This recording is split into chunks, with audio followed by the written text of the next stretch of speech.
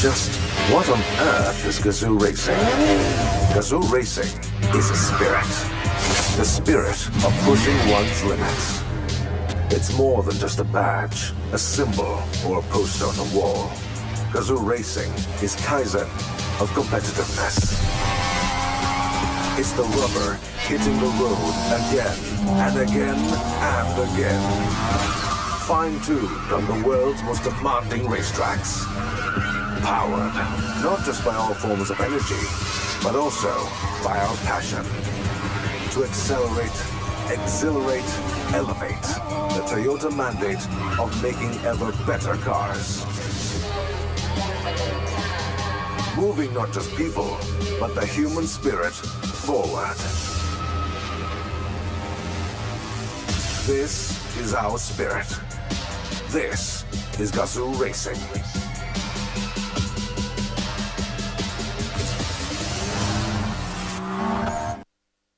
Toyota. Move your world.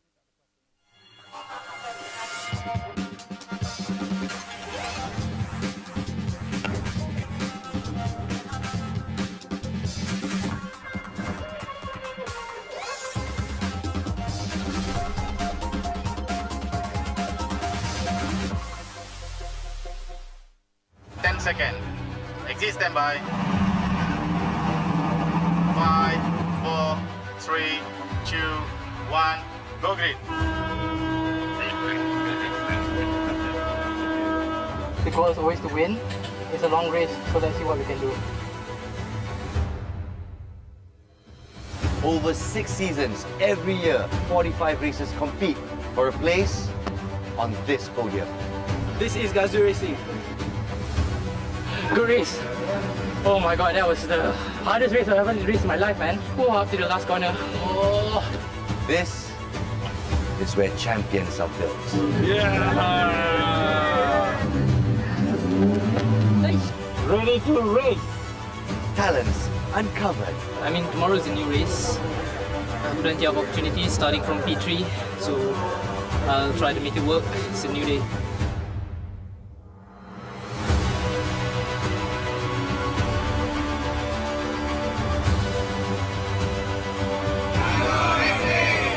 Rookies nurtured.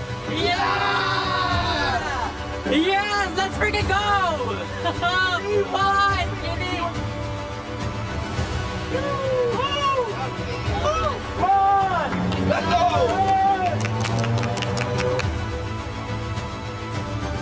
We feel like we have the potential. We're gonna get this one.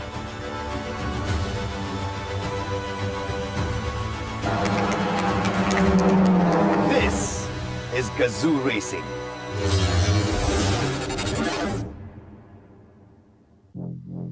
Gravity. It can't hold us back if we keep moving forward. Limits. We stretch them, break them, set them. Our passion, unbeatable. Our devotion, unstoppable. They call us speed chasers, the fast lane philosophers. Engineers of ever better motorsports bred cars. Driven by endurance, precision, and raising bars. Designed for the spirit of racing within us all. Running the perfect lap, closing the seconds gap. Then, doing it again, but faster. Nothing stops us pushing the limits for better. This is Gazoo Racing.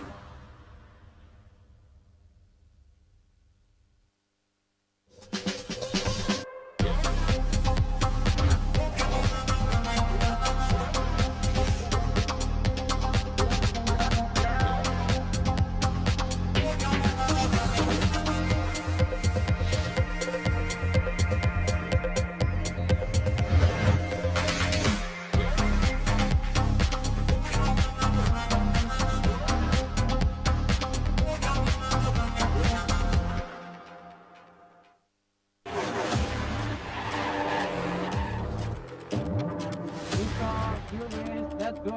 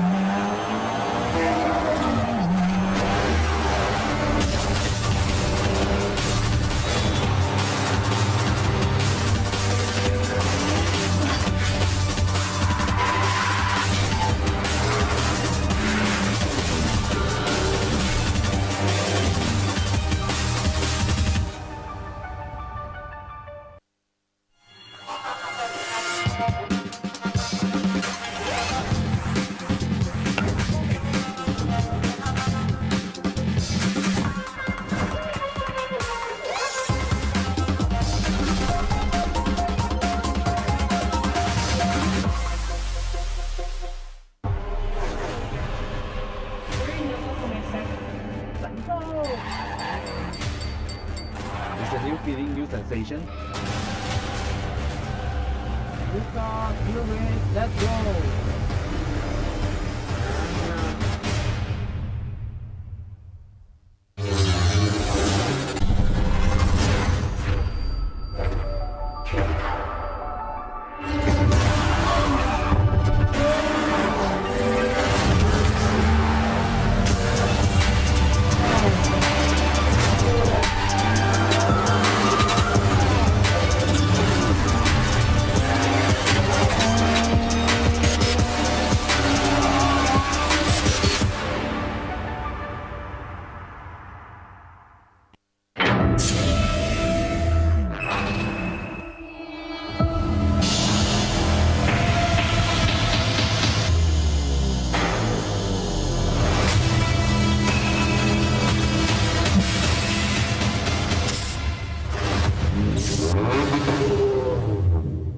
Oh, honestly, it was pretty hard. Happy to bring the car home in first place and cleanly.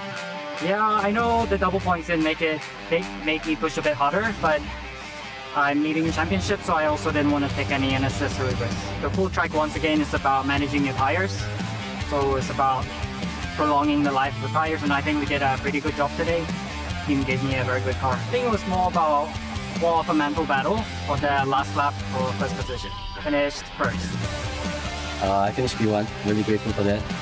The last round of TGR, round 2, wasn't as good for me because I had the pace, but the luck wasn't on my side that time. So getting away with the win today, I'm really happy about that. Also very important points for the championship. Kept my head down and drove to the finish line. I finished P2, started P7, P4, sorry. Today is not so bad. Today we started, it's quite gloomy today, quite cool. Yesterday was a lot tougher than today. I think just the heat alone, the car performed a lot better today. Yesterday was struggling a bit with pace. The double points is a lot compared to your standard race. If you DNF in the double points, your championship is most likely gone. I think just coming back, finishing second, that's the best that we can do. I feel I can run 5k. This is completely normal. Well, race one was really a big setback. I think Justin Toh hit me and I went into the wall. Unfortunately, I couldn't finish the position. But yeah, started from the back and now P1. It was just trying to get revenge for myself, you can say. I take racing very personally. Well, I would say that the full track is more fun, more corners, a lot more places to attack, and yeah, overall I enjoy it. I'm very tired. My muscles feel like they're dropping down on the floor. But of course, I have to be mentally strong and just keep holding on all the way until the finish line. Felt much better in race 2 because I removed 5 kilos yesterday off my car. I still had 30 kilos, I'm still losing speed on the straight line compared to the other cars, but I managed to find ways to make time to avoid being attacked. I would say I think the full track is more technical because you have a lot more different kind of corners. So the margin in the time between other drivers is much bigger compared to just half track. Everyone's like about the same time in half track. So yeah, it's more interesting. Finally getting into first and actually managed to slowly pull the gap all the way until the end. P1! That's it from us here at the Petronas Sepang International Circuit for the Vios Challenge 2025 Season 8 Round 3. It has been spectacular. It has been full of drama. It has been full of adrenaline for all the races. So, we do hope we see you on the next one, because for Toyota, Gazoo Racing is about pushing the limits.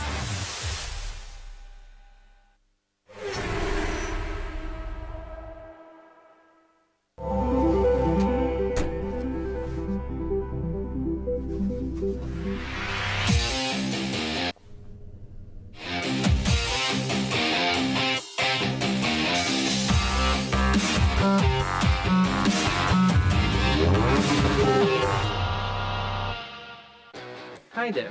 I started racing behind the screen, sim racing, chasing speed. When I got the chance to race for real, every lap taught me control, every corner taught me focus. But when the race is done and the helmet comes off, what I look for is comfort. Something easy, quiet, balanced. I go with Prox's Comfort. It's a premium tire built for comfort and safety that delivers strong grip, confident braking, and superior performance in both wet and dry conditions. What I like most is the grip.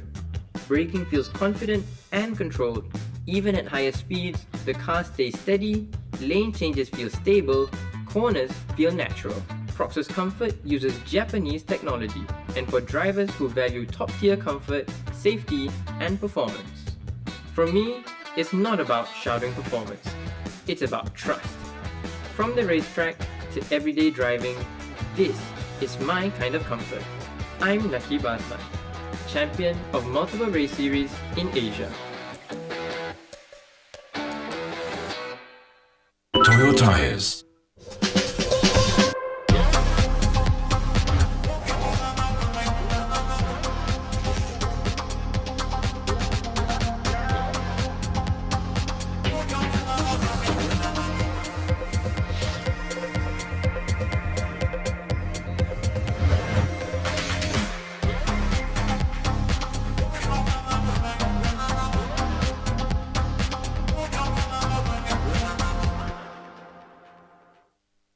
Second.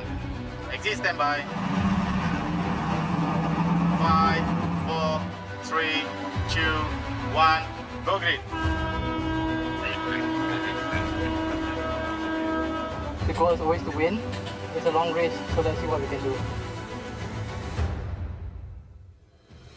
Over 6 seasons, every year, 45 races compete for a place on this podium.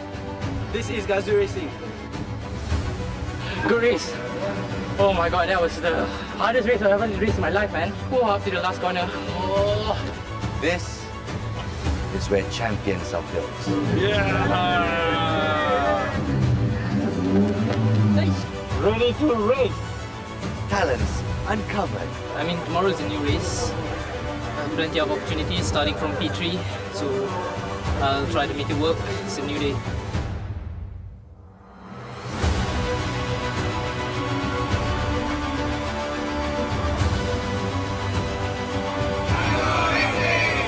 Rookies nurtured. Yeah!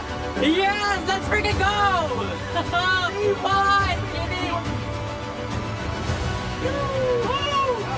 Come on! Let's go!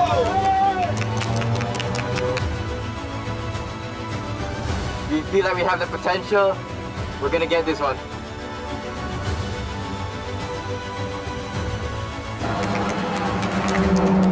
This is Gazoo Racing.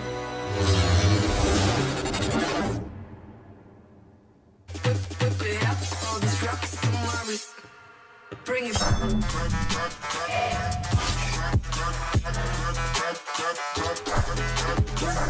Keep it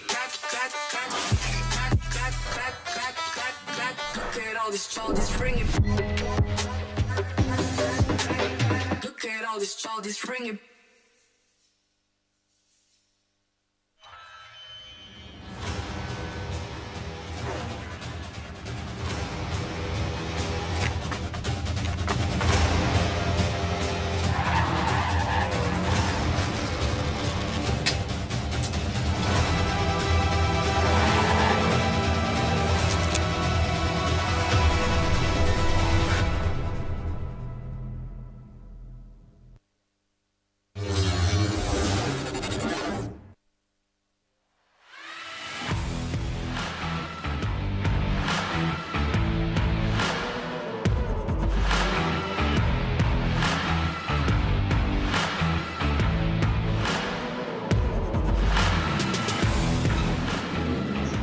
Good afternoon, racing fans. It's Naz Rahman, your presenter, and it's sunny skies here as we come live from the south side of Sepang International Circuit. This is Toyota Gazoo Racing Vios Challenge 2025. This is round 2, and what an exciting day for racing as we have these sunny skies right up here, and qualifying session has been nothing but exciting and gritty as well. So for those of you who've just joined us for the very first time, here streaming live to you from Sepang International Circuit, well, this is the longest one-make race, the longest running one-make race here in Malaysia. It's been running for 9 consecutive seasons since 2017. And of course, a wonderful platform, not just for the growth of grassroots motorsports, for the Toyota Gazoo Racing Youth Development Program, but also for the teams in Malaysia to, of course, get a feel of what racing is all about, to fine-tune their discipline, to fine-tune their strategies, and with a one-make car race, it's all about the drive. So, of course,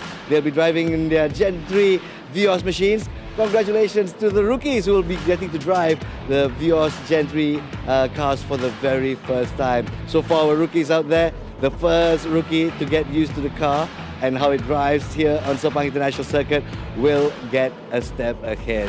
So if you take a look at stories, wonderful timelines and wonderful side stories that are happening here at Sepang International Circuit. If you take a look at sporting class, Freddie Ang Ding Yu of Telaga Mas leading the standings after the first round by just 4 points. Adi Rahimi, Laser Motorsports, giving him a run for his money, as well as Nabil Azlan as well, his counterpart at Laser Motorsports. Of course, let's not discount the prowess of the other drivers in super sporting class, especially former champion Mitchell Chia.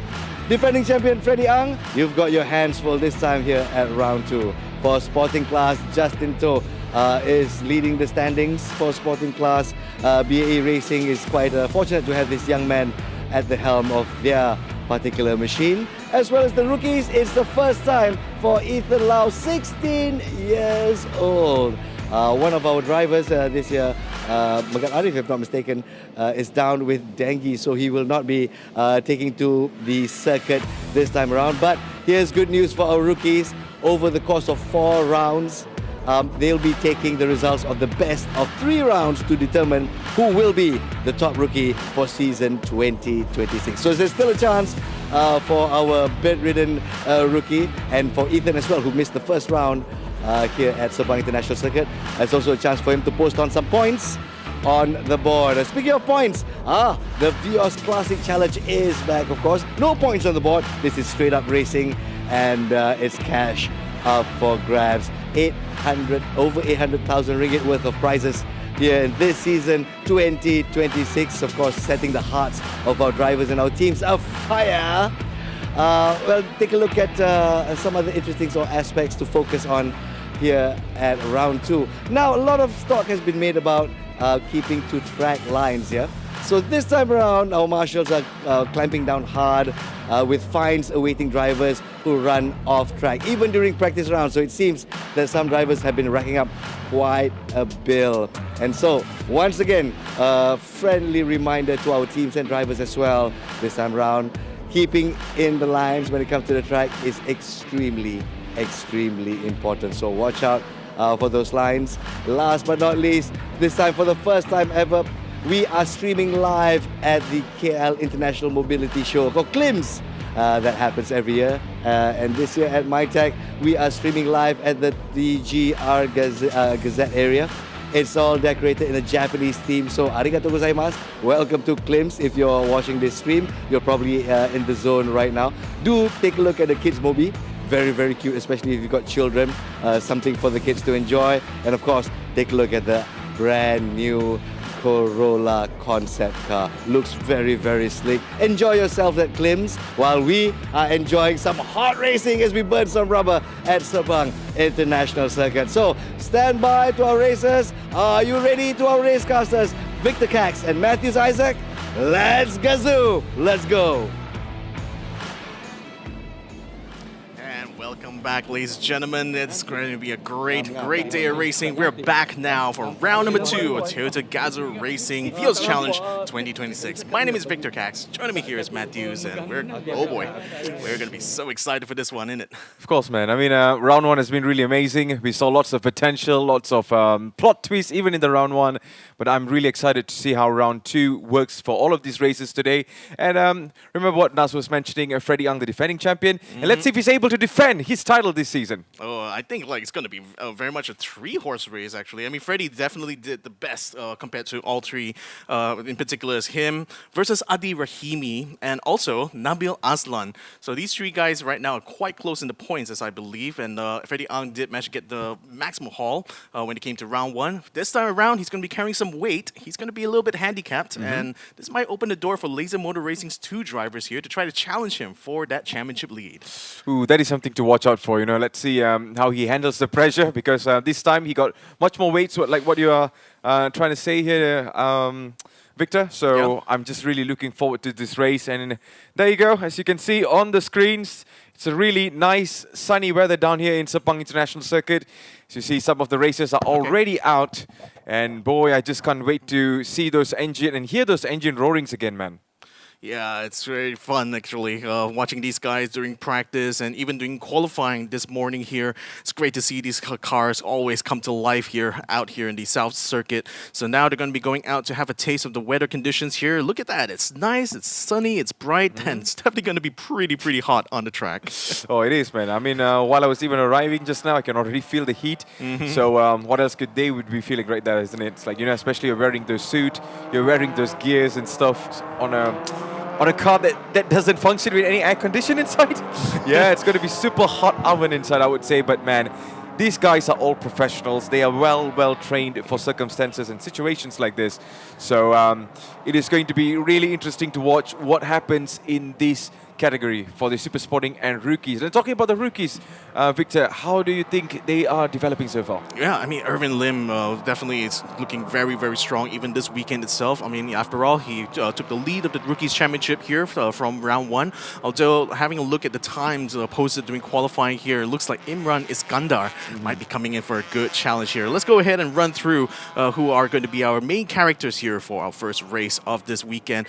We've got our super sporting class, Freddie Ang, the leader of the championship currently in car number 3. Nabil Aslan actually qualifying pole position for this first opening race. Let's see how it's going to do. Dato Ken Fu is going to be looking to make some good improvements after a lackluster qualifying. Timothy Yo may be a spoiler in that 3-horse race as he's qualified on the front row. Tom Go also looking to continue to etch his name into the record books here, being one of the oldest competitors, as well as William Ho, number 39, the Superman, still in action. Kenneth Ko struggling a little bit now that he's up in the super sporting class, but definitely an exciting driver to watch. Bradley Benedict continues to race on here in the number 55, while Mitchell Chia is looking to try to improve on his result despite having some technical issues with his car. Adi Rahimi, he's going to be chasing Freddie Ang for that championship here, and Shafiq Samsudin is looking to make this weekend one to remember. That is really interesting super sporting lineup. Let's have a look on the rookie class.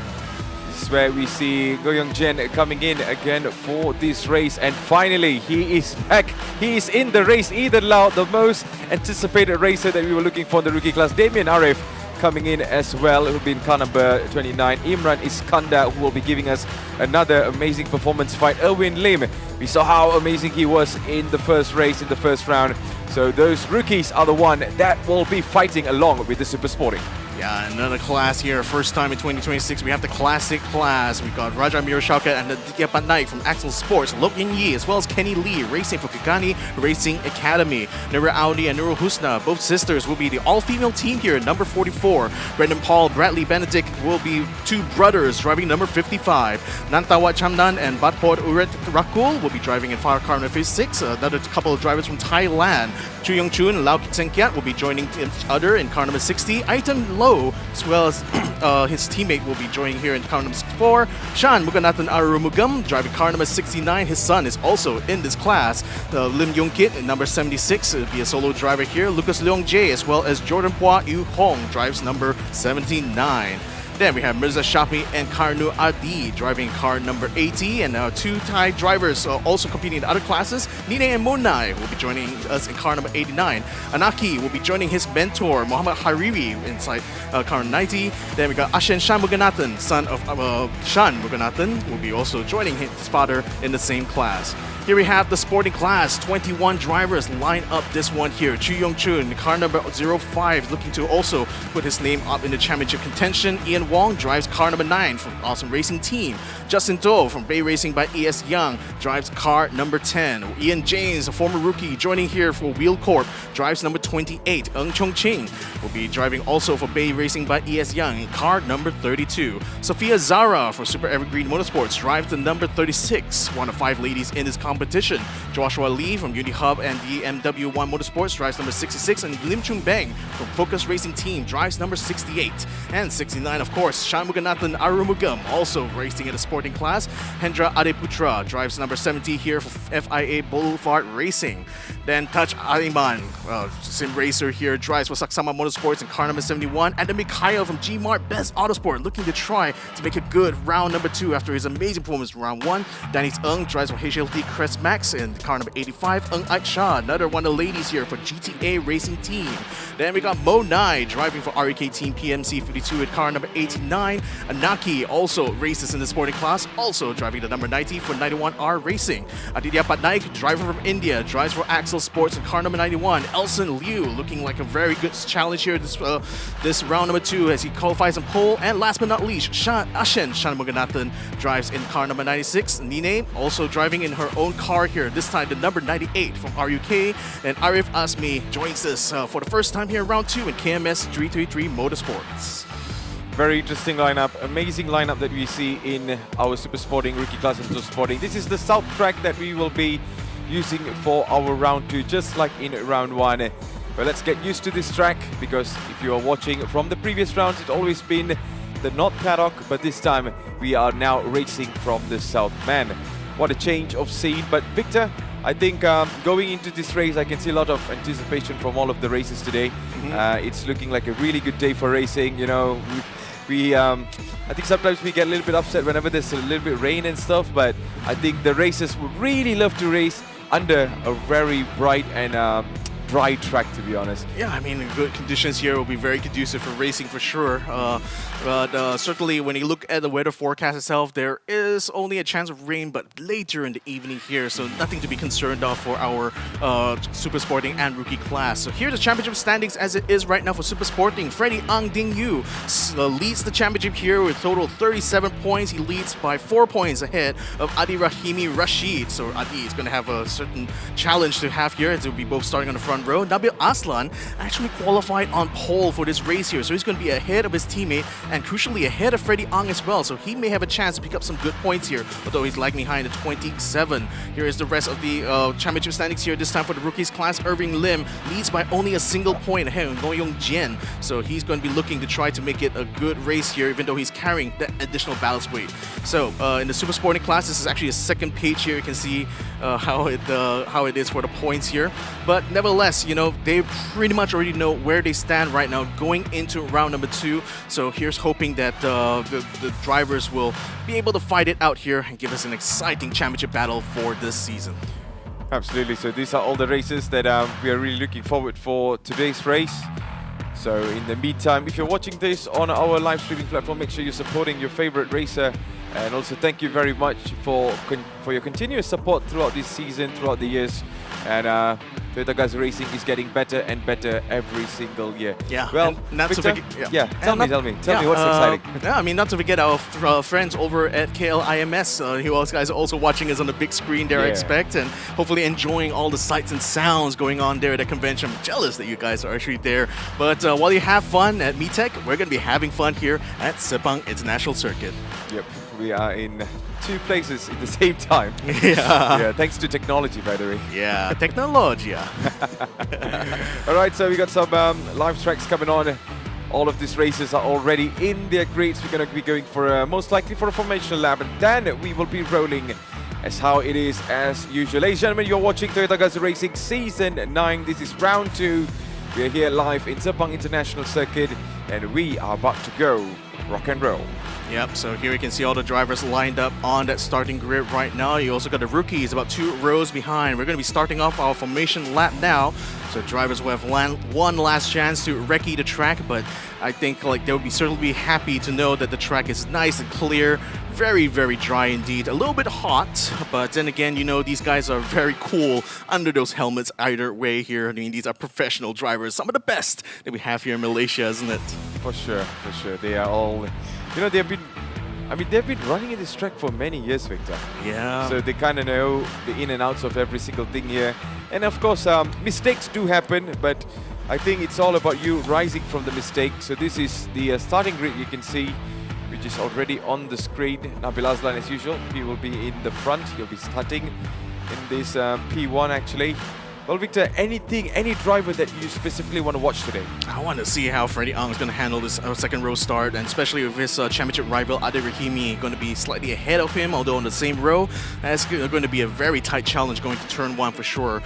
Mitchell Chia is looking like a little bit stronger this time in round number 2, still having to deal with some technical gremlins going on with his car, so he hasn't been able to be able to put out the full power that he needs in order to go out. And then, of course, when it comes to the rookies here, Imran Iskandar got a brilliant qualifying performance here, so it looks pretty set right now to take a good chunk of points here for the Rookies Championship, and that's going to be exciting to see. This crop of rookies, I got to tell you, man. Today, we actually have Nakib Aslan as well as Alistair Young being the coaches right now to guide the rookies through their first experience in the Gen 3 Vios, and boy, they were actually impressed that Imran Iskandar's time that he set during qualifying itself, consistently getting good points, getting good times. But also, like for myself, I like to see that the rookies are actually very close in the timings as well. So I think it's going to be a very tight competition. So Irvin Lim, even though he's narrowly leading that championship, I think the crop of rookies we have here are certainly going to be giving him one heck of a run for his money. Just can't wait to see how that thing is going to be unfolding later. Ladies and gentlemen, you're watching the race 1 for the Super Sporting and Rookie class. As you can see, most of the racers are now coming towards the line again. But Ben, I think it's like what you say, how Freddie Ang is going to be handling the pressure. For me, Victor, I think I want to see how Nakib Aslan, Nabil Aslan that was in the front. Yeah, Nabil Aslan is the one that I would really love to watch, because, you know, he's been a really good performance driver, but for this, I just want to see how he's going to be handling it, especially being in P1. Can he go all the way, or there's going to be some twist? Yeah, might even be some twists. I wonder where exactly is Timothy Yeo.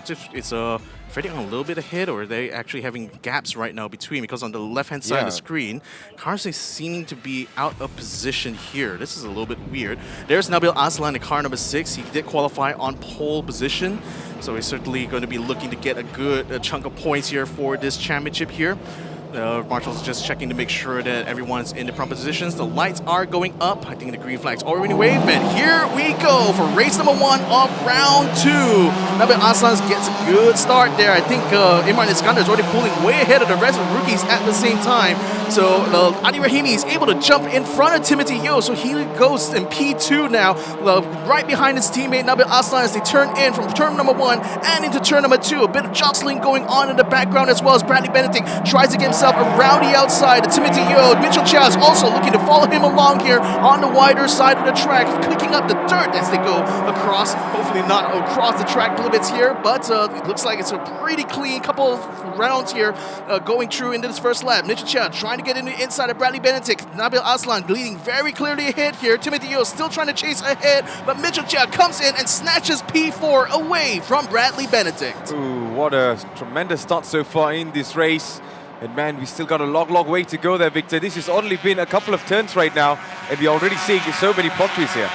Yep, so 2 rookies are also fighting in the background as well. They're a little bit behind the Super Sporty class to not interfere with them, at least for this first lap of racing. Nabil Aslan pulling a nice little gap ahead of him. He is in command of this race, but Mitchell Chia, he's nipping at the heels here, trying to get onto the inside of Timothy Yeo. Still cannot get close enough that time around, but certainly showing his intention right now to challenge for a possible podium here in this first race. He's doing as much as he could, but let's see if he's able to handle the pressure. But at this moment, seems like Nabil Aslan is still ahead. But what surprises me is Adi Rahimi in P2 right now, Victor. What a way for him to get into that. And Timothy Yeo coming in 3. You're talking about Timothy Yeo earlier, and right now, man, he's in the podium position, Victor. What are your thoughts on that? I want to see how it's going to turn out. I mean, we got half an hour of racing to go here, and it's still early days. Look at that. Mitchell Chia trying to hook around the outside. Still not able to find a position, though, to challenge Timothy Yeo for his third place here. So he still remains firmly rooted in that position. Freddie Ang is still behind, still not able to close out to Mitchell. Look at that jostling as they come around towards the Bijaya hairpin, and still around the outside goes Mitchell Chia, still trying to challenge Timothy Yeo as much as he can, just barely keeping it inside with 2 tires on the white line. You know, Timothy Yeo is trying his very best, but from this side here, Victor, it seems like it is going to be Mitchell Chia overtaking him just smoothly, just like that, leaving him behind. Timothy Yeo could not bet an eye over there, and right now we see Mitchell Chia climbing into the podium position. Will he able to take on Adi Rahimi and also Nabil Aslan? Well, stay tuned and find out, ladies and gentlemen. Yep, Timothy Yeo's just lost position. Now he's going to try to fight it back, but Mitchell looks like he's on a good run right now. Up into the top 3, chasing after Adi Rahimi as well as Nabil Aslan, who crucially is holding a nice gap ahead of his teammate here. So the 2 Laser Motor Racing cars are still going to be posing a big challenge here. Can Mitchell Chia catch up to the 2 of them and start edging away at that lead here? He's still forfeited championship, mind you, coming out of round 1, so he's got a lot of legwork to do. Well, he got the experience, you know, being a former champion before in this Toyota Gazoo Racing Series. He just knows how to handle pressure. He just knows when to get into those rounds and stuff. And right now, he's just replicating all those years of experience he had in his bags right now, Victor. And let's see, right now, Adi Rahimi is feeling the pressure from Mitchell Chia right behind. But it is going to be a long, long way to go in this race. Speaking of that pressure, Timothy Yeo is facing some pressure from Freddie Ang, our defending champion for this year. Right now, stuck in a very frustrating 5th position here. Now it's going to be his turn to try his luck against Timothy Yeo. And Timothy seems to have fallen back quite a lot here compared to Mitchell, who is now actually right up against Adi Rahimi, challenging now for that P2 position. So 2 battles unfolding inside our top 5 here, Matt. Ooh, this is what racing is all about, isn't it? Yeah. Yeah, so still Nabil Aslan right now leading this race in P1. As you can see, right behind it is going to be Adi Rahimi is right now in P2. P3 for Mitchell Chia, so it's a long, long way to go in this race. So there you go, this is the battle for P2. Let's see if Mitchell Chia is able to find a way, because we are coming towards the Kuala Lumpur Straits. This is going to be really fun to watch. Yeah, Freddie Ang is definitely going to have a lot of a big challenge for him in this round, because he's carrying 25 kilograms of weight, as you can see from the stickers indicating the number of ballast he has in his car. So he's a little bit down, especially on the straights here, especially on the exits. So he cannot really hit the top speed that the other guys are doing. And speaking of which, move already coming on the inside onto Adi Rahimi. Mitchell Chia just goes straight through in turn number 2. Can he hold the position though? He left it a little bit wide there, unfortunately. Hopefully he doesn't hit the track limit that time, but he's certainly on the limit there in order to make that pass happen. And Timothy Yeo picking up some scraps, gets him alongside Adi Rahimi. This is big trouble right now for the Laser Motor Racing car, as he's now trying his very best to stay ahead of Timothy, and he does. Oh, I really got to talk about Mitchell Chia, man. What a smooth overtaking there. And I think he's on a smooth operator. He's the Mr. Smooth operator today, because, you know, he used to be coming into those corners very aggressively, but this time he calculates every single movement, and he made those overtaking look so easy. Mr. Smooth Operator it is. Yeah, fortunately for him though, all that fighting he had at Adi Rahimi has put his gap to Nabil Aslan now at 1.7 seconds. He is ahead of Adi Rahimi crucially though, so now it's just going to be a matter of see how much of that gap can he start to close up to Nabil Aslan towards the end. But knowing the Aslan brothers, they love to be able to build a huge gap at the early stages of this race here and continue to hold that lead until the very end. So now, you know, we're talking about the smoothness, we're talking about the consistency that we see from Mitchell Chia in the past. That's all going to have to come to bear here in order for him to challenge successfully for the race win. Now that's going to be something to really watch out for and also focus in this race. But here they come towards a really tight accident here. Bit of contact with William Ho as well as Freddie Ang, but I think Freddie's got that one under control just in time. But man, you can see certainly that Freddie struggles a lot with the extra added weight in this car, so he's even not going to be able to pull past and even turn 2. So that's going to be something he needs to watch out for. Tries to close up the distance here to Timothy Yeo, who at the meantime right now is desperately trying to get a position back here for Adi Rahimi, but to no avail. This is so interesting to watch. Look at how they are rolling in this race, guys. But man, look at this. This is car number 23 is right now on the move. So you can still see things are just going really well for both of these two teams. And man, there you go. This is car number 63, Adi Rahimi, who did not expect things to unfold. And there you go. The brother of Nabil Aslan is right now. Nakib, right? Yeah, that is Nakib, you know. Yeah, he's got two good radios on him because he, Alistair, as well as Raja are actually acting as race engineers right now for the rookies. I'm not sure exactly whom he's communicating with. I think I think Alistair is actually in communication with Imran Iskandar, at least during qualifying, practice yesterday. But we'll see. Certainly, they've been very proud of the progress that the rookies have shown this season here, and they'll continue to see they'll be able to impress us even more. Now, Timothy Yeo tried to go a little bit around the outside, but Adi Rahimi pretty much has his racing line locked down there. So it's being a bit of a cork in the bottom. You can see up to 5 cars all stuck behind Adi Rahimi right now. And they were really struggling to try to find a way past. Well, Mitchell Chia still trying to close that gap. Timothy Yeo having a peek on the inside. Didn't quite make it a move this time. Maybe able to get side by side though as they get uphill here. We'll have to see as we get back onto the meantime in the background here. You can see Shafiq Samsudin unfortunately falling behind Irving Lim, and Imran Iskandar currently leading the rookies right now in P11 overall.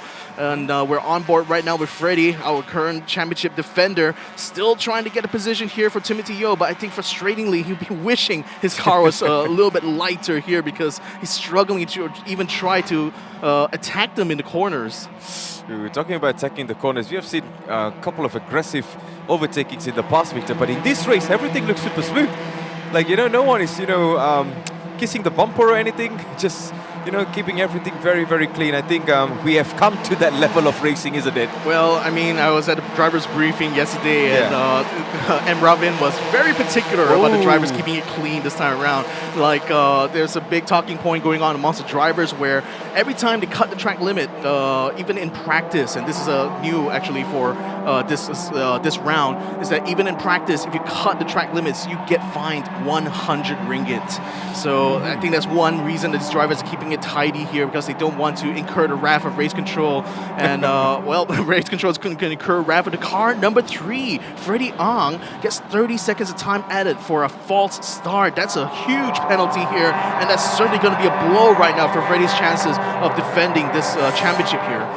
Absolutely, man. I mean, lots of things have changed. A couple of rules have set in, and that's why we are seeing a very amazing race so far in our series, in our round 2 for today for the season 9 of Toyota Gazoo Racing, ladies and gentlemen. There you go. We're on board with Adi Rahimi, who's currently in P3, and right behind there we're also seeing Freddie Ang, and in between it is going to be Timothy Yeo. But man, Timothy Yeo had some amazing performance in the previous round, but he's trying to keep up in this one there, Victor, with 20 minutes to go. I mean, the thing is that if he started on that first row, he was on P2 during qualifying, so if he was able to keep that position, he could have become another contender for the championship here, given that Adi Rahimi as well as Freddie Ang was stuck behind. But unfortunately for them, I think Teguh Jan is definitely going to be very happy to see that Mitchell is running right now in P2. That's going to be for sure. But I mean, for Timothy, it's a bit of a shame to see that he's not able to keep up here, at least against Adi Rahimi and even Mitchell, who's right now gone all the way up there. But I feel the most right now for Freddie Ang, because that 30-second time added penalty, that's no way he's going to be able to get rid of that in this race here. So that potentially could drop him several positions down, maybe even all the way almost at the back of the grid when it comes to super sporting class. This is really interesting to watch. Let's see how things unfold with another 19 minutes to go in this race, gentlemen. And this is William Ho, Bradley Benedict, and also Kenneth Ko fighting in for this position. That is car number 88, Shafiq Samsudin.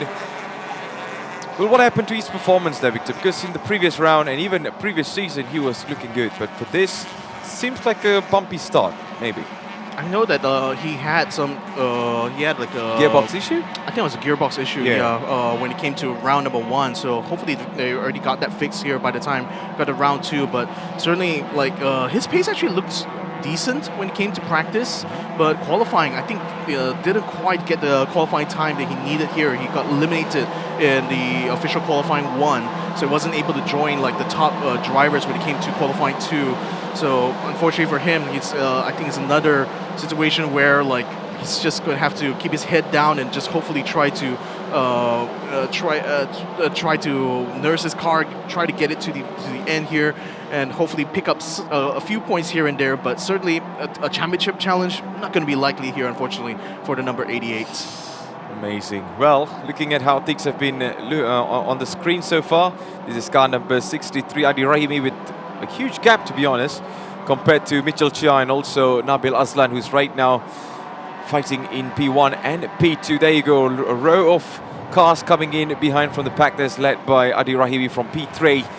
And let's see if there is going to be a chance for car number 23. Timothy Young still keeping the engines roaring throughout this. 17 minutes to go in this race. Let's see if he's able to find a way in front of Adi Rahimi, because so far he's just tailgating him, he's just trying to put pressure on him. And right behind is going to be the fox in the box. It is Freddie Ang, just waiting for a mistake from these two. Yeah, I mean, one thing for sure is that Timothy is benefiting off of the toe that's given off from Adi Rahimi's car. That's keeping the gap between him and Freddie Ang wider. And Freddie crucially as well, not close enough here to enjoy the toe coming off from Timothy's car. So that's pretty much left it into a battle here going on for P3. Whereas Freddie Ang, still with that 30-second penalty hanging over his head, is looking to try to hopefully peel away from the rest of the pack behind him here. But he knows that he's still going to concede the position in the final result here to William Ho, Kenneth Cole, Bradley Benedict, maybe even Dato Ken Fu, depending on where the gaps end up by the end of this race. But yeah, it's a very tough situation for Freddie Ang. I mean, he was at one point looking like the favorite for this weekend here, but this false start is not only going to push him out of points when it comes to this race, may even affect his ability to challenge when it comes to race number 2. So certainly going to be a very tough weekend ahead here for the driver of car number 3. Yep, it's a long, long way to go. And talking about long way to go, I think there's only 16 minutes left for all of these races to make it up to their respectable positions. First, you are already seeing from the leaderboard, we see Freddie Ang leading throughout the championship. But let's see if he's able to handle the pressure, get the points he needed to fight for the championship for this season. And in the meantime, the rest are also putting some superb performance. There's no anything bad today there, Victor. Everything is looking really, really good. Yep, so far keeping it nice and smooth. I think Mitchell, despite the fact that he managed to catch up 2 whole positions here at the start of this race here, I think it's pretty much settled to a good steady pace here, just trying to manage his tire performance here to hopefully be able to catch up to Nabil by the end. But it's only been able to make up like a 1/10 of a second per lap, so it's still going to be a very long game here for Mitchell before he's going to be able to catch Nabil Aslan. Even then, it's one thing to be able to catch up to the race leader. It's going to be a whole other thing here to pass Nabil Aslan, so that's going to be something to look forward to towards the end of this race. But oh boy, I think the battle's already going on between Adi as well as Timothy just in the background here. As they're now side by side. Timothy is going to try to go around the outside of Bajaya. He's going to have to brake very late indeed and take a wider line compared to Adi Rahimi. Adi has done well so far to defend his position. Forces Timothy off of the track there. That could be controversial, but Timothy is still going to try to hang on, still trying to fight him into the next corner. But watch out, William Ho is also looking for scraps, coming around the outside, gets a little bit of a tap on the outside of Timothy Yeo, but Timothy still hangs on to his P4.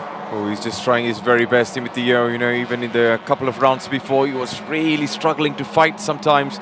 But now he's just looking well prepared for every battle that's coming in. That's definitely coming towards him. Let's have a look on this. What a move from this incident there, Victor. Yeah. It's very hard to just keep it under braking there. He had to brake very late, but Adi Rahimi, you know, he was actually more or less side by side through the apex, but Adi still didn't give much space around the outside there, so Timothy may be fuming a little bit about that. Nevertheless, he will still have another chance here to have a go at Adi Rahimi. There's still 14 minutes of running still to go, and he's been stuck behind him long enough here. He knows what would be the point here to attack him. It looks like it may be the hairpin, or it might even be here at turn number 2. Goes a little bit wide, bit of collision on the back. William Ho gets spun, but gets it back under control. Good counter steer there as Kenako has to take around the outside. I think Freddie Ang may have sustained some damage there. He's looking a little bit slow on track. He's gone off. He's got suspension damage there, and he's out of this race. That was just not going really well for him. And I think even though he countered the Victor, it's just not enough, and Freddie Ang right now is on the side, and he will not be continuing this race at the moment. Oh, what a shame here for Freddie Ang, champion last year, and now out of round number 2 of race 1. Let's have a look at that on replay. So we saw Timothy going around the outside there, and William was also crowding in behind. And Freddie actually went very deep. He was actually cutting way into the inside of turn number 2, went to the contact with Kenneth Cole, and also that caused like a action reaction there, and William Ho got caught out of that. William did manage to get the car back under control, but I think the contact between Freddie Ang as well as Kenneth Cole might be the one that caused the suspension damage there, as you can see on his front tire. Yep. This just things are trying to unfold in here. Yep, there you go, safety car's out. Safety car is out, so the race has been neutralized here.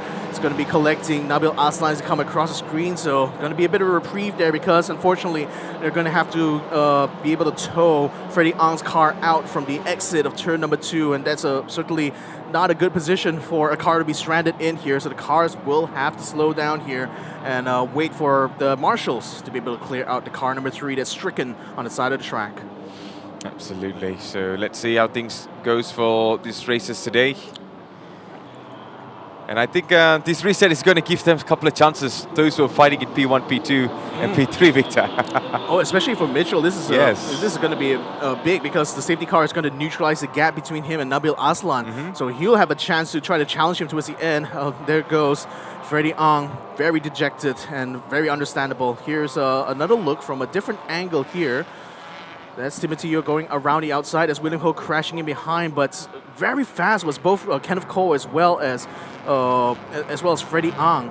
And as I said, I think it was the contact between Freddie and Kenneth, which actually caused him the damage.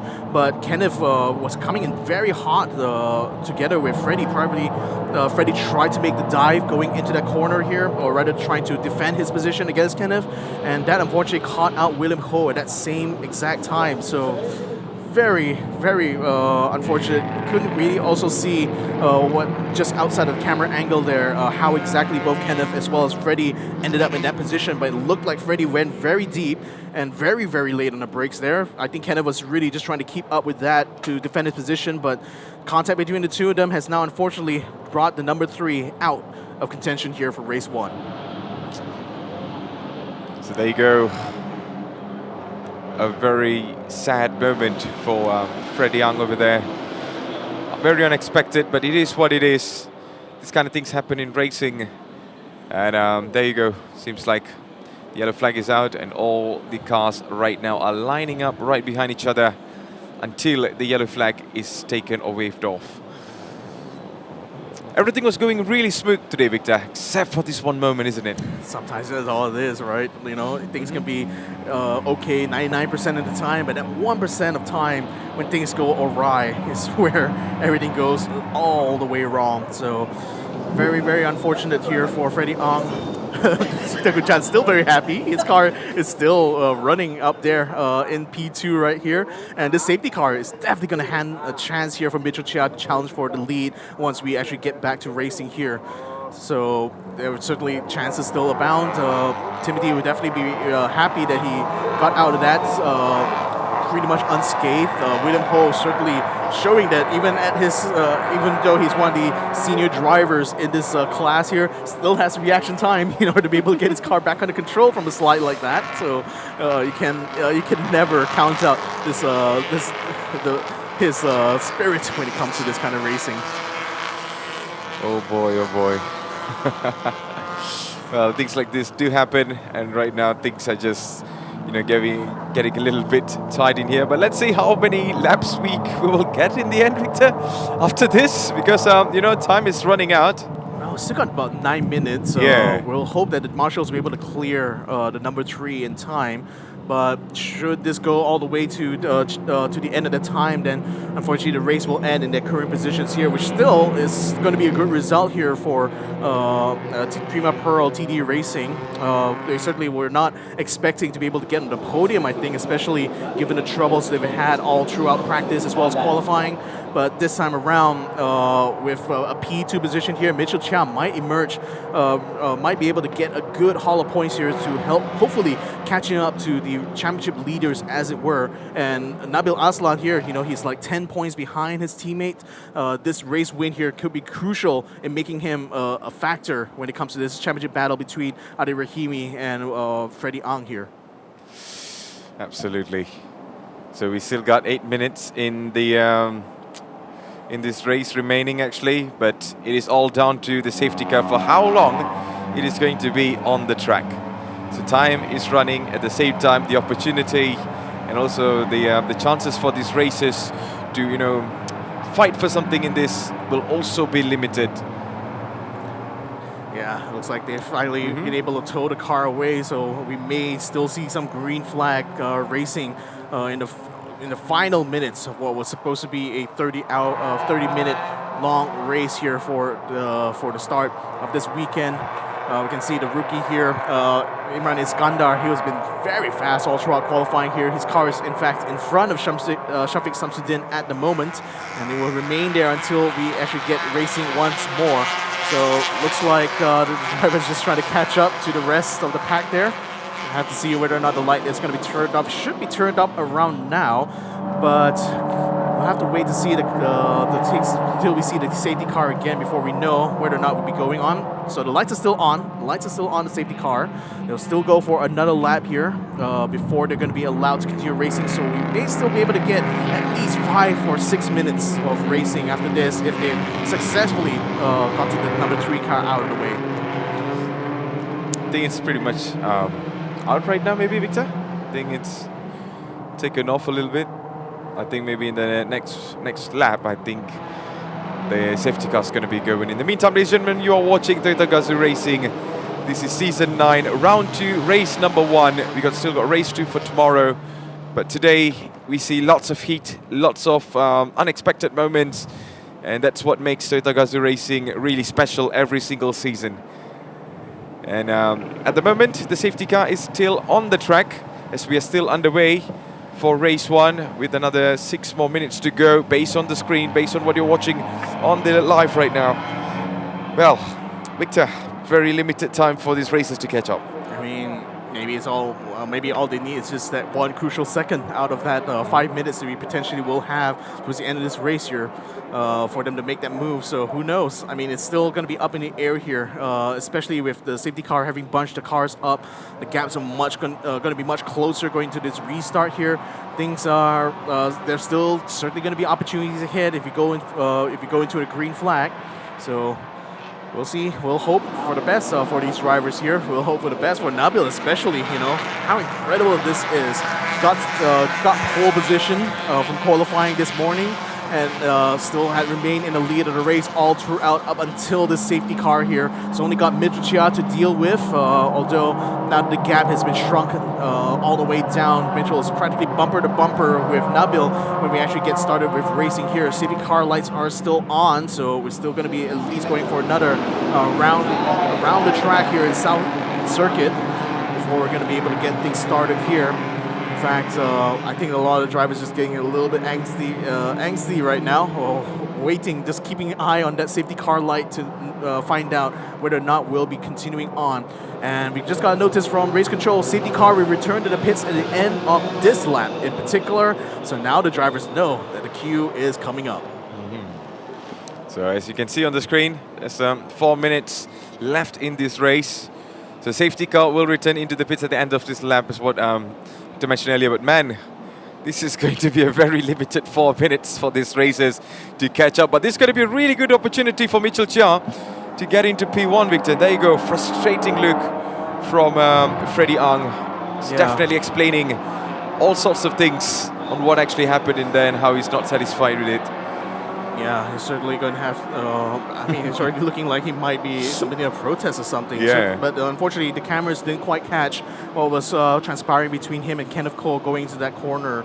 So they were definitely going to have to be looking at the onboards in which these cars still need carrying one. So they will be able to see from the driver's point of view what exactly transpired there. And hopefully the stewards will be able to use that in their investigation. But nevertheless, safety car lights should be turning off right about now, and you can see the safety car just pulling ahead as Nabil Aslan is now the effective safety car. He's going to be the one leading the pack. They cannot pass each other until they get past the control line. That's a little checkered line that's right on the south side, start-finish straight.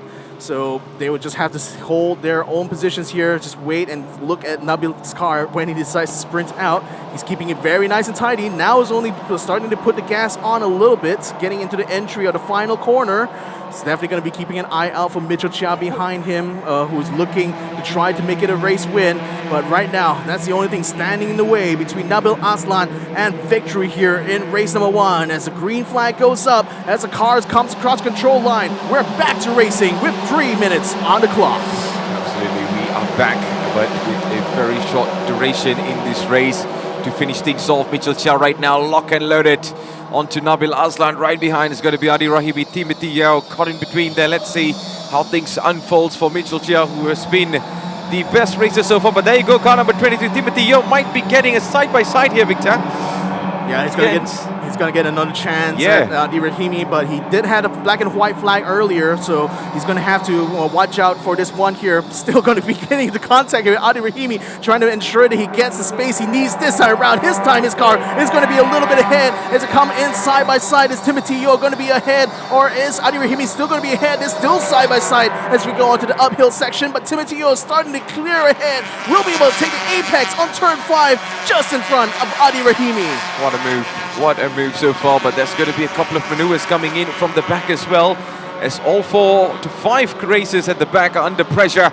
So you can still see Adi Rahimi putting on the pressure on to Timothy Yao to make a mistake, but Timothy Yao looking really, really well defending his position so far. Adi Rahimi turning and tries to go from the inside now, and he might find a way through from this exit. And he's side by side again, and they are going side by sides for a couple of times now, Victor. But talking about that, look at Mitchell's this. Run. Mitchell is in the front right now, leaving Nabil Aslan behind with just 1 minute, 30 seconds to go. Nice one there, just outside of our eye there. Mitchell Chia is now in the lead of this race. Nabil Aslan gonna have a chance to try to fight for it back. Closes it up under braking here, going into turn number 2, but still to no avail. Mitchell Chia still has a line, but he does not quite close the exit out yet. Bit of contact behind there. Timothy Yeo loses out of position. Adi Rahimi pulls in ahead, but he's still going to be passed here by, of all people, Tom Goh and William Ho. Now he's going to be the one to challenge him from the outside here. William is onto Adi Rahimi. He's still going to try his very best. Couldn't quite keep it under braking. Tucks in behind Adi Rahimi. Just look at that, it's like a bowling alley right behind there. They're still fighting for a couple of moments in here. Oh, someone making some aggressive inside line. Who's that, Victor? Dato Ken Fu is holding in front of Timothy Yeo, and Timothy tried to jink around there. Couldn't quite make it work that time around. Goes very wide onto the curbs there for sure, as he tucks in ahead of Bradley Benedict, but Adi Rahimi somehow, in spite of everything, still holds on to that P3, but William Ho has now moved up into P4. He's got Dato Ken Fu also on on his toe, and they're all going to be challenging Adi Rahimi now for that final podium position. For sure, but talking about final podium, look at, there you go, it's going to be Mitchell Chia leading this race, but there you go, this is the last lap.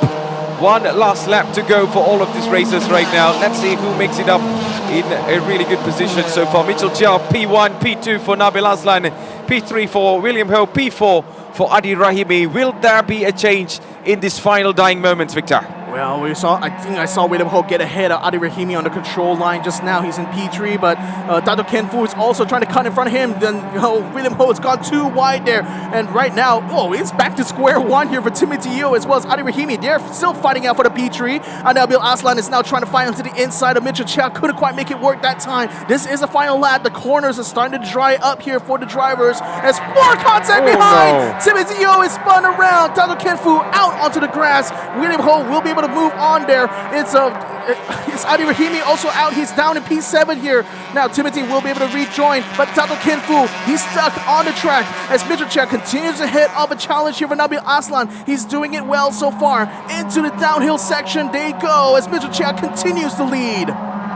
Oh, that was a moment that I cannot believe what I saw in my eye there, Victor. I mean, man, that was very unfortunate, but it is what it is. But look at this. This is the moment where Mitchell Chia was hoping for, and he finally got what he wanted.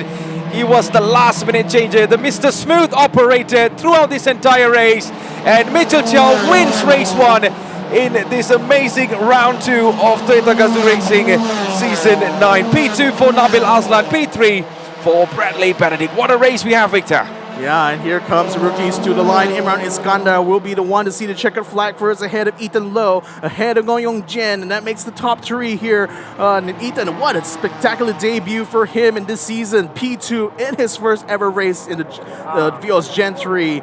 And, well, what a race it is indeed as well for Mitchell Chia and Nabil Aslan. Mitchell successfully defending in that final lap. We saw him almost get challenged there by Nabil Aslan through the Bajaya corner, but he still managed to keep his car barely ahead. And this was a contact that happened behind. Lots of damage to the front there. The number 23 has to get spun around, and unfortunately will be out of the points here for Timothy Yeo. That was very, very unfortunate, but it is what it is.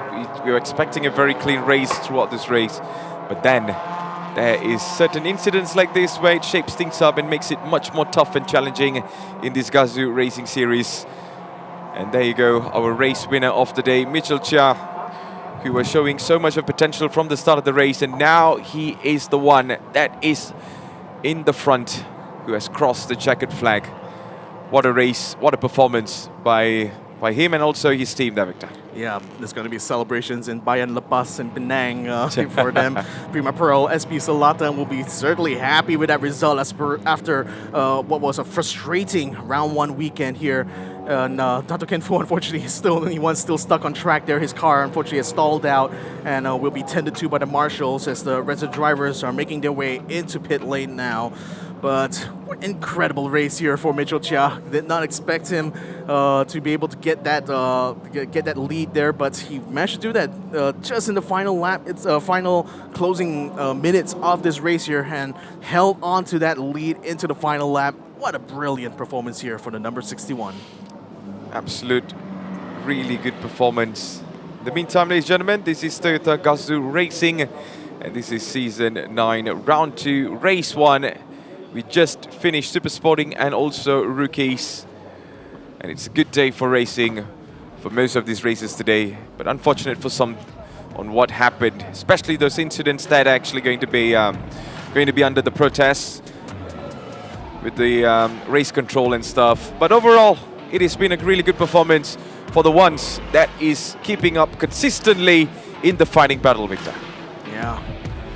And in terms of that championship, with Freddie Ong having DNF'd out of this first race here, that's going to have implications. That could mean Adi Rahimi may command a lead over Freddie Ong. Not sure if he's going to be in the leader championship. We'll only be able to find out after tomorrow's race itself. But certainly that first blow has been handed here. But let's celebrate Mitchell Chia's first win of this season here. The number 61 in P1. Team Prima Pearls, SP Selatan taking race 1 for round number 2. Nabil Aslan from Laser Motor Racing makes it a good P2, but could have been a P1 here if not for that safety car. Bradley Benedict actually eats it into the podium here in the number 55. PS Harapan Benang certainly will be happy with that result. William Ho will be able to take up best of the rest here for Toyotsu Racing. Kenneth Ko from PCM Group Racing Team takes up 5th place, while Tom Go makes it up into 6th. Adi Rahimi dropped all the way down into P7. Definitely not a place that he was expecting to be here, especially for his team, Laser Motor Racing. Shafiq Samsudin makes it up into P number 8. Timothy Yeo, unfortunately with that contact, has dropped in all the way to the back, and Dato Ken Fu is unfortunately 1 lap down here in P10. And Freddie Ong was our first retirement of this race with 9 laps before the very end.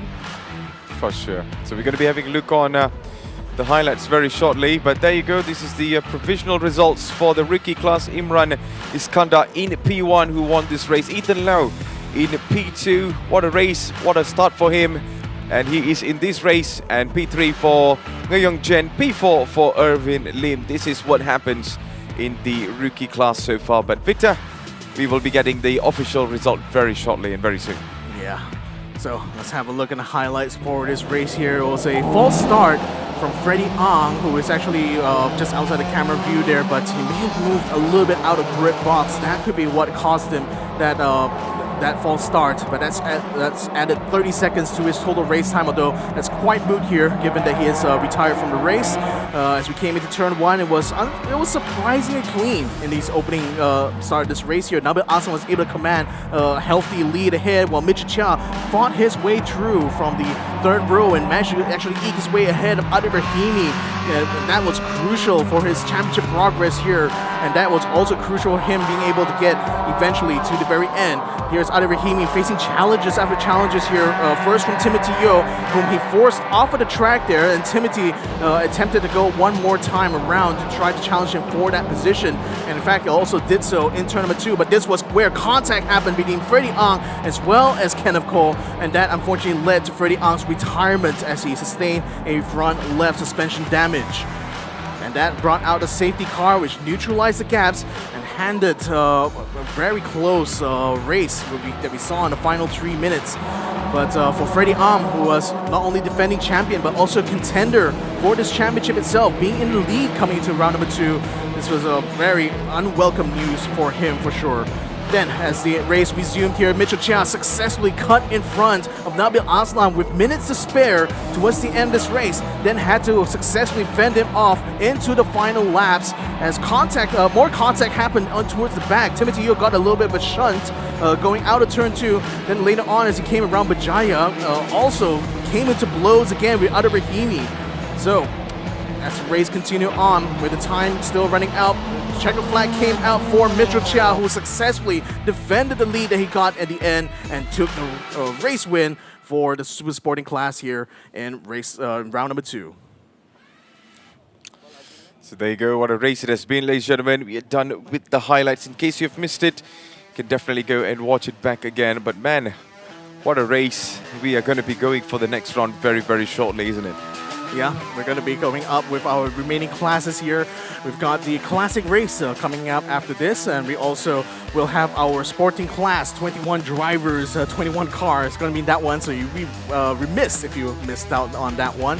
But that's going to be our super sporting and rookie class races. It's certainly going to be quite a day for all of us here. So, ladies and gentlemen, we're going to be shortly going to be seeing what's going on the ground, isn't it? Mm-hmm. So, as we continue to wait, as we wait for Nas to get ready there, we'll go ahead and have you guys over, especially over at KLM IMS, to enjoy the rest of the day here. So, over to you, Nas. Thank you very much, boys. What an exciting race. But, well, watching from up there on the stands and inside the comfort of your station, man, you're not smelling the rubber, you're not tasting the excitement that's here on the track. As you can see, our racers are going through their scrutineering process. Congratulations to race winner Mitchell Chia, Prima Pearl. And here's the thing, I said it earlier before the race began, watch out for some of the other races from Super Sporting class, especially defending champion Mitchell Chia, showing what he's worth. When the safety car came out, I think Nabil Aslan definitely like, oh no, not now, especially when I'm leading. But Nabil Aslan still running a good race, coming in second for Laser Motorsports. Adil Rahimi trying to give a good challenge this time for round 2. But of course, not going as well as expected. But I think Freddie Ang is the one who's really shaking his head with a false start and a 30-second penalty. And also forced start of the race as well. Things are not really going well for him at all. But of course, there's still one more race to run. Tomorrow will be race day 2 for Super Sporting class. Meanwhile, as we head into the Classic Car Challenge, of course, our racers are preparing themselves. We'd like to speak to 2 racers who've got a bit of a history together. From Super Sporting class, we have Arif Azmi and Elson Liu. Come on in, boys. Come on in, boys. Nice to stay here in the hot sun. I don't know why is it that although you are racers, oh, you're so fair, you're so fair, like baby, like that, you know? And here's the thing, a little bit of history for our viewers out there, especially those of you who are watching live from KL International Mobility Show at MyTech. Of course, at Toyota Gazoo Racing booth over there, it's all decorated Japanese style. Here, not so Japanese style, here very hot lah. But let's take a look at the history between these 2 gentlemen, yep. Now, Arif Azmi racing for KMS 333 Motorsport. And of course, you used to race for BAE by Yes Yang. And now racing for Hong Huat and Armada KK. Yeah. So, in 2023, these guys were rookies. It's their final year of being rookies. It was the last race of the season. Both of them were very, very close to clinching the championship for rookie section. And in the last race, Elson Liu was leading the standings, and suddenly there was a penalty involved. I wouldn't mention the penalty but by a technicality, Arif Azmi took the championship that year as a rookie. So now, many years later, but 3 years later, you are back in the saddle on the same track and competing in supporting class. Elson, do you have a bone to pick? No. No? I understand the both of you are actually friends outside the circuit, yeah? So tell us about the relationship and of course what it was like losing the championship, the rookie championships by such a fine margin to Arif. To be honest, it was my mistake, so I can't do much about it. So I just accepted the penalty and really give it away to Arif. That's what racing is all about, right? But you've moved on. Not only that, you've learned from your mistakes and you're really making a name for yourself in sporting class. Arif Azmi coming back after being hired by Proton R3 as their youngest ever racing driver. And now you're back with Toyota Gazoo Racing. What's it like to race with Elson again? Yeah, it's been a while, so I got a bit lucky a few years ago, but then now I'm back here, back in the Toyota family, so it's been good. It's been really fun. Got a lot of support from the first round, learning off other drivers and stuff. But yeah, it's good to be back racing against this guy as well. Let's see over the course of this season how it goes. So tell the fans out there who've been watching and of course following your careers quite closely, right? What's the big difference now? It's been 3 years since then. What could you say you offer to your team or the track that was way before? I think for the both of us, really, it's a lot of maturity. Like 3 years ago, I was 17, so still teenager in the car now. A bit older, a bit more matured. And I think a lot of coaching off the track as well, which I do, I think helped a little bit in like maturing and seeing their mistakes and realizing, oh, I used to be that too. And then now, yeah, just learning and growing from that. What do you think? Does older mean wiser? Sometimes, I don't know, maybe. I think we're both pretty young in sporting, so I'd like to think maybe not, hopefully not, because we want to keep our competitive edge. So yeah, let's just see. Competitive, I like that as well. So for Elson, speaking of competitive edge, of course, you're still young. There's still a long way to go. So what are your expectations this time for sporting class? Especially, you know the drivers, you know the track very well. So will that be an advantage? For this year, I'm definitely aiming for the championship. So throughout the season, I think there will be up and downs. So we'll see how it goes. Excellent. Right now, Justin To leads the standings for sporting class. So I think Arif, you've been around for first round as well. So with this lineup, what do you think your expectations are? It's tough, coming back after 3 years because my last TGR season was in rookies. And then now with the new car and stuff, it took quite a while to gel too. But I think as it went on, yeah, I seek some help from other drivers as well. Everyone's super helpful. So yeah, slowly getting there, and yeah, hopefully I can challenge this guy soon. To our young Padawans, we shall be watching your careers very closely. So be nice out there.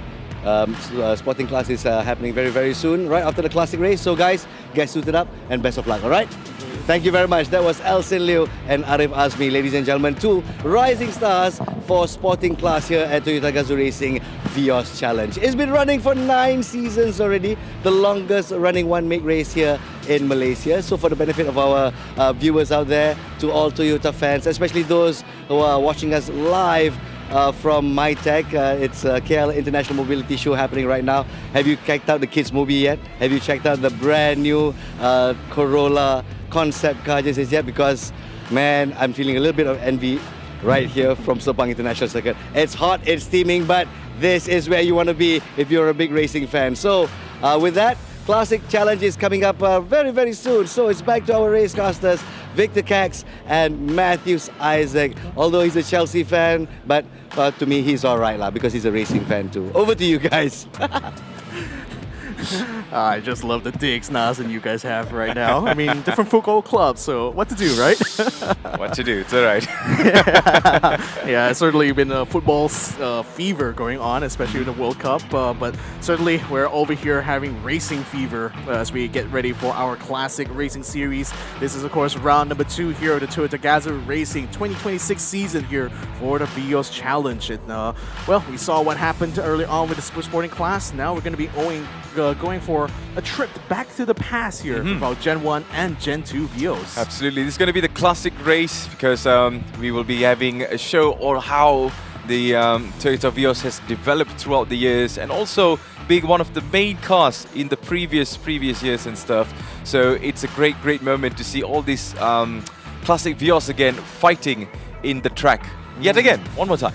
Yeah, one more time indeed. And we're going to be seeing a lot of cars returning from past seasons, you know, and especially excited seeing like the Gen 1s and how they actually perform against the Gen 2s. And given that this is going to be a much longer race, it's going to be 60 minutes. There's also the allowance for some tuning involved. Not too much, mind you. They aren't allowed to, you know, bolt on turbos or whatever not, but anything else pretty much goes as far as like the cars are on the circuit here.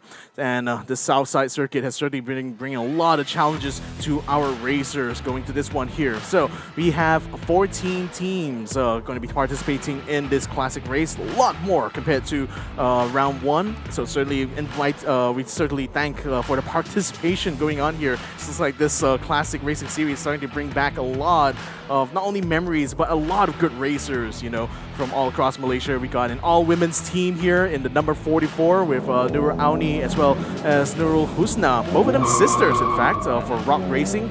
And certainly we'll be looking to try to get a good position given that they qualified onto P3. And as we see here, we also got the Thai teams bringing out another Thai car into this fold here. We unfortunately will not have Bus back for this round, but Nine will be joining with Monai in the car number 89. And we got two newcomers as well from Thailand driving in car number 56. It's going to be really interesting to watch because even in the previous rounds we have seen how this duo works actually. Two cars, one car only, just two race drivers. They will be going in and stuff, but you know, this is really interesting to watch. Despite it's going to be a 1 hour race, isn't there, Victor? 60 minutes? Yep, 60 minutes. There will also be a pit stop, a mandatory pit stop, even for those with only a single driver in the car, but it's also going to be a driver swap as well for the drivers, which are going to be sharing the same machine. So in the interest of fairness, I think the solo drivers will get an extra time added to their mandatory pit stop here, whereas for the ones that have to do the driver swaps, they will certainly be looking to try to make that transition as smooth as possible. So with how it turned out during qualifying here, Muhammad Anaki, who by the way is also racing in the sporting class, will be joining his mentor Muhammad Hariri in the R91R racing car in the car number 90. So we also will be seeing Brendan Paul and Bradley Benedict, the brothers, joining forces yet again here, this time with the same machine here, bringing back one of the classics for their own, one of the cars they used to compete all the way back since Season 5. So both of them will be joining them in the car number 55. Then of course we got the two ladies, Nurul Auni and Nurul Husna in car number 44. Lok Yin Yi will also be joining Kenny Lee in car number 38. They had a brilliant performance in the last classic race, but here's hoping to be able to do even better this time around. Here we go as we run through the roster here for our classic class. Raja Amir Shaukat as well as Aditya Patnaik drives car number 21 for Axel Sports. Lok Yin Yi and Kenny Lee from Gani Racing Academy on car number 38. Nurul Auni and Nurul Husna drives for Rock Racing car number 44. Brendan Paul and Bradley Benedict, two brothers, in car number 55. Nantawat Chamnan and Banport Uret Rakul will be driving in car number 56. Two newcomers from Thailand. Chu Yong Chun will be joining Lau Seng Kiat for Saksama in number 60. Aitan Low will be driving in the Aliza Motorsport car number 64. Shanmuganathan Arumugam in car number 69 for Kashash Vina Motorsport. Lim Yong Kit drives his own car here in number 76. Then we got Lucas Leong Jae and Jordan Pua Yu Hong driving car number 79. Mirza Shami and Kainu Ardi will be joining forces in car with Motorsports number 80. Nine and Monai joins this time here in car number 89. Anaki and his mentor, Mama Hairi, will be joining in car number 90. In number 90, Ashin Shanmuganathan in 96 joins his father on the grid as well. Classic Series. Yep, these are your races for your Classic Series, man. Victor, I mean, what are your thoughts so far? Because, you know, this race, it's a long race. It's a very, very long race, to be honest. But yep. What do you expect from all of our races? Because some of them, you know, they are already competing in the main ones, and now they have to jump in here, try to help, you know, the teammates and stuff. How do you think this would actually... But yeah, before we talk that, let's have a look on the race format and then we get back into that. Yeah, so it's an individual race. These are done championship counting. So each race is pretty much its own event, which means there's a lot of prize money really up for grabs here for all these 14 teams going into round number 2. A 1-hour endurance race, as we mentioned, a mandatory pit stop here, a minimum of 120 seconds, although the solo drivers will have an extra 15 seconds given that they don't have to switch drivers, so they will be given that bit of a handicap there to ensure that it's fair between those who have multiple drivers for a single machine. So what I expect coming out of this year, I think it's going to be more about strategy, because only the best kind of strategies will allow the top 5 to be able to win prize money as well as a special trophy just for this series here, and there's going to be one awarded for every single race. So every one of these classic races will matter throughout the season here, and certainly what we've seen from round number 1 is that it's going to be very, very competitive out here on the grid. This is going to be really interesting to watch. Let's see how things unfold in this race. But one thing for sure is that these races, it's going to be a long, long race for them. 60 minutes is not easy. But of course, some of them will be taking turns and stuff. Let's find how things goes for most of these races today, Victor. And we also see a couple of duos that will be fighting in this. It's like what we saw in the previous round. For this second round, this is going to be much more interesting. There you go. This is Naki and also Hariri. They'll be in car number 90. Well, Victor, I'll always love to ask you, you know, throughout our classic race series has begun, we saw a couple of times, you know, this is the Gen 2 Vios, right? Gen 1 and Gen 2, isn't it? Yep, the Gen 1s and Gen 2s. Yeah, you know, there are a couple of times Gen 1 looks really good, and sometimes Gen 2 looks really good. But is it down to the drivers, or it is down to different versions of the car? I think, especially for this series in particular, there's a lot more openness when it comes to tuning. So some of these drivers are experimenting with flashes of the ECU. There's one car apparently literally has both a pit limiter as well as launch control set up on their car. So that sort of gives them a bit of an edge. But I think because when you talk about the fundamentals of both of these cars, they are kind of using a similar engine block. There may be slight technological improvements in the setup and tuning, but certainly like the core of the car itself, the weights of the cars are very similar to each other, so that's why you can see some of the Gen 1s even fight toe-to-toe with the Gen 2. So I think it's a bit of both. It's a bit of like how well the team is able to extract performance out of the car, but it's also certainly how well the drivers are performing behind the wheel, and that I think has been making the crucial difference when it comes to this starting grid here, the qualifying positions that these drivers have been able to get in. There's Lo Yinyi right now getting salutes from her team. One final good luck charm here pretty much, as we got 3 minutes remaining before we get started with our formation lap. Yep, everyone has to leave the track. I like how we are taking a really good footage of this. Yeah, this is our version of the grid walk going out here in Sepang Circuit.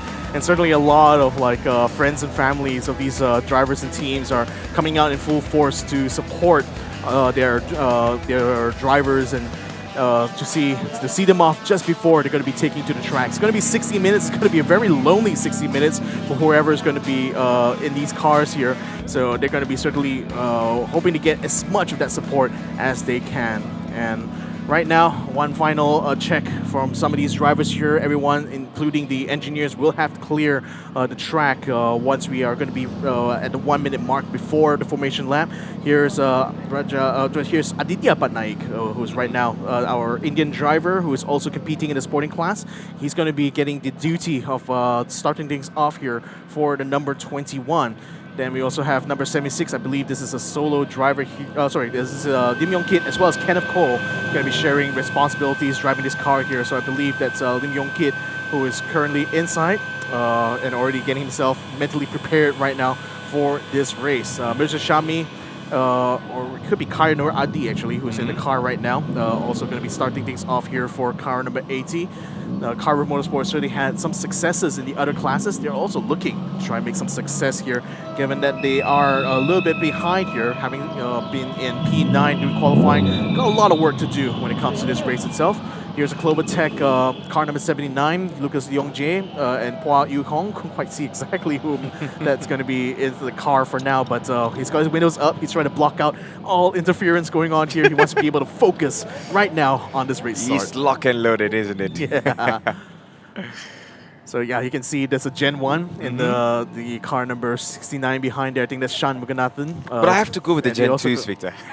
Gen 2s definitely look nicer. They look really aggressive. I mean, Toyota really knocked it out of the park when it came to the styling department when they brought out the new generation Vios out to replace the Gen 1s. But I've got a soft spot for the Gen 1s, given that this is what we kicked off the season, kicked off this whole series with all the way back in 2017. So it's great to see that they are back in action exactly where they're meant to be, which is out on this racetrack and racing for some action. Alright, so let's see how things unfolds in this race. We are off for informational lab, and after that it is going to be a really good start for all of these races. That's what I'm wishing for, because we saw not so many incidents from the previous round. But let's see how this thing works, because at a certain point we will definitely be seeing huge gap between a couple of cars. But there were some really good fights in the previous rounds before. So there you go. Let's have a look on the starting grid, where we see Anaki and also Hariri will be in the start. P2 we see Brandon, Paul and also Bradley Benedict, two brothers coming in. And in the third position we see Nurul Auni and also Nurul Husna. P4 for Lokin and also Kenny Lee. P5 for Arten Azim and also Harkis Jiva. P6 we see Chung Jen, but I could not rate the other one. And Amirul Shaukat in P7 and also Aditya Petnak. And P8 we see Lim Yong Kit and also Kenneth Ko. P9 Mirza Shami and also Khair Noradi. P10 we see Lucas Leongji and also Pua Yong. Oh, there you go. The light just went off there, Victor. Yeah. I didn't able to finish, but there you go. The last two we see Shanmuganathan and none other than yes, we have another Thai driver. Yeah, our two new Thai drivers here. So I haven't been able to have the opportunity to meet up with them during this weekend itself, but certainly glad to see that we're continuing to get more and more international participation in this one. I mean, last time around when we came in round 1, we only had 8 cars. Now we're practically almost double the amount of entries into this series itself. So it's exciting that we're getting a lot more potential action here in the next hour of racing. Last time around, it was RUK Team PMC 52 that won the first ever classic race. Now we'll see whether or not they'll be able to catch up to the front, because it's going to be a different crop of rivals this time around. Now the driver's going to be lining up the grid. There's the number 90 in pole position, a 91R racing car, Muhammad Anaki and Muhammad Hariri. Going to be joining forces here to hopefully make it a win. There's Monai in the pits watching on as Nine is going to be starting off the round here for the car number 98. She's going to have a lot of work to do ahead of her. Now the cars are all lined up. Marshall's checking if everyone's positioned. The green flag is out, so you know what that means. Lights will be coming up on the gantry soon. The driver is going to be powering up, revving up those engines here as we get started for classic race number 1, round number 2. As they stream past, drivers already trying to jostle for positions. Looks like it's a good start so far for the number 90. Can he keep up with Bradley or Brendan when it comes to car number 55, who is challenging him into the turn? I think the number 55 may be able to get the line first, though. May even get the apex first going into turn number 2. Indeed, they will. Cuts in front there and will be able to take the position while the cars continue to jostle. There's the number 89, winner of the last one here, having to fight the way through the pack there. Let's hope Nine will be able to bring it all the way to the front. Now here we're on board the 89 here. You can see the amount of cars that she will have to battle through as to get in through the positions as the number 55 continues to pull ahead here and stays in the lead right now as they go into the uphill section. One of the cars going a little bit wide, another Gen 1 also following behind, but so far so good for our 14 classic cars. Yeah, 14 classic cars right now rolling under the hot sun here in Sepang International Circuit as we are underway for this classic series. This is the classic race for the round 2 of Toyota Gazoo Racing Season 9. So we are still having a look on who is going to be leading this time.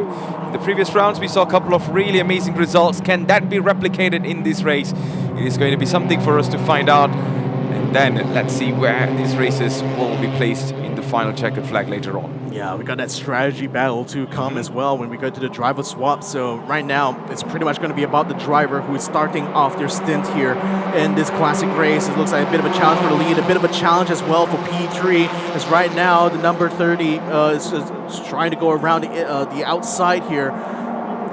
Seeing whether or not can I get alongside. Don't think it's going to be able to work it out well. They're number 38 of Ying Yi and Kenny, still unable to find a way past the number 60. As Bradley's gone completely wide there. That might hand opportunity here for the number 90 to be able to pull up alongside or maybe even ahead as we go into the Bajaya corner. Under braking here, looks like number 55 will be able to hold its position here. The 55 has certainly seen its fair share of action back in the previous seasons. It's continuing to bring us some action right now as he continues to stay in the lead here, thankfully, coming out of the Bajaya hairpin.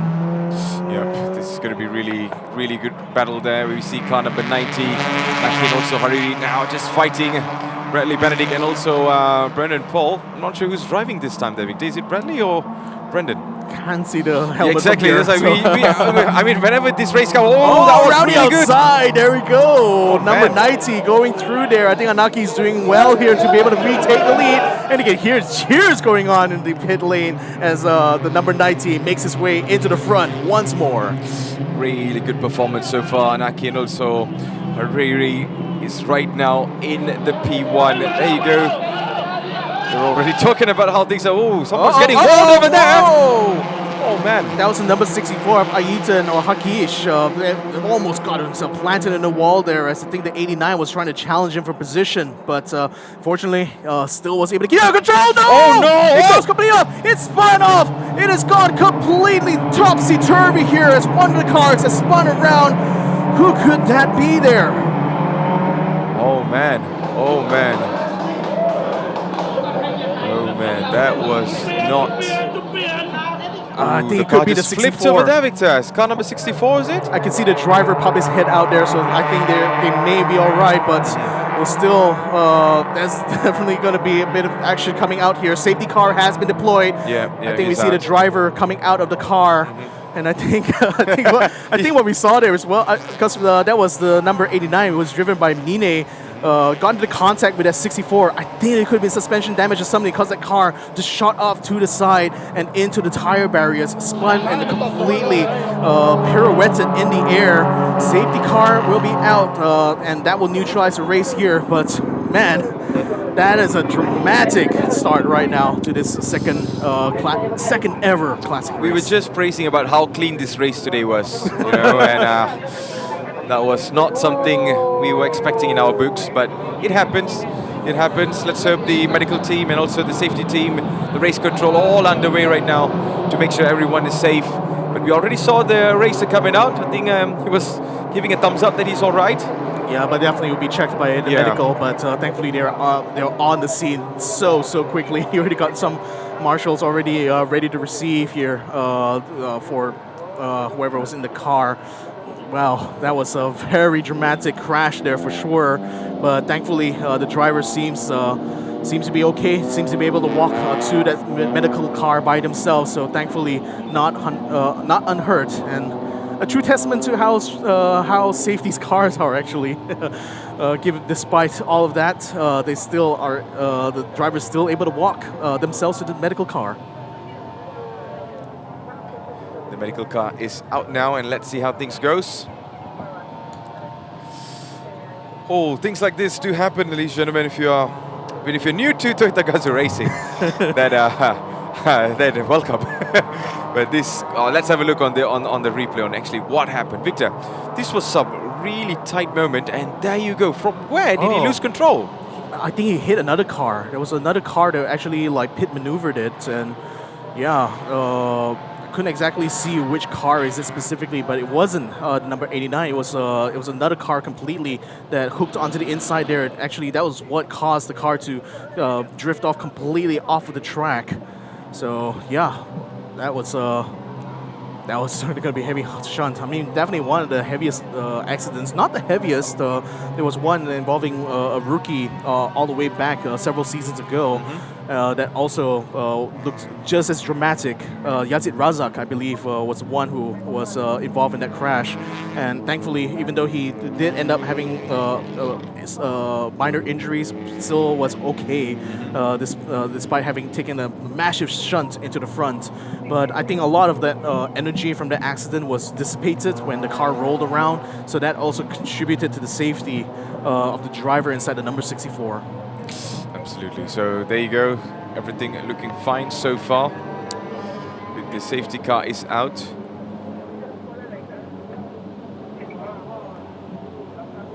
So yeah, now drivers just probably recollecting themselves after that incident there. This is on board with Nine, who is driving the number 89 right now.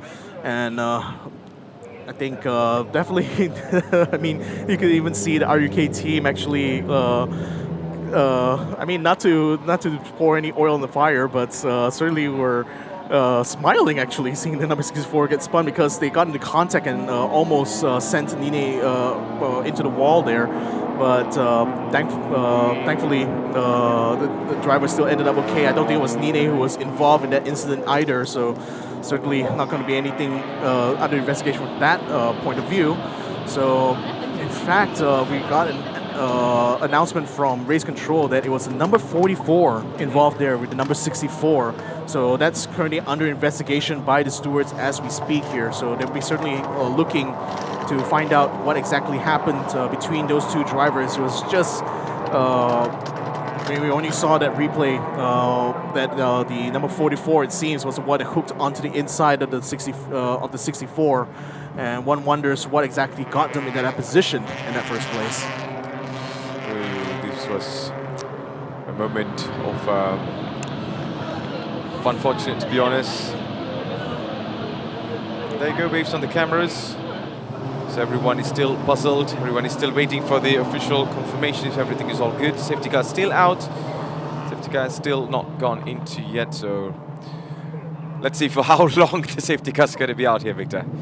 Yeah, I mean, they will certainly they need to try to get the car back on its wheels again if they want to tow it out. If they can't, most likely they have to bring out a forklift or maybe even use the car using a tow to bring the car out. Okay, it looks like they managed to get it on its wheels now, and probably should be able to extricate it from this point on. But Marshall's certainly going to be having a look at this stricken number 64 that's on the side. Taking a huge whap into the tire barriers there, spun in the air, in fact, from that collision. But yeah, it's thankfully no one is hurt. It seems from that contact. That's the Rock Racing race engineer Peijin Yao right now. She's helping keep on the comms there, I think, for the driver. But unfortunately, her driver is currently under investigation from that contact. So let's hope the stewards will be able to investigate that thoroughly. Oh boy. So ladies and gentlemen, if you just tune in, this is the Toyota Gazoo Racing Season 9, and this is race number 1 for round 2. So we're underway here live in Sepang International Circuit. And let's have a look on the highlights of so far what happened before the crash happened. Yeah, it was a very long start here, especially for the number 90, but unfortunately got cut going into turn number 1 here by the number 55, and that's what allowed the 55 to briefly hold the lead off the race. And pretty much all the number 90 was still looking to try to fight it back. Had to take a very wide line indeed, almost off of the track there for the number 90 by the time he was able to catch back up to the number 55. Here's another look at a different angle here. As you can see, the cars going in, some 2 wide, some 3 wide here. The number 89 was very far back in the pack here. Didn't get a good qualifying session this time around, so a lot of work to be done here by Nine, but certainly has done well to get the car up several places. In fact, the number 89 is now up to P6 as of this safety car. So certainly the RUK team will be happy that they've managed to get the car further up in front. They certainly will have plenty of opportunities given there's still 49 minutes of running even with the safety car right now, and it's still going to be a driver change in anticipation here from the RUK team PMC 52. Yep. So right now we're on board. One of the racers.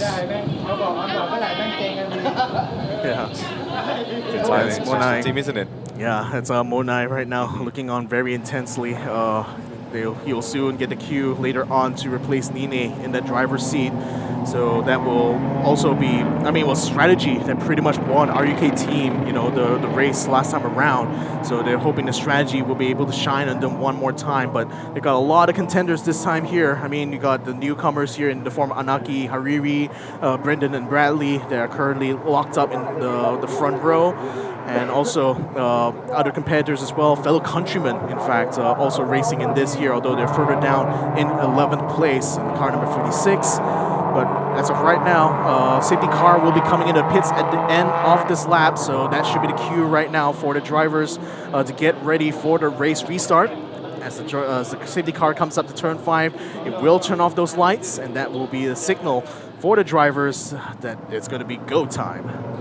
Yep, surely going to be a good time once as the safety car goes into the pits. And this is the last lap for the safety car, actually. Yep. Got to pull ahead. The number 90 is going to go ahead and lead the cars towards the control line. Remember, no overtaking is allowed until the green flag is out. So they have to hold their current track positions here, their respective track positions.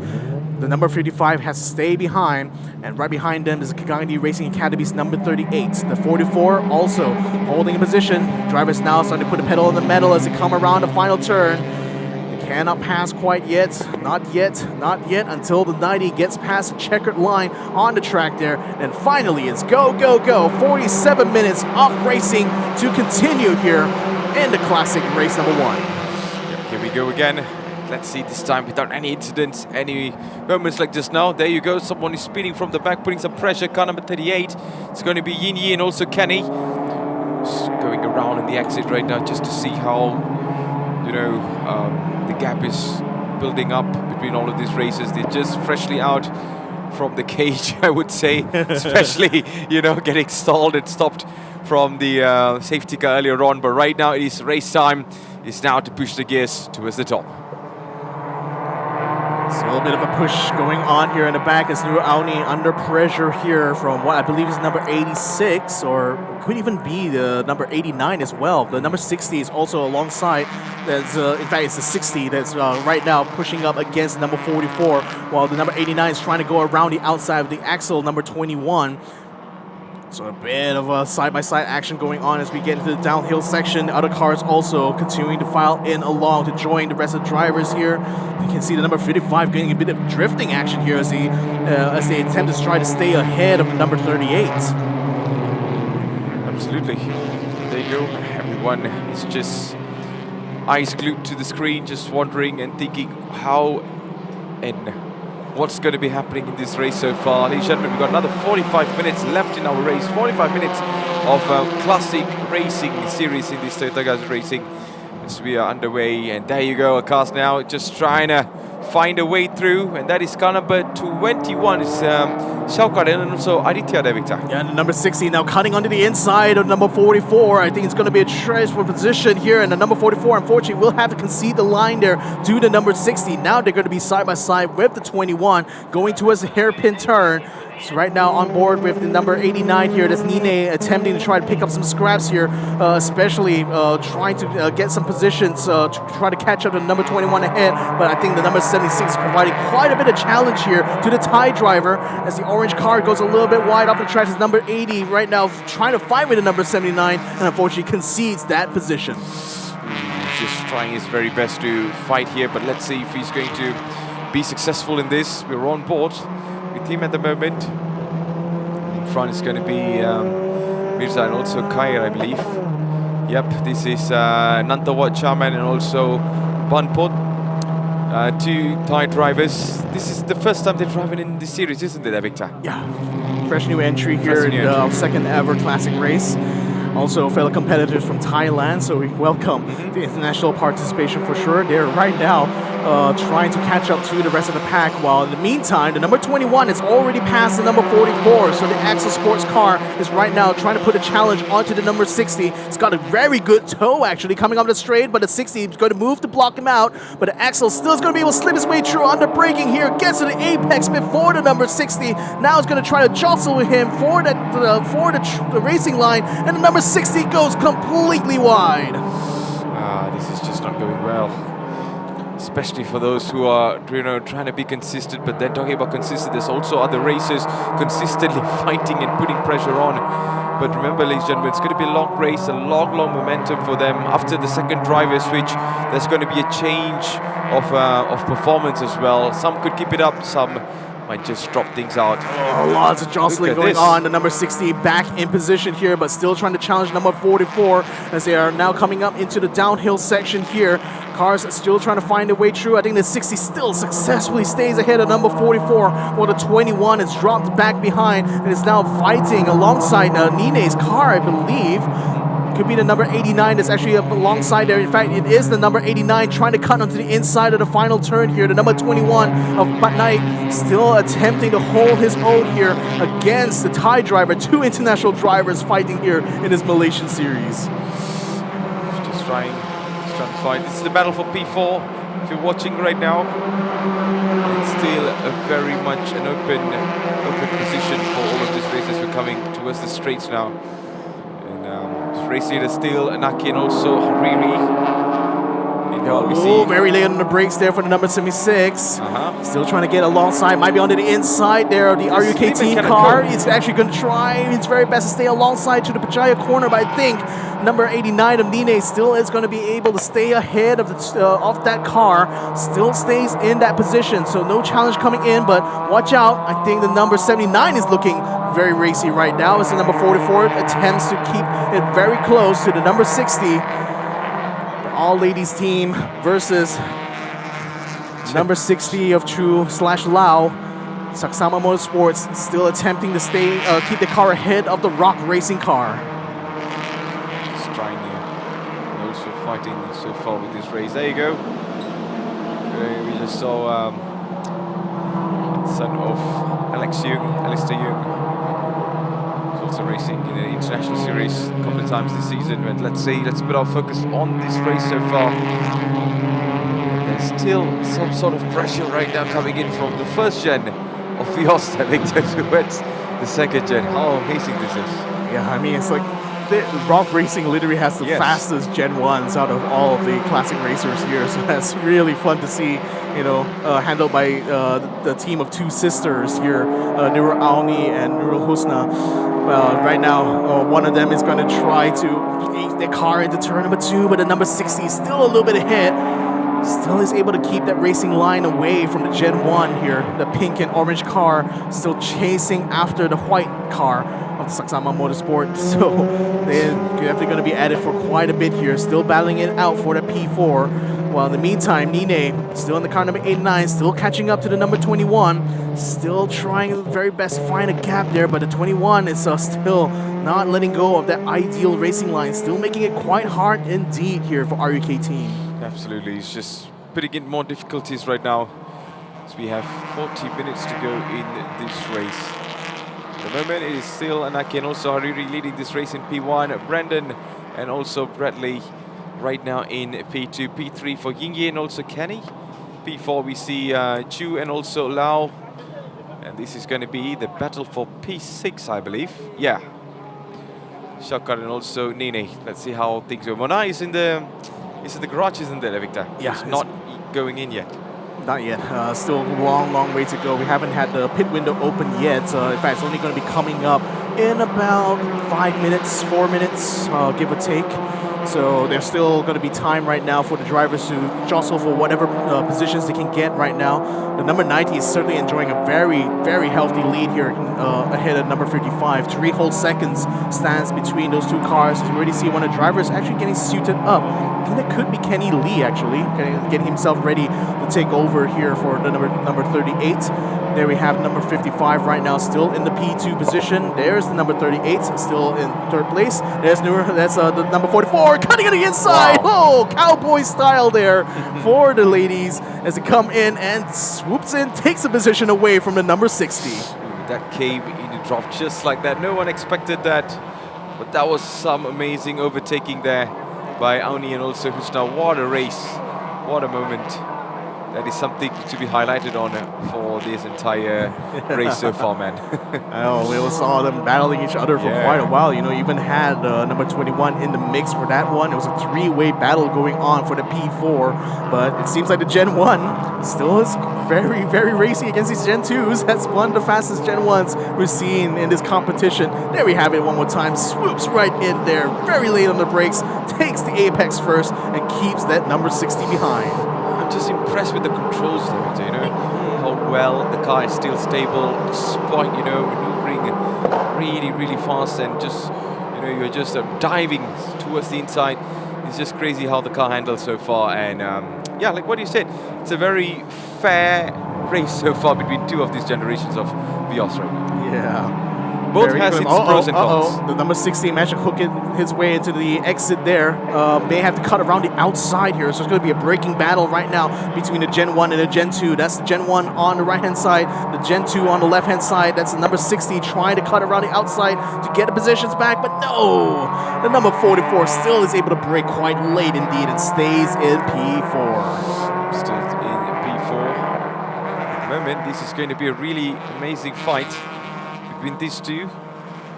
Only Husna and also Chu and Lau, they're just trying to put some really big pressure on the first generation of Vios, who we just saw some spectacular moments earlier on. But this time, this is car number 89. It's car number 89, Nine and also Munai. But Munai is, yeah, I think Nine is the one that is driving right now. And this is going to be another thing to watch. Who's she chasing there, Victor? Chasing after Aditya Patnaik, our Indian driver who is currently having the duty of taking this 21 for the first stint. Certainly, Nine is enjoying a lot of tow coming off of this of that other car. So certainly trying to see if he can find a gap successfully through this first turn, and the gap maybe closing a little bit here as the 44 is attempting to block off the number 60, but the 60 I think may just be a little bit later on the brakes this time around. Can the number 44 hold the position? No, she can't. Has to be forced off out of the racing line there and back into the action once more. Still a little bit side by side. Number 44 is still going to have to put the pedal on the metal in order to be able to stay alongside. In fact, look at that acceleration coming on the Gen 1 is enough to keep it alongside and gets it back into position by the time to get to the hairpin. This is going to be really good. Let's find out. Oh, she's looking a little bit shaky right now after the pressure coming in. Well, this is the best time to see the Gen 2s putting in some really good performance against the Gen 1. But Gen 1 right now is trying to escape from this moment. He doesn't want to be in that challenge right now. Auni and also Husna is just trying to run away, but that's not going to work at this moment there, Victor. It seems like some psychological games coming in by Chu and also Lau. Yeah, these ladies are really showing up in full force here, still keeping that number 60 behind, even though they got passed very briefly out of turn 2.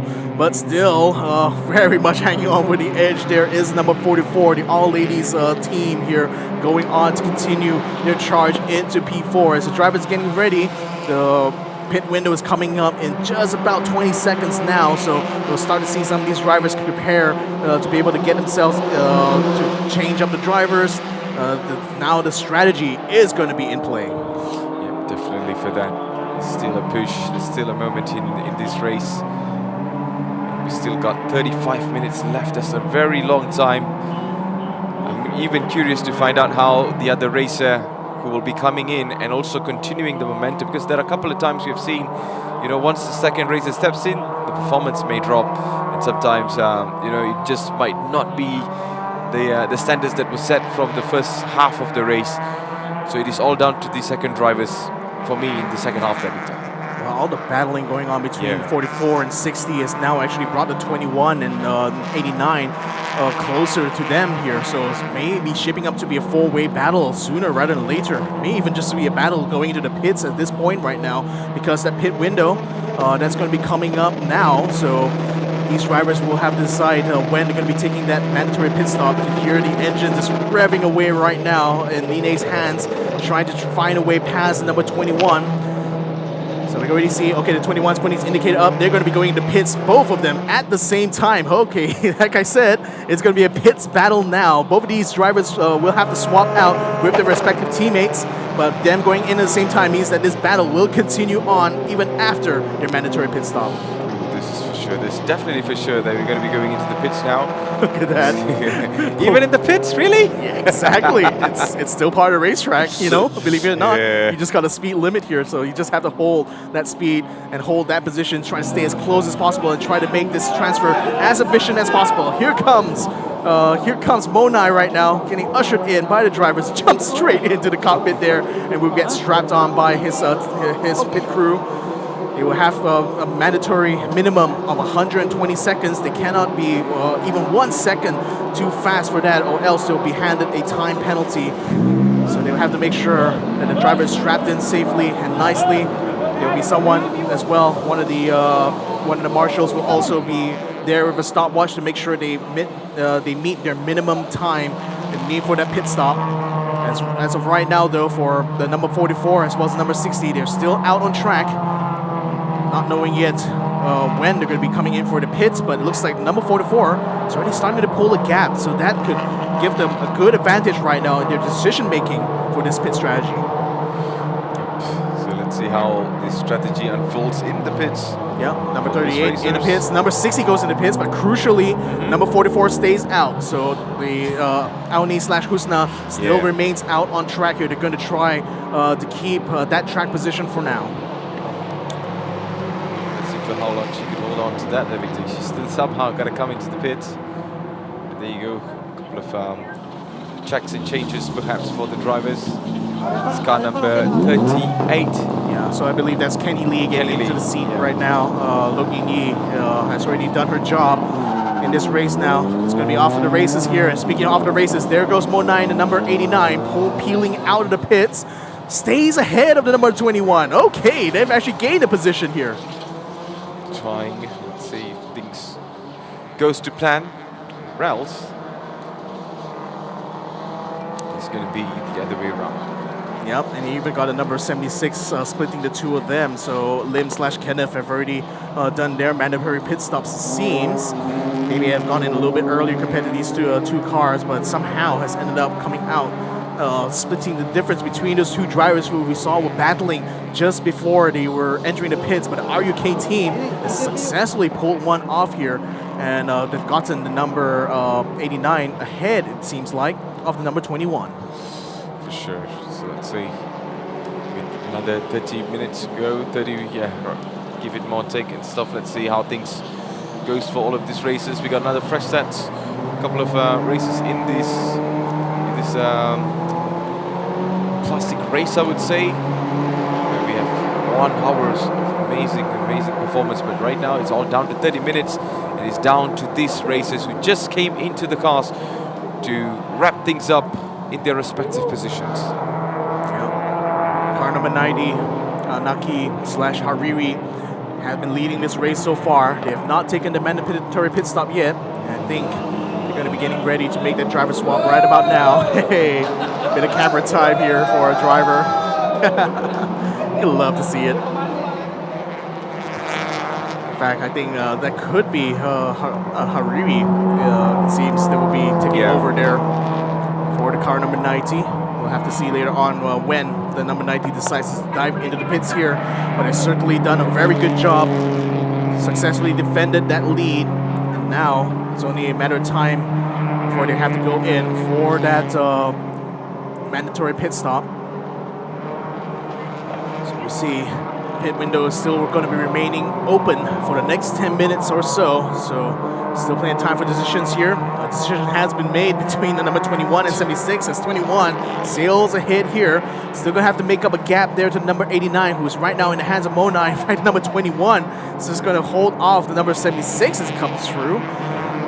So I think, I believe, since Aditya Patnaik was taking this race start here, it should be Raja Amir Shaukat right now in the wheel of the number 21. Now going to be looking to try to finish this off and try to stay ahead of number 76. It's just doing their very best, just trying to push things around in this race so far. But one thing for sure is this is not going to end anytime soon. We've still got another 20 or 29 minutes to go. And look at how things right now, it's getting even aggressive, it's getting even more competitive, because they know they're coming closer and closer towards the end. So there you go. This is some battle between car 21 and also 79 there, Victor. Yeah, another Gen 1 versus Gen 2 action going here, and the 76 again. Always. Still accelerating faster on the straight here compared to 21. Roger has to take a little bit of grass on the inside here, but he really wants to be able to hang on to that racing line. The 76 still attempting to try to fight alongside. Has to lose out a little bit on the exit though, unfortunately. Tucks in right behind, but we saw the acceleration he had on the main straight. Can he have that same acceleration here going into the hairpin? Number 76, unfortunately, still tucked in behind. He's going to go for the dive. Look at that one more time here, just like with the number 44.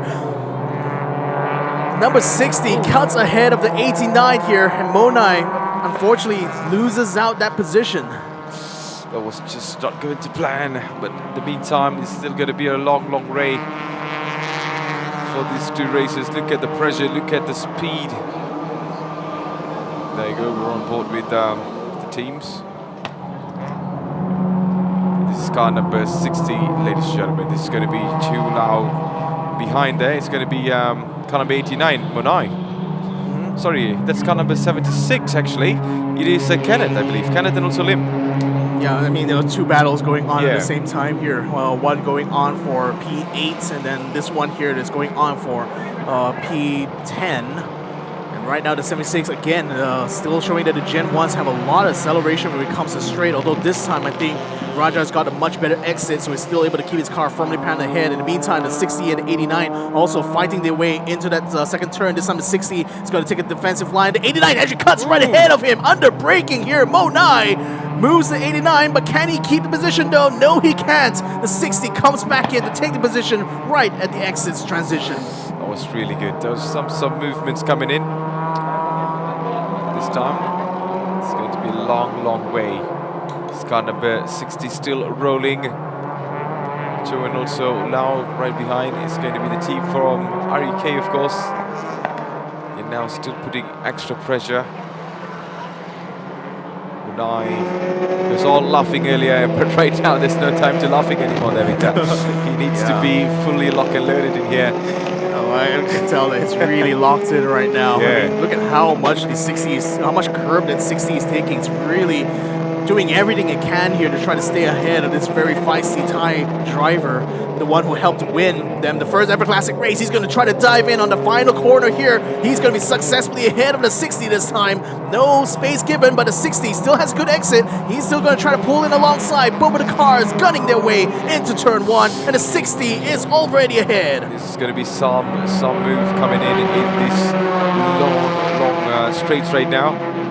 So it is going to be the other two right now, Victor. Let's see who makes the very bus. It seems like car number 89 is in the front. Monai just got the speed, and he did not really care about the late braking. He just went for it, and it really worked for him there, Victor. He got past. Very, very late on the brakes. Wow. You really have to hand it to the RUK team. They've really found a way to extract so much out of these Gen 2 cars here. Exactly. I mean, the number 60 is also, it's no easy task trying to fight Chu Yong-chun and Lau Sen-kiat in this one here, but they somehow Monai was just able to beat them under braking there. I mean, it's similar to like what he did the previous lap, but this time around he left it very, very late indeed and successfully takes a position, although we got the number 60 again trying to creep up again, possibly to try to set up into the final turn. So let's see. 25 minutes still remaining here. Pit window starting to close up. We only got 5 minutes left on that. So anyone who hasn't taken their mandatory pit stops, they're going to have to do it right about now. One of the drivers already set up with a Hans device, as well as a helmet, still waiting for the race leader here. Let's find out when exactly they're going to be coming in. I think they're going to try to leave it out as late as possible, knowing that number 55 also at the same time has not taken the mandatory pit stop yet. It's still 7.5 seconds. Much wider gap between these two guys since the race start. So certainly the number 90 is showing that they have a lot more performance on hand. It's glistens under the sun, still goes on wide into the final turn, so no driver swap quite yet for our race leader. In the meantime, number 60 already having been passed here by the 89. Monai behind the wheel here of the leading car, doing everything they can to try to bring the cars into a prize money paying position. Remember, not championship points at stake here. It's literal prize money if you can finish in the top 5, and quite literally the 89 is getting themselves on that final step, and they have to stay there by the end of these 23 minutes. Still no end in sight for our current leaders though, as Anaki/Hariri as well as Brendan/Bradley are still further up ahead. Most of everyone else has already taken their mandatory pit stop. They're the only 2 remaining teams here. The 2 remaining cars. They have yet to make a dive into the pits. And I believe into the pits is already gone at number 44. So finally, the ladies team are going to be passed on track here by number 38. Maybe even more, as we have to see how the rest of them will go on with their races here. Number 89, still looking very nice and solid in that position. Ever since Monai was able to pull out the late braking maneuver, still is able to stay ahead. Now you can see the number 44 having just pulled out of the pits here, having just a bit of a cool down and a swap off the drivers here. The ladies team continues to stay up in the top 4 position. Now look at the driver here, still waiting for his teammate to bring the car into the pits.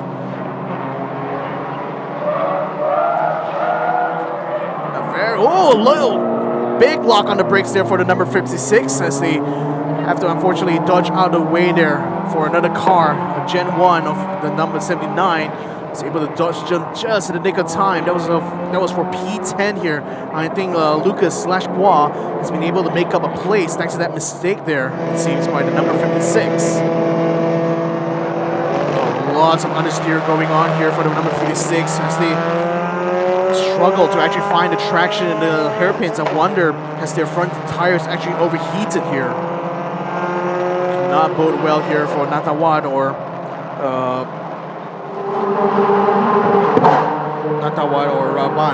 Banford. 2 new Thai drivers who are joining us for the first time in this classic race, round number 2. Anaki/Hariri is actually catching up to these 2 guys, so I think it's only a matter of time before this 90 will be able to come into the pits. In fact, swoops into the pits, a little bit over that line there, going into the pit entry. We saw last time around in the classic race that was what cost a penalty onto, if I recall correctly, Bus that time. But the number 90 is inside the pits now. Going to be handing off the drivers here into the position. I wonder if the number 55 is joining them. Yes, it will. The number 55 is also coming into the pits at the same time. Doors open up. Pit crew is going to extricate the driver as quickly as possible. And now here comes the teammate switching positions. Switching with the tires as well for number 55.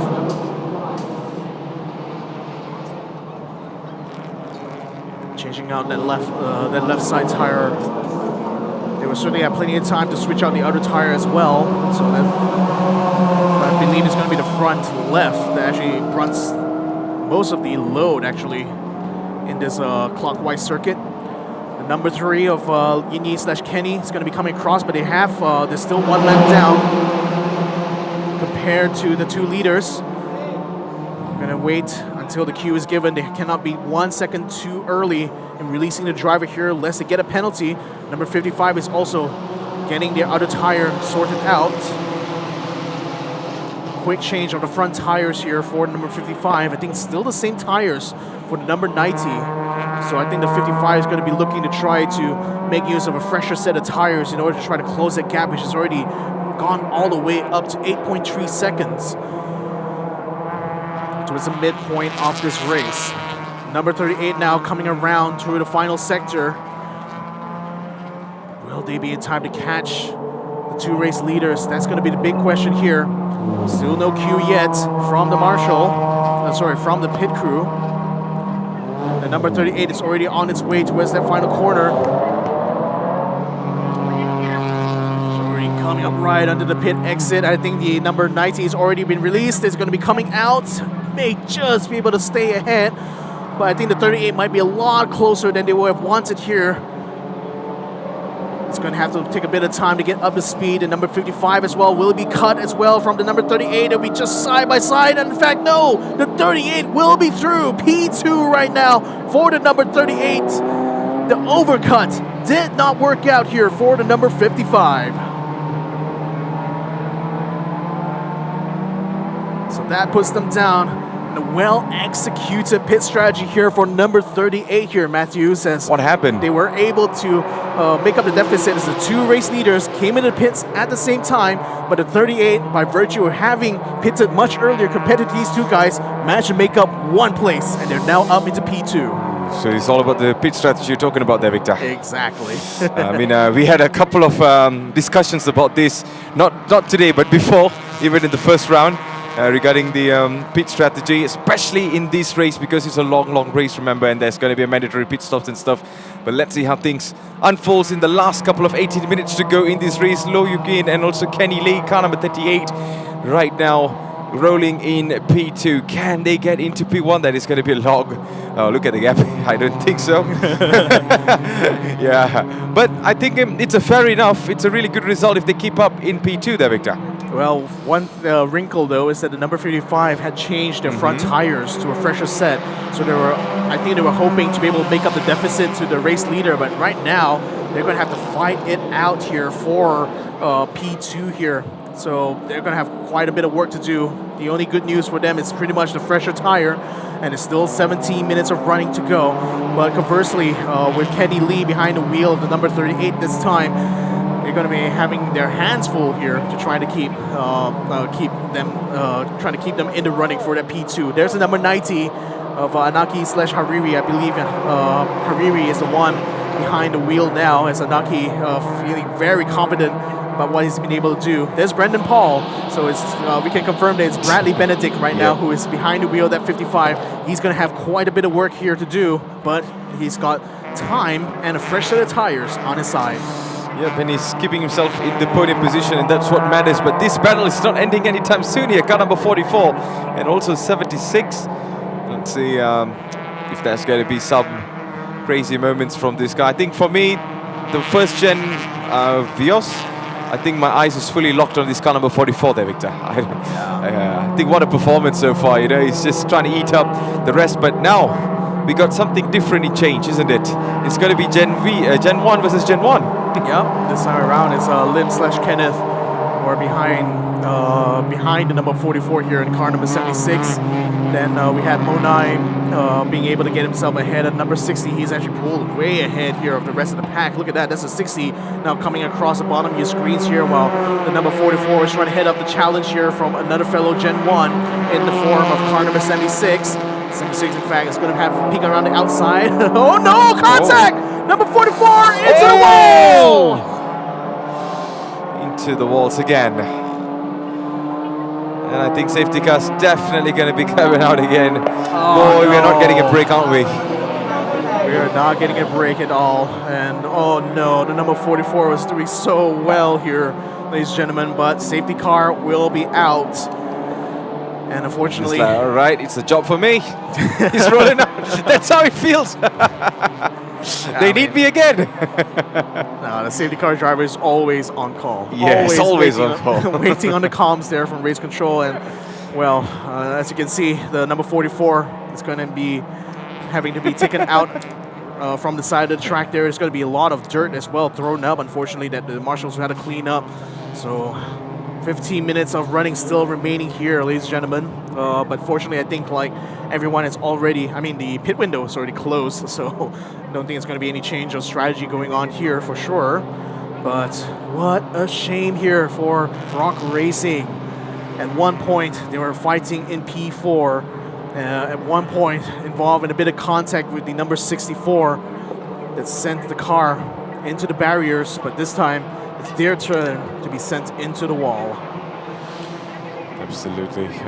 What a disastrous moment we saw just now. It just didn't go to plan for number 44.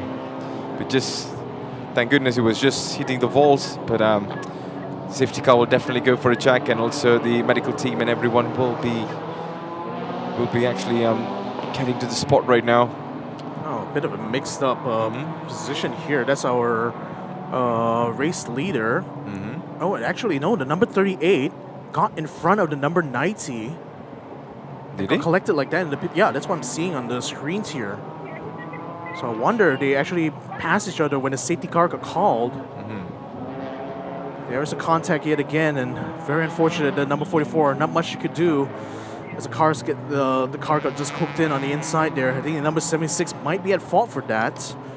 But then again, the number 44 was actually moving across to try to defend, but I fear maybe a second too late.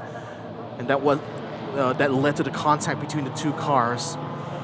Could be pretty clear cut, but then again, I'll defer to the stewards on exactly how to adjudicate that. But very, very unfortunate nevertheless here for Rock Racing.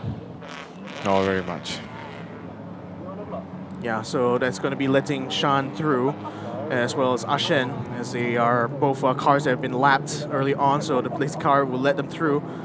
The number 38 is in front of the number 90, just as safety car got called out. I wonder the number 90 slowed down for the safety car announcement and got cut by the P2 number 38, because remember 38 did manage to move up into P2 during the mandatory pit stop, but bit of confusion going on here. But as it stands here on our timing screens, it is a number 38 in front of the 90,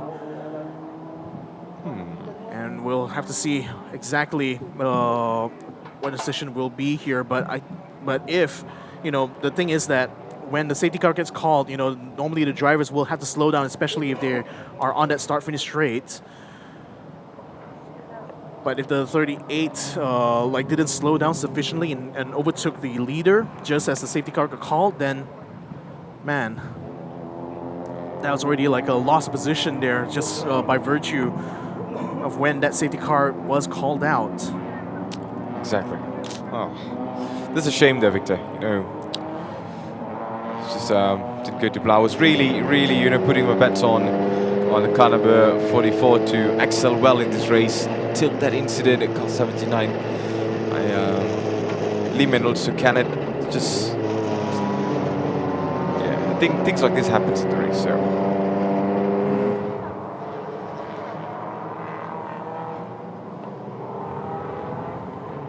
So 11 minutes to go in this race, ladies and gentlemen. Let's see how long the safety car is going to be on the track. Meanwhile, you're watching Toyota Gazoo Racing Season 9. This is round 2, race number 1. And we are underway for the Classic Series race. 1 hour of race, to be honest. And after this, we will be moving forward for the last race of our day, and that is for the sporting class. Yeah, and just again, for this Saturday, another final sprint to go on in the final minutes of racing. We'll have to see how long it's going to take for the number 44 to be extricated.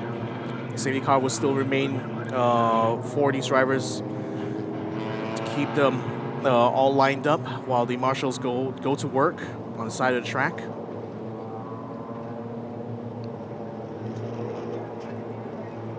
And there's the number 56, actually very far behind the rest of the pack. Now again, they cannot really overspeed. They have to maintain like a speed limit while the safety car is under effect. So it's going to take a while for the 56 to even catch up to the safety cars there. That engine doesn't really sound healthy, or I don't know. Yeah. Could be some of the mods they did maybe to the exhaust pipe that causes that kind of sound, but I don't know. The 56 actually early on had a massive lockup, which lost them a position there to the number 76. So we'll let's see. I mean, hopefully the 56 will be able to join up with the rest of the squad here. But we also got like Ashen as well as Shan just behind them as well. But again, they cannot exceed the speed limit while the safety car is in effect. So if anything, the safety car has to slow down massively before those guys were able to catch up. But given that those guys were lapped quite heavily early on, that means that, I mean, they still are not in threat of the, or rather, not really having that sense of an opportunity to try to fight back for positions, even if they do catch up. But certainly it's kind of out of control here. They cannot afford to speed more than 60 kilometers per hour, you know, while the safety car is out. Precisely. So with 9 minutes to go, safety car is still on the track. And there's an incident involving car number 76 and 44 is under investigation. Yeah, 44 was the one sent in the wall. Yep. The 76 was the one trying to fight position there. So that was very much captured on the TV cameras here. But the stewards will also have their own set of cameras plus an onboard as well that they can use to investigate. So they will be able to see, they'll be able to have all the information needed really to try to adjudicate that. But in terms of like the swapping of the lead here, you know, because this was when the safety car got called out, it seems that the number 90 slowed down a little bit earlier compared to the 38, and that might have cost them the lost position, or they may have been battling. Who knows? We didn't get to see that on our cameras here, so we'll only have to find out after this. But as it stands here, the Kagani Racing Academy team car is leading in the final minutes of this race. 8 minutes to go, still under safety car conditions. Most probably there, Victor. Still under the safety car influence so far, but at the moment, as you're seeing on the screens, those are the results. And this is, yeah, this is exactly what happened just now there, Victor. Oh, so the 38 did overtake the 90. Yeah, this happened literally during the crash that happened, you know, just off screen there. So very much thank you to production there for being able to pull this up from our replay. And yeah, so that was a legitimate taking the position just before the safety car came out. And I believe that was exactly the same time as the number 44 actually got caught in that accident. So yep, ladies and gentlemen, looks like the safety car will be called in at the end of this lap. So they're just coming up to the top of the hill right now on turn 5. There's the lights off already on the safety car. So the number 38 is now the effective safety car here. And Kenny Lee, who I believe is behind the wheel, the number 38, is going to be leading the pack towards that control line. And then we can resume our racing. 6 minutes and 45 seconds on the clock right now as it comes through into the final turn. One last chance for these drivers here. One last opportunity here in race number 1. Here we go. Number 38 at Kagani Racing Academy in the lead. Number 90 of 91R Racing following behind. Brendan and Bradley have done well to keep the car on the podium, but can they get P2 back? That is going to be the question as we come into the continuation and the finale of this race number 1, Classic Series number 2. Yep, still a long way to go in terms of, you know, for this entire racing championship, but this 6 minutes right now, it is going to be the one that matters. And let's see who is going to be coming towards the checkered flag at the moment. 19. Ooh, number 19, what's going on in the back there, Victor? Ran very wide, and that's allowed Monai to cut in front there. He's now into P3. The number 55 is now attempting to try to hold him off, but it's now also going to attempt to challenge number 38 as we go uphill now through here. There's Monai on board there.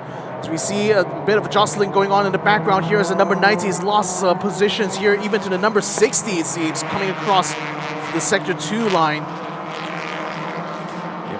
So that looks like a big blow right now for the number 90, which has been leading this race through and through. But incidents and safety cars have come to rear their ugly head. Here we have it under replay once more. At that start, that's the number 90 you can see in the white and blue, was chasing hard against number 38, braked very, very late here in order to try to close the gap. But unfortunately, understeered massively. I wonder if the dirt that was thrown up there on the side of the track caused them to lose traction in the front, but that allowed the number 89 of Monai to get alongside there and eventually cut him for 3rd position. That's the most important thing to watch right now. But what a performance so far by Yidi and also Kenny right now, keeping himself in P1.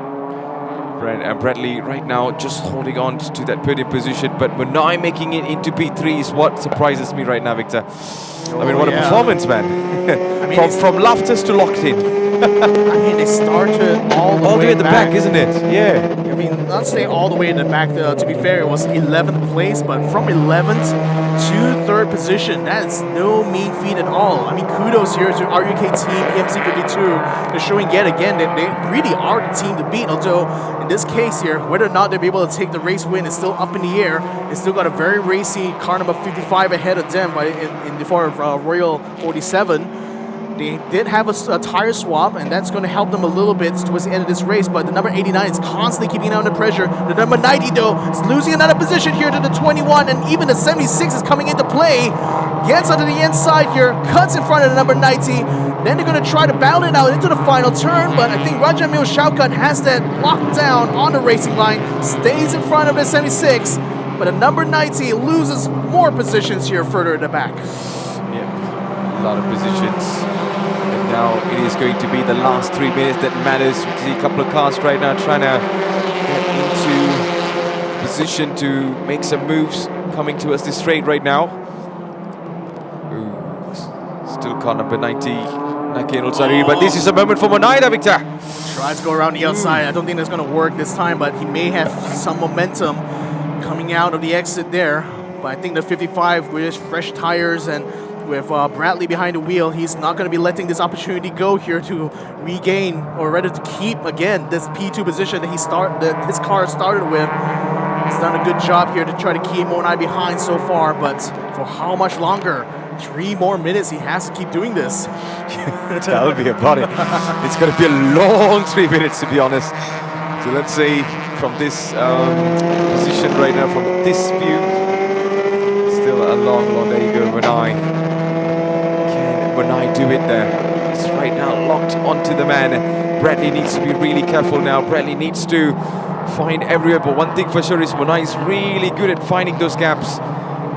With just 2 minutes to go, this is a dangerous position to be for Bradley, but Bradley, with the experience, I believe there's a couple of opportunities for him to shut the doors down, unless Monai is able to come in with a banger. Yeah, with a Royal 47 car, which have served the brothers very well in the past seasons. It's now going to be hopefully serving them well in this race here to try to keep the tie driver behind. But here comes Monai. Told you. Slips in onto the inside here, snatches position. The transition is coming up. The 55 will still have a cleaner line as Monai goes wide. He concedes position back to the 55. Monai is just giving some warning shots, I would say there, Victor, because that move was absolutely up this world. But I think he's going to try one more time with very limited time in his side right now, with 1 minute 38 seconds to go in this race. This is the battle for P2, to be honest. P1 is pretty much locked for Yinyi and also Kenny, but Bradley and Monai right now battling it out for P2, and this is going to be really interesting, long 1 minute we're going to be watching. Yeah, it's going to be a very tough one here, but again, I think there's still going to be at least one more lap after this, and that still could be opportunity here for Monai, but also it's going to be up to the Royal 47 car to hang on for dear life. Look at how much it's drifting really through these corners. It goes to show he still has a lot of front grip to go. No, Monai goes wide, goes way over the curbs there. That's going to lose him quite a bit of time. So yeah, 55 seconds as they come across the line here. So this is actually going to be the last lap. The Kagani Racing Academy team car continues to sail on ahead. Kenny Lee behind the wheel. Lo King-yi done very well to keep them in contention. But this time, the number 38 is going to be coming home to bring the bacon. Oh, definitely, Brad. What a race. What a 60 minutes of long race in this classic series. And we are down to a couple of seconds right now before we go into the checkered flag. Monai is still locking in, and Monai is still finding a way to pull over a last-minute banger right now. A last-second banger, I would say, is going on the whites now as Bradley shuts the door down. As there is going to be a couple of chances for him in turn 5 and also turn contact. 7. That is really close now. There's a little bit of a contact, I believe, but it is now tracking there, Victor. Might be frustration coming out from Monai's end here, trying to really force his way through, but to no avail. The corners are running out. Only 3 more remain as these cars sail into it.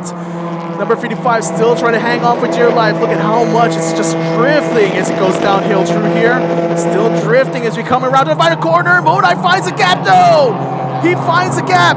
Can the 55 stay alongside? It's the number 38 though, sailing away to the distance. The number 38, but the 55 around the outside there, kicks up a bit of dirt and kicks himself in front. Checker flag is out. Number 38 takes the win here in the classic race, but number 55 successfully stays in P2, while Monai has to settle for a P3. What a performance by Bradley Benedict. The final moment, he defended his position. It felt like, it was his last day of racing. He was just, I'm going to go all out for this. I'm not letting Monai in front of me. And he somehow finished into P2. What a race in our race 1 for the Classic Race Series today in Toyota Gazoo Racing Season 9. Oh, there you go. Cheers coming in for those team, especially for the P1 now. Car number 38, Yinyi and also Kenny. What a performance by these two, Kagani Racing Academy. And now the winners for this race. What a comeback here for the number 38. They nailed down that strategy, managed to move up a place ahead of number 35 initially, got them into the position to fight the number 90, and just as the incident with the number 44 and 76 happened, they managed to pass the number 90 right on the track, and that was what allowed them here to win the prize money for first place here in the Classic Race number 1, and also kudos as well for the Royal 47 number 55, Bradley Benedict and Brendan Paul, who will be very happy with this performance here. They've also got money in the bank thanks to that, and of course, salutations here to Monai / Nine. They did so well. They went up 8 places, starting from P11 and finishing on the top 3. It was also a brilliant last lap battle, last corner battle, but unfortunately, they will have to settle for 3rd position. Still, prize money to be earned from that, but certainly would have wished they were just that little bit higher. What a performance, man. I mean, we saw 2 incidents of safety car in the race for Super Sporting and also rookies, and now for this. Hopefully the Sporting we do not see like Superman needed for Metropolis again. Yeah, hopefully those kind of heroic moments. I mean, yeah, it is what it is because, whenever there's a crash or anything, the safety cars really be out, and that's their duty number 1. But let's hope for a very clean race in the next one. But in the meantime, ladies and gentlemen, this is Toyota Gazoo Racing Season 9, Round 2, Race number 1. We are just over with the classic race as we saw a really good performance by Kagani Racing Academy. They are now in the top for this race. Meanwhile, we saw Bradley Benedict and also Brendan Paul, the Royal 47. And for P3, we saw Manai was at his very best, but then it was just not enough there, Victor. Just not enough time, I would say. Yeah, it was one more lap. I mean, yes, one more lap. I think it could have been caught there by the number 38, but it's exactly 30 minutes or 60 minutes of racing we had here. And safety cars and incidents aside, it's really just all about the skill and the luck sometimes. But certainly skill and luck came into the fold here. Kagani Racing Academy takes the win here this Saturday on round 2. The first race of the classic race is done and dusted. Logan Yi as well as Kenny Lee takes the win here for the first time. Brendan Paul / Bradley Benedict of Royal 47 Sports and Entertainment takes 2nd place here ahead of Nine / Monai, RUKT PMC 52, winners of the first ever classic race. Unfortunately, will have to settle for 3rd place this time around. The number 60 of Chu Yong Chun / Lao Sengkiat, Saksama Motorsports will be able to take 4th position ahead of number 76 of Lim Yong Kit / Kenneth Ko. Amir Shaukat and as well as Adia Patnaik will be able to make it a 6th place finish here for the number 21 of Axel Sports, while Anaki / Hariri from 91R, what could have been for the driver and team that was able to lead the race in the early part of this race here, will have to settle for 7th place. Number 18, Mirza Shami Karno ID will be able to take the next position from there on. That was number 8. Ashin Shamganathan will take 9th position, while Shamganathan Arumugam will take 10th.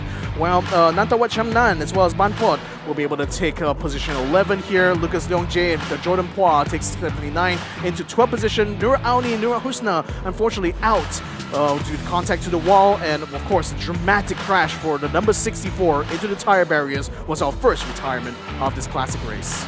Absolutely. So that is the end of our classic race. I think we're going to be having a look on the highlights on what actually happened throughout this race. Because, man, and that 60 race felt like it was there forever, man. Especially with the safety cars coming out most of the time because of a couple of incidents. But Victor, who's your driver of the day? Oh, it's got to be, I think a tie between Nine and Monai, to be honest here, because the fact that Nine was able to climb so many positions, you know, from 11th, and of course a brilliant strategy done here by the number 89 to be able to stay in contention on the podium, you know, and Monai of course gave us all of that excitement in that last lap here, and knowing the pedigree of this team, even from our previous round, we know that the RUK team, PMC 52, were definitely one to watch out for. Absolutely. So there you go. This is the highlights of what actually happened in our 60 minutes classic race. So a couple of big plot twists in this, especially for Monai's team, RUK team. But, you know, there's only one Prevail at the top, Kagani Racing Academy. Walk us through on this there, Victor. Yeah, I mean, the race start was pretty well done, actually, all things considered. You know, a lot of eyes were definitely on number 89, which started from 11th position, was trying to make up positions throughout. But the number 90 and 55 came to early blows here, and the 55 as was at one point leading the race here before the number 90 was able to fight it back successfully. Then we got the 89 getting squeezed into the wall here by the 64. Fortunately, nothing came out of that one, but it was what happened right after that that caused the 64 to get slammed into the tire barriers. And that led to the first retirement of this classic race. 64, the driver was unfortunately unhurt, it seems, from our screens here. But certainly we hope that that those kind of things don't really happen too often here in this series. When the race resumed, it was the 89 continuing to make the charge up, whilst a lot of other drivers still were attempting to fight their way through. And once the pit window was open, it took a long time for the number 90 to finally come into the pits, but the number 38, which pitted much earlier compared to the two, actually managed to cut ahead of the number 55, moved up one position. But the number 90 soon was going to be caught right after this specific incident between the 76 and 44, when the Rock Racing team car got slammed into the wall due to a pit maneuver. And at that same time, the number 38 also managed to pass the number 90 on track, and that allowed them to sail into the lead. So with the safety car came out, and once that was done, we had a final 6-minute sprint to the very end. The 38 held the position through and through, but the number 90 unfortunately lost a lot of front grip, lost 2 positions, and that was what allowed number 89 of Monai to be able to get up into P3, started challenging Bradley inside the number 55, got into a couple of really good moves, especially this one here towards the very end, where it seemed like Monai was going to be able to do it. Number 55 was forced off of the track, but still came back, still ahead of the number 89, still had acceleration, and still crucially held that P2, while the number 38 enjoys their first ever classic race win. Perfect race. Lots of incidents, a long duration of race, but still we saw one team prevail at the top. What a race it has been. Let's hope in the next round there's going to be much more points accumulated by this team, and let's see how the championship unloads. And a really good day for the teams, those who are in the supporting stands there, Victor. Yeah, back onto the screens with us once more. What an incredible classic race. So incredible to see 14 cars fight amongst each other here. Double the field that we had in our first ever classic race in the previous round. And oh boy, certainly delivered in spades when it came to the action, didn't it? Absolutely, man. I mean, despite, you know, it's a 60 minutes race, we saw lots of actions, drama, predictions, straight pit, especially the pit stop strategy that really worked for a couple of races. But in the end of the day, I think it was a solid race. It was a solid race. It was a solid race indeed. And we still have more racing action left here on this Saturday. We even got more racing action to go tomorrow morning as well, as we see the race number 2 of across all 3 classes. Sorry, all 4 classes. I almost forgot the rookies in this regard. But yeah, we still got more racing action to go here on this still very sunny Sepang National Circuit South Paddock. But man, still savoring all of that action that we saw, the nostalgia that came from seeing our Gen 1 and Gen 2 cars back in action. Amazing. Amazing to see the classic races coming back, especially the classic race cars, race machines. But I think we will be going back to another flashback for tomorrow. But today, for the final race for the sporting class, we'll be rowing back with our latest series of Vios. Yeah, the Gen 3 Vios is back in action. 21 entries for this sporting class, so a lot more action probably going to be in store in the next race here, even in itself. And the sporting class championship, also a very tight affair. So we're going to see who's going to be able to get the better points coming around this year. But it all starts from this Saturday itself, doesn't it? Absolutely. Everything starts today. So I think we're going to be with our main man up in the front, who'll be taking us through on what happened up close with the races we just won. So Nas, over to you, man.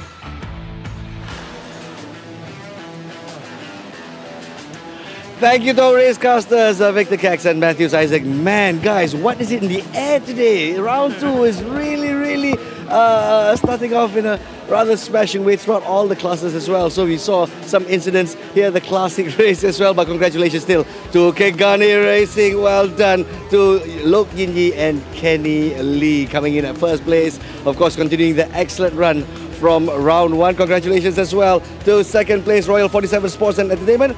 To our two brothers, Brendan Paul and Bradley Benedict. Well done. We've got that synergy happening right there between brothers. And also in third place, congratulations to our Thai team, RUK team, PCM 52, Nene and Monai. Of course, Nene being our Thai female driver, acquitting herself quite well here in round 2. It looks like she's gotten used to the South track here at Sepang. But of course, we'd like to speak to our race winner for Vios Classic Race Round 2, Race 1. It's a smash and grab. They started off at P4.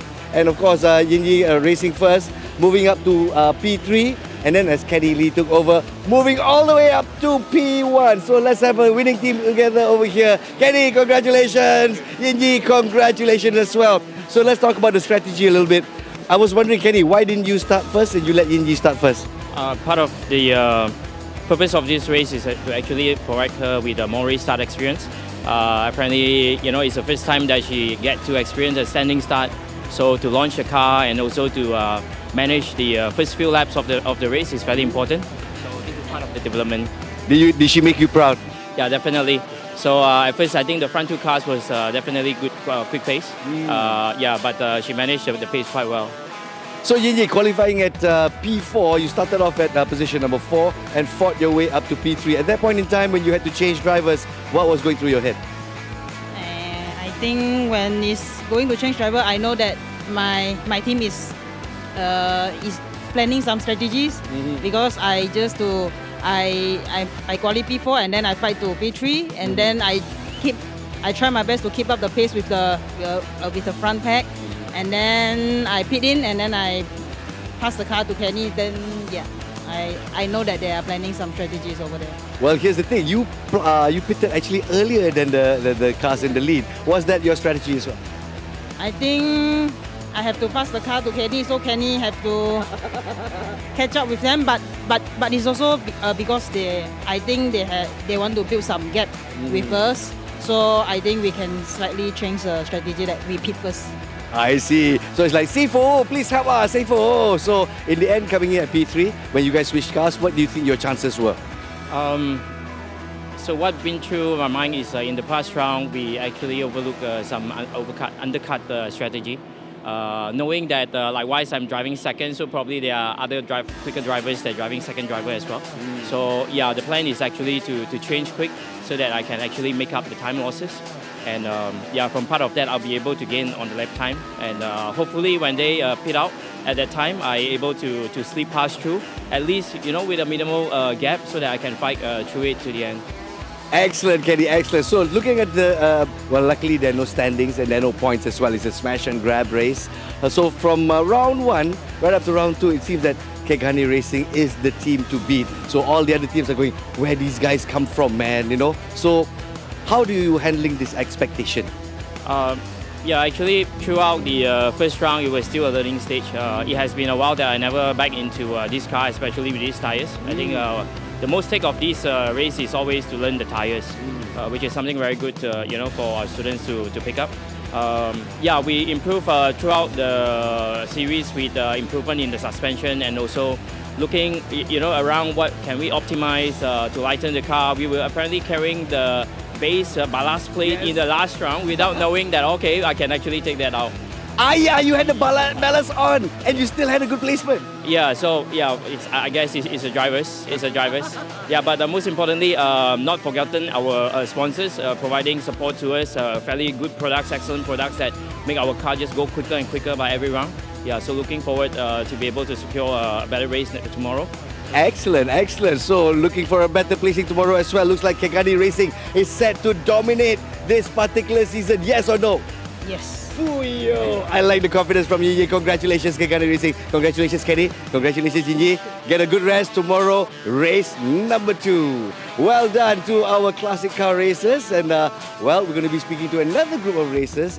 Ladies and gentlemen, some of them in a race in Sepang for the very first time. We're talking about our drivers from the Toyota Gazoo Racing Youth Talent Development Program. Let's speak to our rookies. Let's speak to Imran Iskandar, our champion.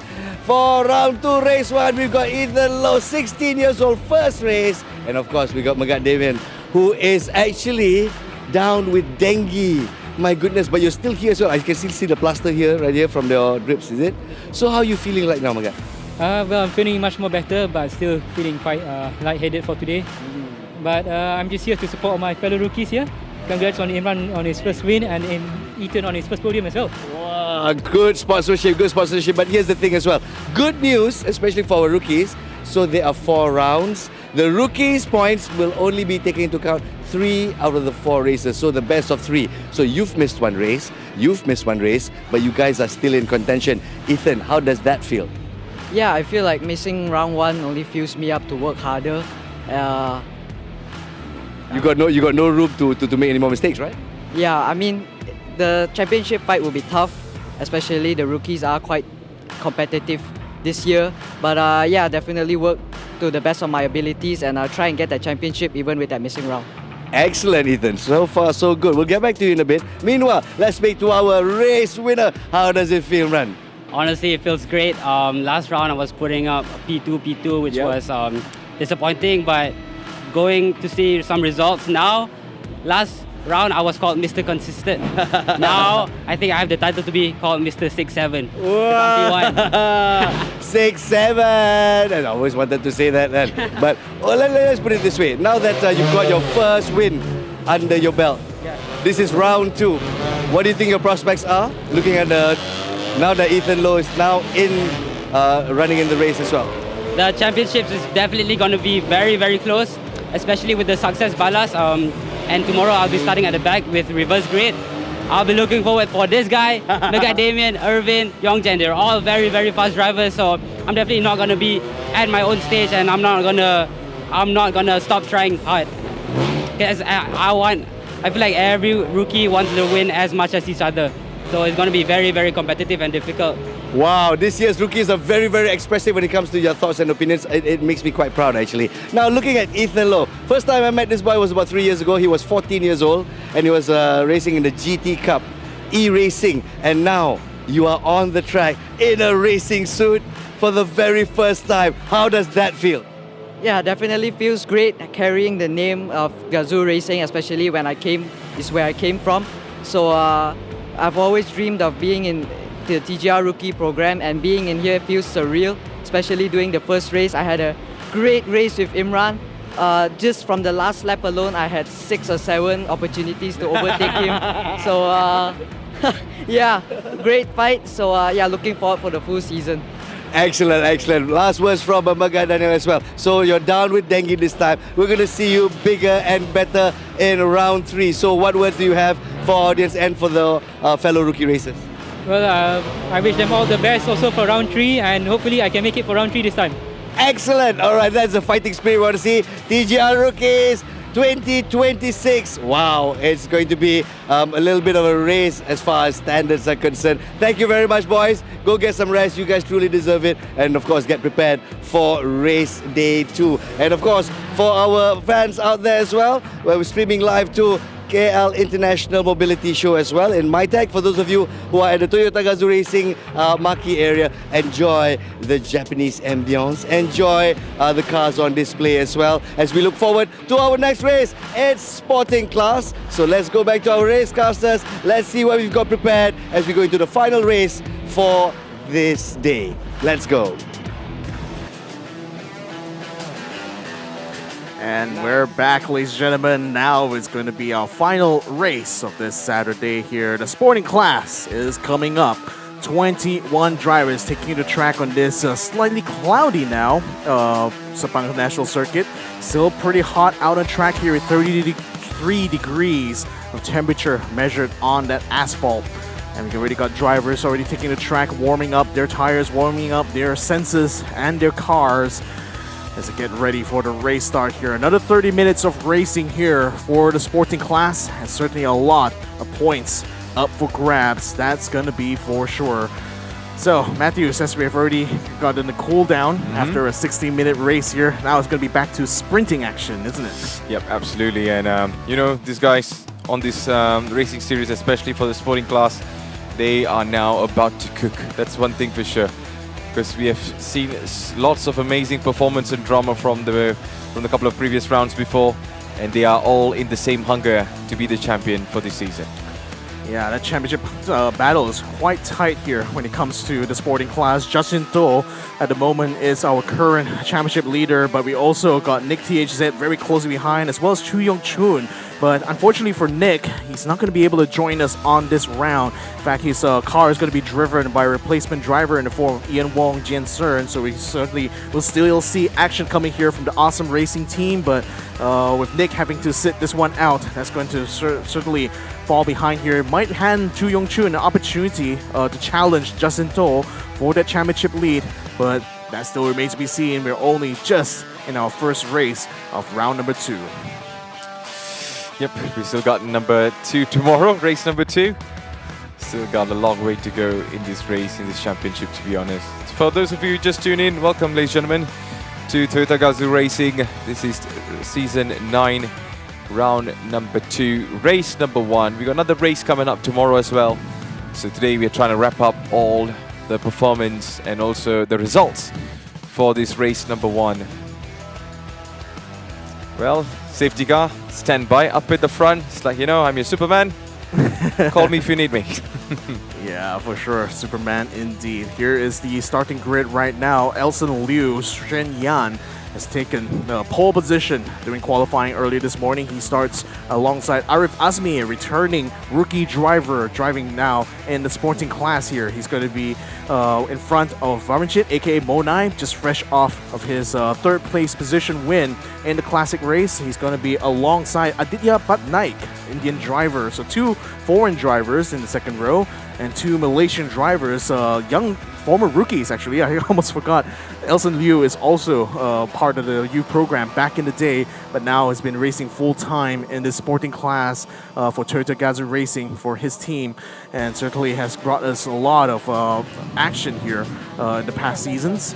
Arif Azmi joins us yet again, and very, very excited indeed here to be racing yet again, this time as a fully fledged professional driver in the sporting class. He's all getting prepared. And here is Monai. Monai, yeah. Number 89. You know, Victor, he's carrying the momentum of what he actually started. So it's like not a fresh start for him, to be honest. I mean, the thing about Monai is like every time I see him, he's always like very calm, very like cool, even a little bit shy actually, you know, just encountering him in the paddock. But behind the wheel, he's an absolute monster. I mean, I wouldn't want to be the one to see him in the rearview mirror, that's for sure. Here's our Indian driver, Aditya Patnaik, also took part in the classic race earlier on. Did the race start, in fact, for the number 21, but definitely had quite a bit of time to recover before getting himself readied up for this sporting class. And an excellent qualifying position for him as well in the Axel Sports car. Here's Danny's Ung, who starts in that third row for HLT Crestmax Motorsports. Definitely looking hopeful to be able to get a good haul of points this time around. And he's going to be starting alongside Ng Chong Chin from Bay Racing by ES Young. That's going to be on that third row. Absolutely. So there you go. Ng Chong Chin is the one to watch for in this race so far. definitely looking very much like trying to focus. There's no hit checks. Yeah, just trying to keep that mind sharp enough, for the race start. Here's another returning rookie. This one from last year, Ian James, has made his debut as a sporting class driver in the first round, and will be joining us here yet again in round number 2. This time in that 5th row. So, yeah, gonna have a lot of work to do here for Wheel Corp Racing. Hendra Adeputra from FIA Boulevard Racing is also looking to try to get himself up in position here. And an 8th place start, not too bad for him considering, so certainly some places he can make up. Here is Nine, who also racing the classic race. She starts from P9, so we'll be up alongside Adam Mikhail, who we'll be seeing later on in the car number 77, as the marshals are now corralling our audience to move out from the pit lane. Only the crew as well as the drivers are still allowed to remain out on track. Adam Mikhail here, as we mentioned, in P10. Starts alongside Nine, and we saw what Gmart Best Autosport could do in the first round, coming back from what was a very severe shunt into the front, managed to get the car turned around before the race, and actually went on to win it outright. Unfortunately, they were retired out of race number 2, but let's hope round number 2 is going to spell good tidings here for Gmart Best Autosport. Yep. I like how they're very on time, though, Victor. Like, at 4:26 just now, that so many people were on the track. It's now 4:29, and there's literally no one on the track now. 1 minute, and we're gonna go. Yeah, that was Taj Izrin Ayman, a champion, multi-time champion of the GD Cup, the Gran Turismo Racing Series, also brought to you by Toyota Gazoo Racing. Has been a sensation when it comes to sim racing. Has struggled a little bit, not gonna lie, when it comes to the current Vios challenge, but certainly has been trying to make improvements round after round. This time around, though, he starts from P12, so certainly will have a lot of work ahead of him here for Saksama Motorsports. Yep, so we're all getting prepared. This is the last race of the day, ladies and gentlemen. Tomorrow is going to be race 2. It's going to be a long day in the morning. But now, let's see what Super Sporting has for us. You can see how much the shadows have already shifted, as we already are about 4:30 track time here in the PM, that's for sure. It's started to get a bit more cloudy compared to earlier this afternoon, but still very dry, still very hot out on track, and the cars definitely getting warmed up with those burnouts as the drivers take to the track for the formation lap. Everyone is rolling out for the formational lap. It's the best time to, test your tires, get the necessary grip that you need, check the brakes and stuff. Check the conditions of the track as well, Everything is all involved. Here's the starting grid once more. Elson Liu from Hong Kong X Armada KK Racing starts on the front row in pole position right next to Arif Asmi, KMS 323 Motorsports. Then we got Mo Nai from RUK Team PMC 52 also on the second row alongside Aditya Patnaik from Axel Sports. Then we got Danny Ng from HLT Crestmax Motorsports alongside Ng Chong Chin from Bay Racing by ES Yang. Ian James from Wheel Corp starts alongside Hendra Adeputra from FIA Boulevard Racing. Nine starts for RK Racing PMC 52, a 9th place next to Adam Mikhail from Gmart Best Autosport. Anaki is going to be driving the 91R racing car in the P11 and P12. It's currently with Taj Izrin Ayman. Then we got Ashin Shanmuganathan from Kashashvina Motorsports Racing alongside Joshua Yi from Unihub and DMW 1 Motorsport Team.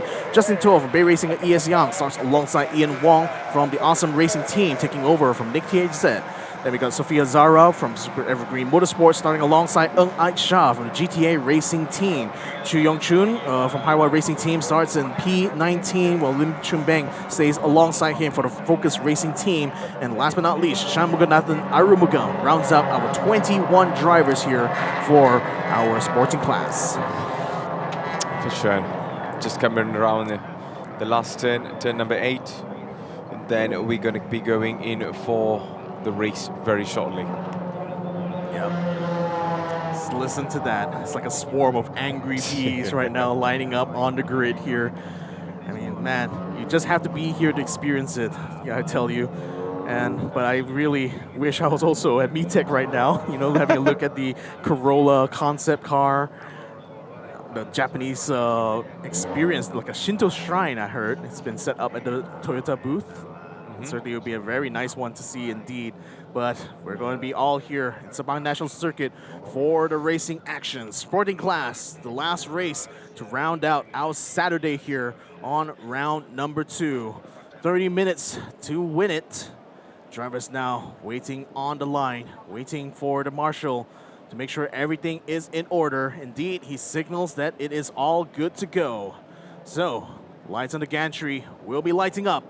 And when it's off, it's gonna be go time now for race number 1 of the sporting class, round number 2. Off we go for a tremendous start. We see a couple of positions are being made here by these racers, but right now it is still going to be Salou up in the front. There's a real tough challenge coming in there, Victor. Look at this. Lots of dust getting kicked up here as Monai managed to jump himself into P2. He's now going to try to cut around the outside of Elson. I don't know if this guy's going to work here yet. We've seen that cuts around the outside don't necessarily work out. And I think Monai has gone completely wide. It's going to be back side by side again with Asmi still continuing to try to hold on to that P2 position. Here we're going to be on board as well. We see whether or not the number 89 of Monai will be able to cut in front. In fact, he's already getting himself in front of Elson Liu. He takes the lead of the race here, right at the third corner. Now going uphill, still trying to stay in position here. A bit jostling going around the sides here as the Gma Best Autosport car is also getting into a bit of a scrap here together with Nine. As they come around towards the downhill section of this track. That's going to be Monai up in front. Elson Liu in P2. Arif Asmi possibly in B3, but he is under challenge right now, I believe, from Aditya Patnaik, who's still trying to find his way to eke his into position. Bit of contact right in the back there.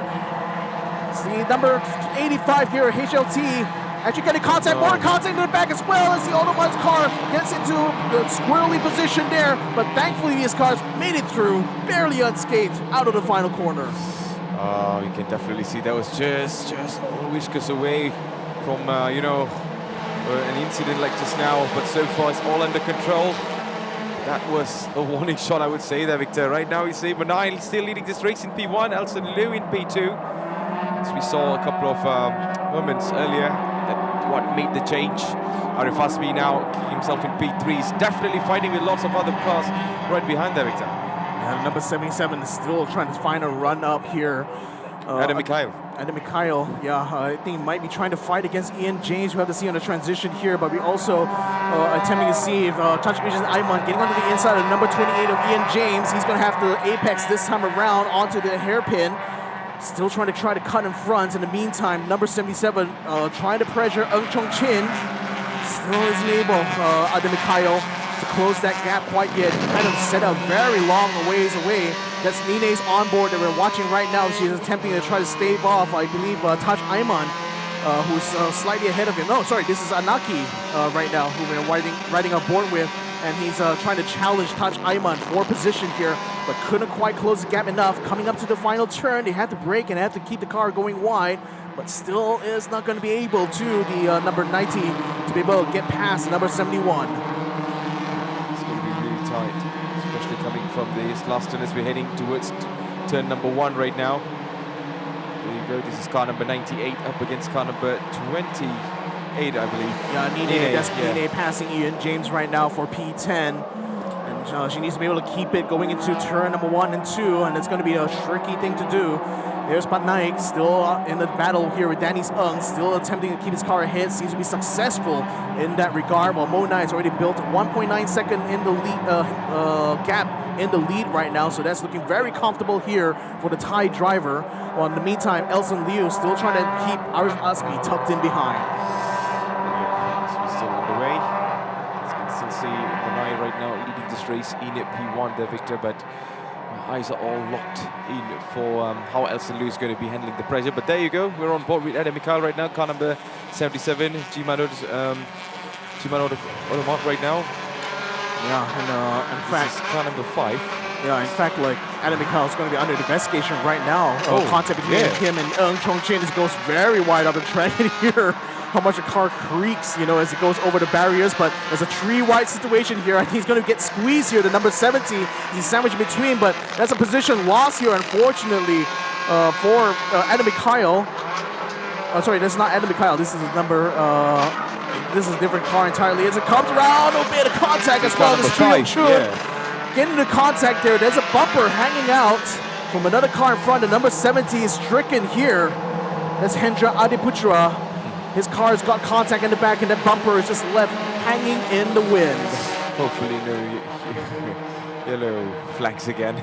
But there you go. This is definitely going to put some drag on it. It's going to be affecting the aerodynamics of the car. Chuyong Chun right now from Hiwa Racing Team. How did that happen? Definitely contact in the back. I couldn't see exactly who, as we were on board just now. We're going to see a replay here from a different angle. So I'm trying to see where that number 5 car is. I think it might be further back in the pack here. There you go. It's already so there was already contact at the 7T. And then there was contact just as they tried to transition around, rather just coming out of the exit of the final turn as well. So there's the number 5. And it was side contact, I think, that might have caused that bumper to be flapping in the wind there. But certainly a lot worse damage there, unfortunately, for Hendra Adeputra's car, as this bumper is almost completely off. Absolutely. That was something that we saw in this race so far. But there you go. This is car number 13. The fights. It's none other than Justin Toe, who's defending against the rest. Joshua Lee and also Ashen Shanmuganathan coming in from the back as well. And how about for this there, Victor? Car number 71, Taj Aiman up against Adam Mikhail. Yep, side by side. We saw them getting a bit of a jostle. Anaki, getting into contact earlier on. But now Anaki is going to have the upper hand here, as he seems, going into braking hard into the turn. Will be able to take the apex. Taj Izmin Aiman is going to have to take the wider line. Unfortunately, that forces him off the track completely, and he concedes the position. Might even concede a position to Nine as well. He's actually alongside her, going towards the Bajaya corner. So you can see that's Taj Izmin Aiman, who's having to take onto the inside there. He's going to have to brake a little bit hard in order to keep his car ahead of Nine. Just barely ekes it there. Just keeps the car slightly ahead of Nine and stays just behind. Although the number 90 slows down actually on the uphill section. And that's what allows Taj Izmin Aiman to cut up ahead. And so does Nine as well. Around the outside she goes. And the number 98, it will be side by side with the number 90 as they go downhill. Yes, that's one thing for sure right now. Look at that, here, almost getting sandwiched over there. And the car literally just lifted. Car number 90, Anaki, was almost on cloud 9. Oh no, I think he's got suspension damage. His car has gone off into the sand trap. And that could be the end of the race here for Mama Anaki. Oh, disappointment here, unfortunately, has reared its ugly head. The number 91 R Racing Team car. He's out with so much of frustration. Look at that. Yeah. Is beside himself now. Man, oh man, so much of emotions we are seeing in the track right now. I don't think it was much he could do. He was sandwiched between two cars. And we saw Nine early on was trying to cut onto the outside, and that quickly transitioned to the inside as it went downhill. But Anaki, I don't blame him at all for being that despondent. There was nothing he could do here. Look at that. There was Nine on the right-hand side. Then I think there was the number 28 on the outside. It's Ian James. And Anaki's car just got squeezed hard. And a secondary contact by Ian, I think that was what also contributed to the damage there. But by that point, it was all over here for number 90. This was unexpected, but yeah, it's a sad moment for Anaki and his team.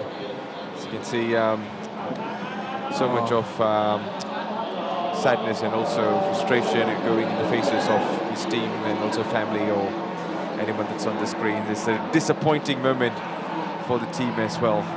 Yeah, because, you know, we mostly see the drivers on the screen, but what we don't tend to see, you know, is the team, the big team that needs to come together in order to be able to make these cars race on track.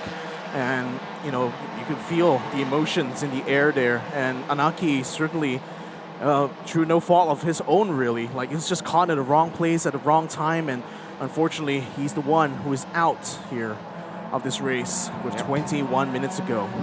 Yep, with 21 minutes to go, you can see this.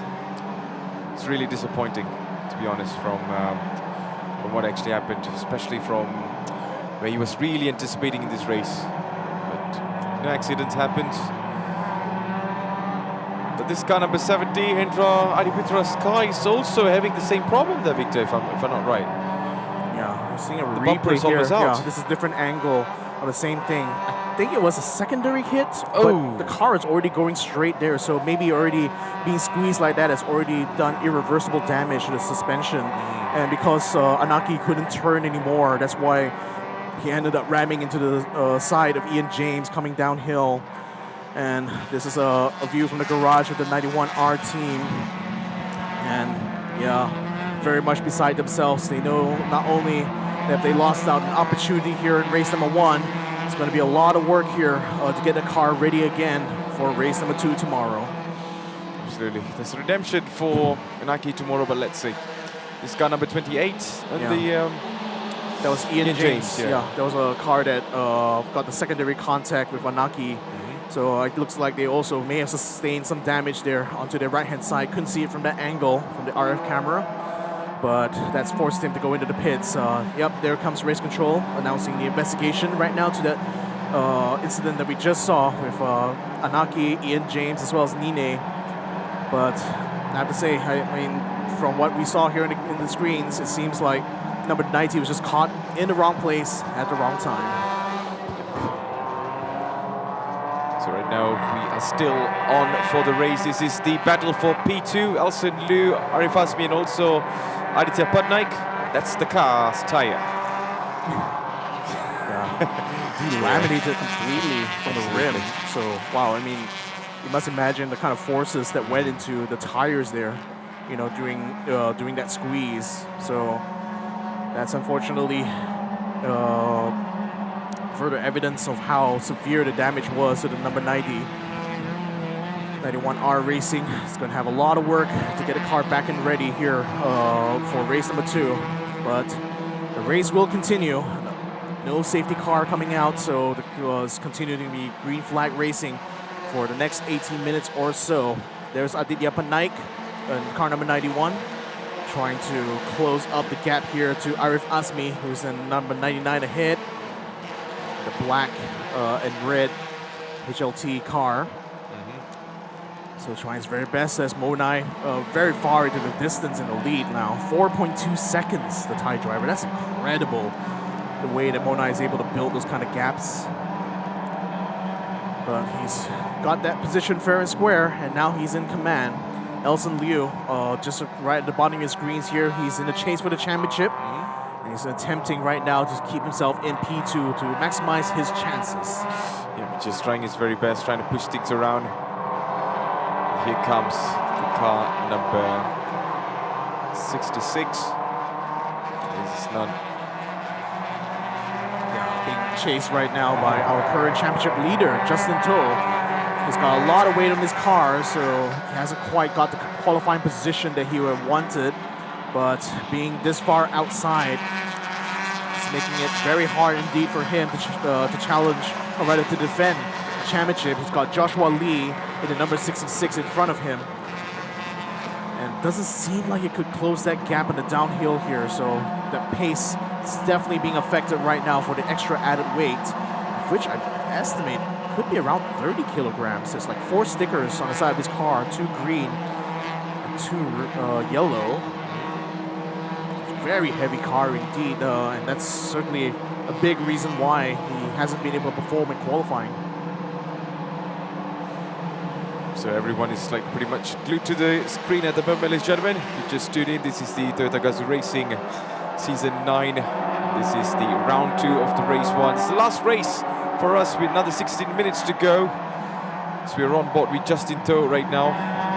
He's in car number 13, chasing up the man up in the front. There's none other than Joshua Lee, who's in car number 66. And if you notice as well, like Justin Entry has damage to his front bumper, so that's going to further affect his ability to catch up.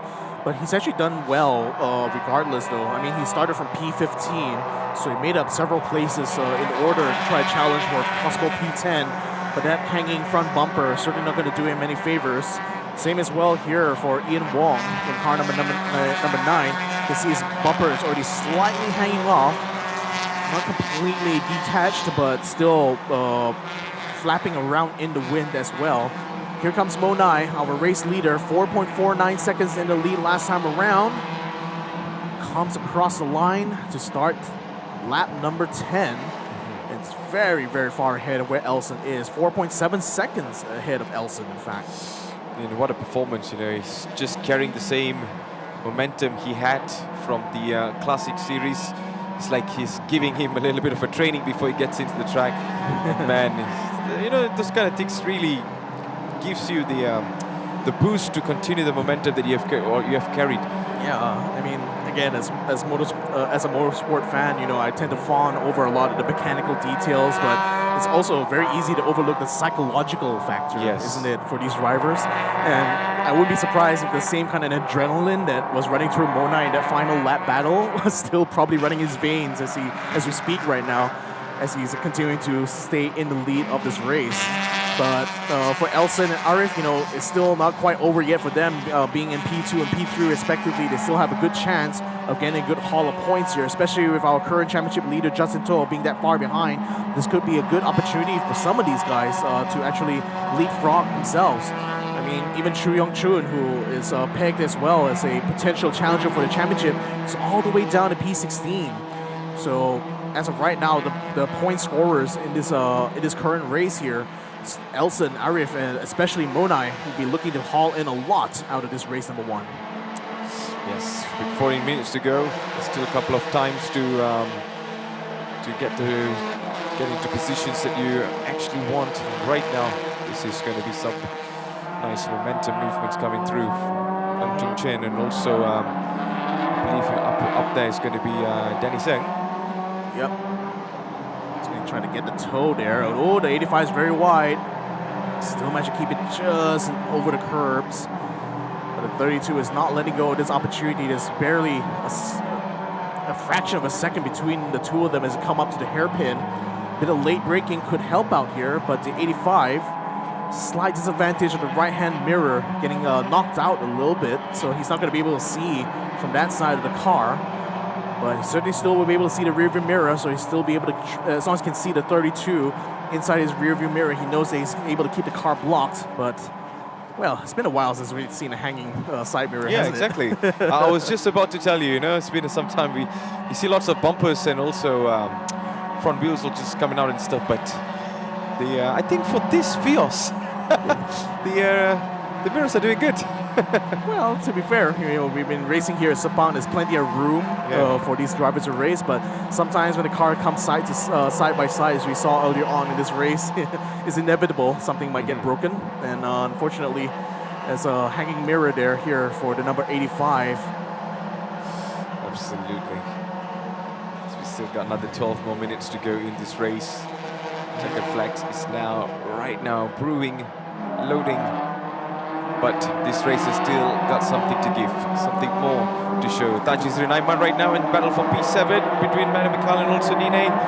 What a journey Taj Aiman has from a video game. Here he is in actual reality, racing in a real actual machine. From a virtual to reality, he speaks the language there, Victor. Oh, he certainly has spoken the language a lot. And especially knowing his pedigree in sim racing, is great to see that he's finally able to profess being a professional driver now. You know, even shares a pit garage with Takujan, so certainly also enjoys a lot of like the support and advice actually that Takujan is able to provide him on how to improve. And we've seen some of those improvements steadily. He's right now running in P8. So maybe even be able to snatch up a little bit of points around the outside as well to help his case.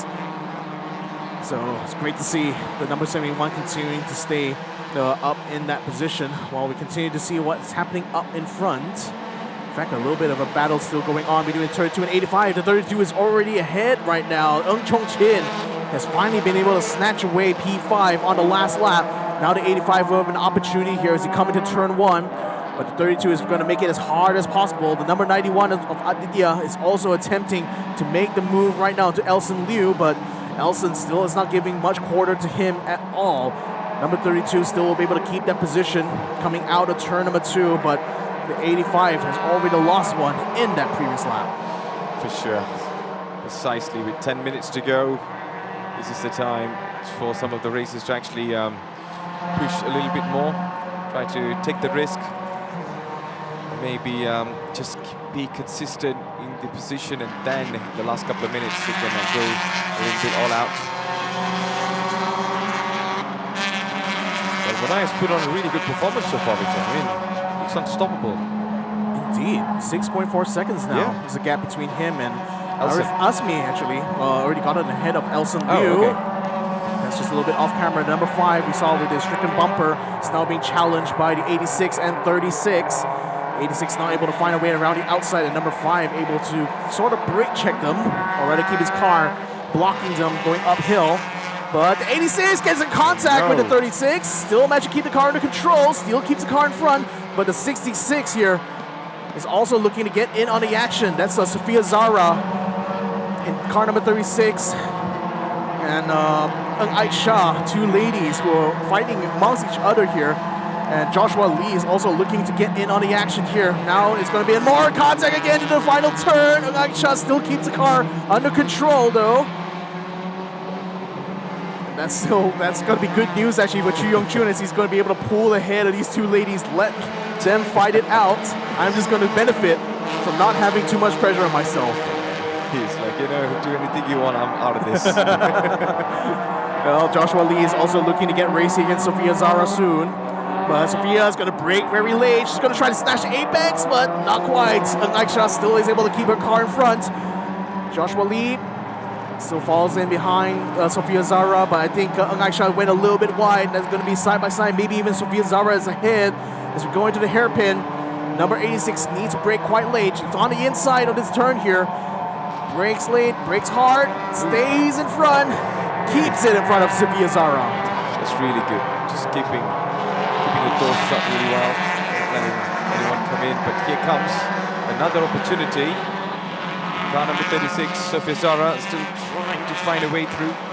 In the meantime, look at the back there, Victor. Someone going really wide on the other side. Yep, 86 gone wide again. Sophia Zara is going to try to capitalize on this. She's already a little bit ahead, but not quite ahead enough to close the door to 86, which comes back in full force. Joshua Lee is also nipping at the heels of Sophia Zara at the same time, so she's got two things to do at once: attacking Aisha and defending against Joshua Lee. Very, very tough situation here for Sophia, but still managed to pull it through in the final corner. Managed to pull things over here. Look at that. Ooh, there's a little bit of a contact. Drift on the left, but still that's where she went really wide over there, but still under control there, Victor. Still under control. I mean, still under control. Very much so. And a secondary contact again, and again showing the drifting skills here from Aisha. Very well done to save that. And still remain in front. Oh, I think Sophia Zara has lost the position now as Joshua Lee is attacking her from the outside, but that also forces Aisha to go even wider. Now he's going to be splitting the two ladies coming into the hairpin turn. 3 wide right now. Joshua Lee in the middle, Sophia on the outside, Aisha on the inside. Joshua is going to try to close the gap. Cannot quite do it against 86. Cannot quite keep the door closed against Sophia, who comes at him from the inside as well. Switching around the next turn. Aisha still keeps Joshua Lee tucked in behind, forcing him and Sophia to fight it out just behind there. Bouncing over the curbs goes Joshua Lee as he attempts to stay within the slipstream of number 86, but Sophia is also forcing him to be very defensive in his lines indeed. A little bit more contact perhaps. Not quite, just barely missed it by a hair there. Just trying his very best. Oh, look at this, Victor. Very close here. Sophia Zara, though, still manages to back out a little bit, and Joshua Lee successfully defends his track position here. He moves up a place. Sophia Zara drops down to 17, but I think Joshua is not quite done yet. He's putting the pressure on the car number 86 right now. And Aisha is going to respond in kind. Closes it out into turn 1. But Joshua Lee is going to try to switch around to the outside to attack. As we see the number 90 getting towed in the background of the RUK team car. But Joshua fights it in the corner. Slips right underneath Aisha and moves up a position. Sophia Zara tags in behind and also moves ahead of Aisha. Oh, what a performance. What a move, pulling this through in the last couple of minutes there. We got another 6 more minutes to go. And here comes Shan. Shan trying to dive on the inside. of Sophia Zara there, as we just cut away here to see Taj Adrian Ayman trying to put the pressure onto Adam Mikhail. In fact, they're almost side by side though as they come into the main straight. We also got Nine lurking in the background like a snake in the grass, waiting for an opportunity while the two guys in front of her are scrapping it out. Yeah, Adam Mikhail right now just trying to get away, but look at the speed that the other two cars is carrying right now. From the inside right now, oh no. Hold up, let's see who is making the late breaks here. That was a very good one there, Victor. Very good indeed here from Taj Adrian Ayman and Adam Mikhail. Taj Adrian Ayman now successfully takes that 7th place, but that leaves Adam Mikhail now battling with Nine. He's going to have to move onto the outside here to block her off. He's going to hand a bit of advantage here to Taj Adrian Ayman. He moves immediately, tries to stay behind Adrian Ayman through the hairpin turn. Stays in good distance and good contact with the car, still trying to keep Nine at arm's length, but Nine is just rubbing the car against the number 77 of Adam Mikhail. And she's still not quite done yet, still trying to keep the pressure onto the blue car. She's just putting as much as she could there, but really good performance so far by Adam Mikhail, just keeping himself in the middle. Meanwhile, the rest are now putting extra pressure, but now talking about pressure, ooh. Yes, this is what I'm talking about. Come back in. We want to see if our driver's getting through here. Yes. Nine now still side by side with Adam Mikhail, cheering her on. And she puts the pedal to the metal. Battling it out for P8. Adam Mikhail was ahead in the last time around. She's ahead this time. They're getting through. She's going to get through. She's got the whole spirit of Thailand on her side. This broadcast is turning into a music video now. Here we go. Here we go. Adam Mikhail has to concede. He has to go out of the way, switches back around the exit, tries to get in contact, still stays ahead of Nine. Oh, that was really good, even though with the braking there, still Adam Mikhail made it ahead of Nine, but looking at how things have been going here, Ang Chongqing still up in the front and he's stuck right behind. But Adam Mikhail is going through a couple of challenges in here just to keep himself in this position, Victor. Let's have a look on that. Yeah, there was side-by-side action between the two of them here. I think it was really down to the braking. But Adam Mikhail decides to go wide when he saw that Nino went narrow. Then he knows that Nine is going to be forced to go wide in the exit, so he took advantage of that. Actually gave us a little bit of a tap on the side as well for good measure to make sure that he wrestles his way onto that racing line. So Nine back to square one, or rather square 9. She stays touching distance, looks like, as we go on downhill. Let's see whether or not she can close the gap again going into the final turn. She does stay just a little bit out of reach this time around. For sure. So we got another 2 minutes, 2 minutes 40 seconds left in this race. This is the moment. This is the time to put those risks in, to take those risks. And let's see how it unfolds for this. This is the battle for P2. Arif Azmi, Elson Liu, and also Aditya Patnaik still not settled here. But it will definitely be settled in the next 2 minutes. But Monai far away up in the front with 7.5 seconds ahead. He's untouchable at this moment. But over here, Victor, it's a little bit open for P2. A little bit open. I mean, Elson has done well to keep Aditya behind him the whole time to deny him a top 3 finish. But with the timer already ticking down, this is going to be the final chance now for the Indian driver to strike. Elson, who had qualified on pole position, has settled right now for a possible podium finish, but he will definitely want to be able to get more points here compared to the Axel Racing team car. Absolutely, that is for sure. As things are right now getting heated up in this last couple of minutes. Aditya Patnaik still holds on, trying to get into that podium position. He's trying to find Elson Liu, but Elson, before this, has been looking really good as well. So this is going to be something to watch out for there, Victor. Yeah, the UK team still looking on very nervously. 1 more minute still remains here as Monai stays in the lead in the race. 7.5 seconds is his gap to Arif Azmi, who's currently in P2. Then we got Aditya Patnaik, Elson Liu in 3rd, and Aditya Patnaik trying to make some moves here. He's going to be side by side as Elson goes very wide, opens that door here, and Patnaik is going to slip his foot in. He's definitely going to try. Oh, this having a touch on the left there, Victor. This could have been really crazy to watch as we're coming into the next turn now. Yeah, he wants to be able to get the line here. He's going to use Arif Azmi as support as well, trying to actually do the move. Hold up. Arif Azmi at the same time. Arif's gone slow, and that's allowed him through. No, Arif is out. Arif has gone out, and that's allowing Aditya Patnaik now to try to fight against Elson Liu. He's going to try to go onto the inside. RUK team also getting excited. Yeah, getting on their feet as well, seeing what has just transpired in front. Elson Liu under pressure here from Aditya Patnaik. Still able to keep the car barely ahead, but Aditya senses an opportunity. The timer is running out. The last lap is going to be upon us. Patnaik is going very narrow on his turn. He's going to try to keep his nose slightly ahead, but Elson is going to keep more speed around the outside and stays in front of Aditya Patnaik. One last lap to go. Last lap of the sporting class. The last lap of this entire race. At the moment, Munai leading it. Elson Liu in P2, Aditya Patnaik in P3. Meanwhile, at the back, we see Ng Chen and also Dennis Ng, Tajis Rinaiman on P6, Adibikal on P7. Well, this is going to be the final opportunity for some of them, Victor. Yep. Former TGR rookie, racing full-time in the sporting class now, under challenge from our Indian driver. Came all the way to race here in Malaysia. And now he's sensing an opportunity to try to fight it out for P2. Can he do it on this lap though? But I think Elson might be able to keep the gap very wide indeed. And there's a car stricken on the side there. I think that was the last we saw of Arif Azmi, who unfortunately looks like he is retired from this race.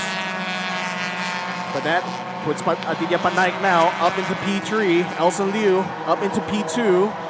And he's sensing that opportunity to come around, but come around also does our race leader, Mo Nai, 11 seconds in the lead. Exceptional performance here in this sporting class race number 1, and he is going to be the one to take the checkered flag here in round number 2, race number 1. RUK team celebrating on the pit wall, while Elson Liu is coming around to stay in front and claim P2. Ahead of Aditya Patnaik, who makes it up into P3.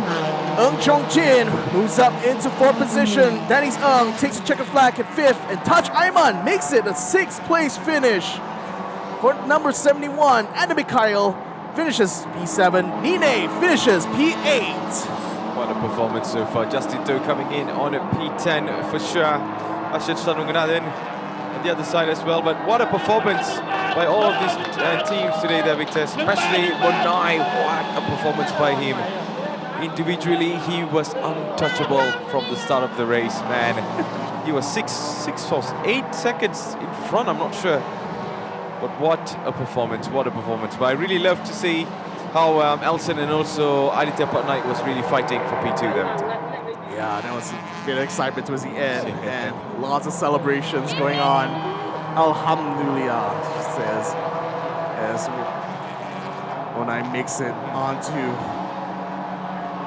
winner's circle here for our Thai driver. RUK team has knocked it out of the park once more. And especially with Monai behind the wheel, you know that there's good results definitely in store. Elson Liu also very, very good for him. Getting up into P2, a handsome amount of points for him as well. And let's see where the championship stands, especially after round number 2. Aditya Patnaik, I think this could be his first time on the top 3, and certainly a very progressive performance here, especially after round number 1. Yeah, really good performance. I think the result speaks for itself right now, but what a performance by this team. RUK, especially Monai's performance, was really outstanding. Man, we are done with the race, Victor. Yeah. Super sporting, and then we went for the classic race, and now for sporting as well. Not to forget the rookies who were at the start as well. And celebrations as well for Nine, getting up into P9 there. But yeah, very, very happy here for the RUK team. You know, they had enjoyed only victory during the classic race in the first round, but now they actually have a class win in their bag this time here in round 2. So we're going to be having a look on the results very, very soon, the professional results. And Seoul was in the line today, especially for most of the races today, but one thing for sure is that they still got another day to go. So there you go, ladies and gentlemen, the provisional result for the sporting class race number 1. Wanai from RUK team, who has won this race. P2 for Elson Liu from Honghuan and also Armada KK Racing. P3 for Aditya Patnaik, Axel Sports. P4 for Ng Chong Chin from Bay Racing by ES Young.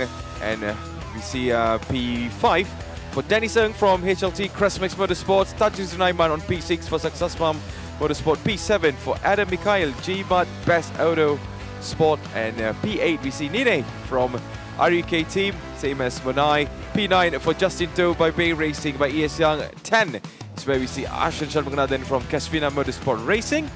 And let's have a look on the remaining director. Yeah, Ian Wong from Awesome Racing Team makes it up P11. Lim Chun Beng from Focus Racing Team makes it up P12.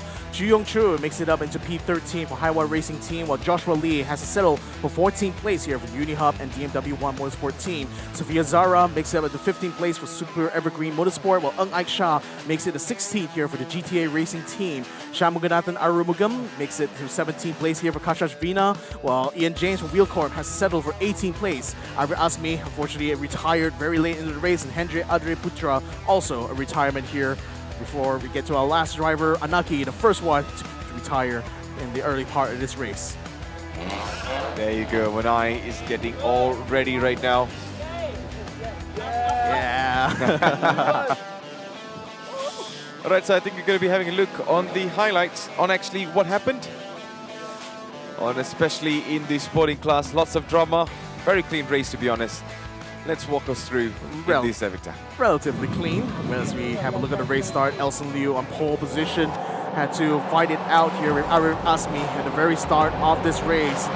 While these cars kind of moving around, as well as Adam Mikhail also got a pretty good start actually, now that we look it back in the replays here. But there was Elson who had to fend off a challenge from Monai very early on, when Monai was able to get ahead of Arif Asmi very much in the early stages of this race. And once he already got past Elson Liu, he never looked back, stayed in the lead to the rest of this race. There was contact here between the 32 and number 77, Ng Chong Chin, as well as Adam Mikhail getting to a bit of blows here. Whilst in the meantime, the Chu Yong Chu and the number 5 also got into a bit of conditions. Well, here the number 90 here of Anaki unfortunately got sandwiched between Ian James as well as Nine, and unfortunately was the first retirement of this race number 1. Then as the race continued on, we managed to see despondents coming out for the 91R team here.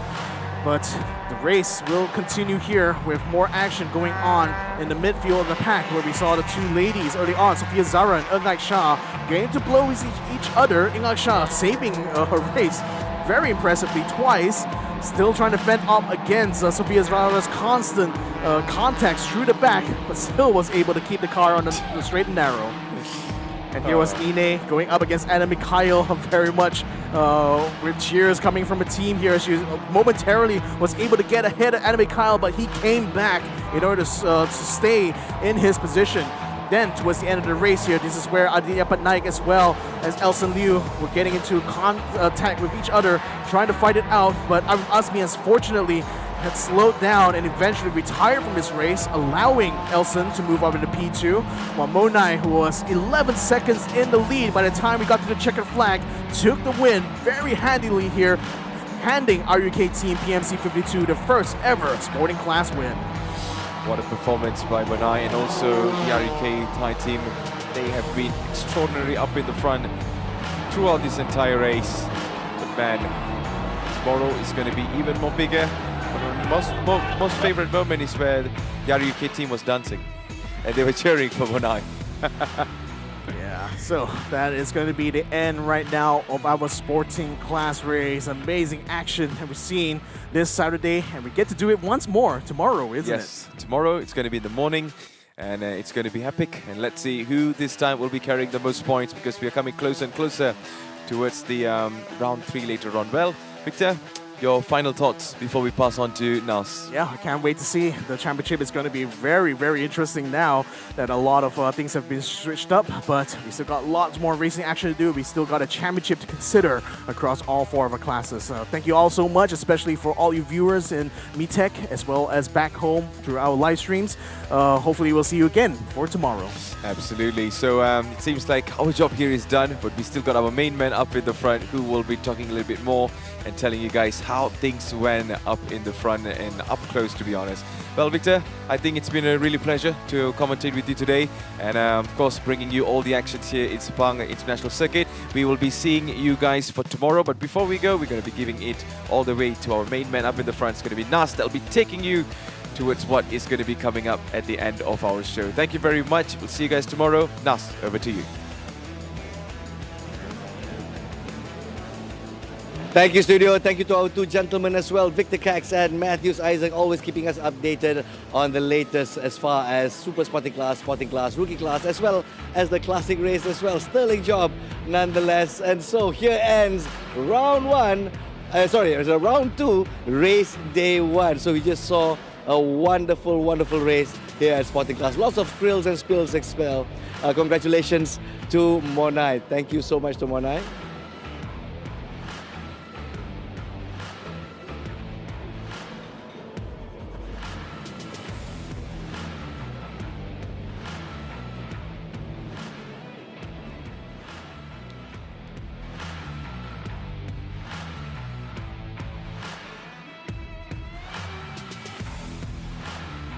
Ladies and gentlemen, sorry for a little bit of technical difficulty right there. And so we just witnessed the end of the race for Sporting Class. Very, very interesting race. Lots of thrills and spills, as I said earlier. Congratulations to Monai from RUK PCM 52. Yes, our Thailand driver. Congratulations as well to Mr. Elson Liu. We spoke to him earlier and asked him about his prospects here at round 2. And he did not disappoint for sure. Coming in at P2 and at P3. Wow, well done as well to our driver from India, Aditya Patnaik from Axel Sport. So there you have it, top 3 on the podium as far as the provisional results are concerned.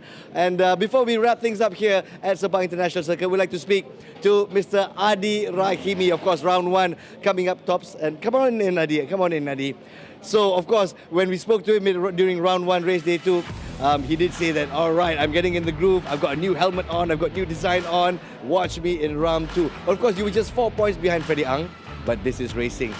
You did not expect that Freddie dropping off at round 1, and definitely did not expect Mitchell just jumping up forward. So, was this within your expectation, or this one definitely something you did not master? For me, my expectation for this weekend is just to give my best, because having a bit of difficulty with the ballast. I'm carrying like 25 kg for this round, so nothing much to expect, but just try my best, see where the position, and then definitely didn't expect that Freddie suddenly DNF. So by that time, I think it was a good chance for me as he's my main rival for the championship. But again, very chaotic race, I can say just now. So see the results later. See the results later. Yeah. Okay, we took a look at the fact that, of course, one of the people in contention still is former defending champion Mitchell Chia, right? So after round 1, a lot of people were sort of writing him off, or his car's not performing, maybe he's just not in form, Suddenly, boom, comes in from nowhere. So can you safely say that no one really does have a big advantage when it comes to Super Sporting Class?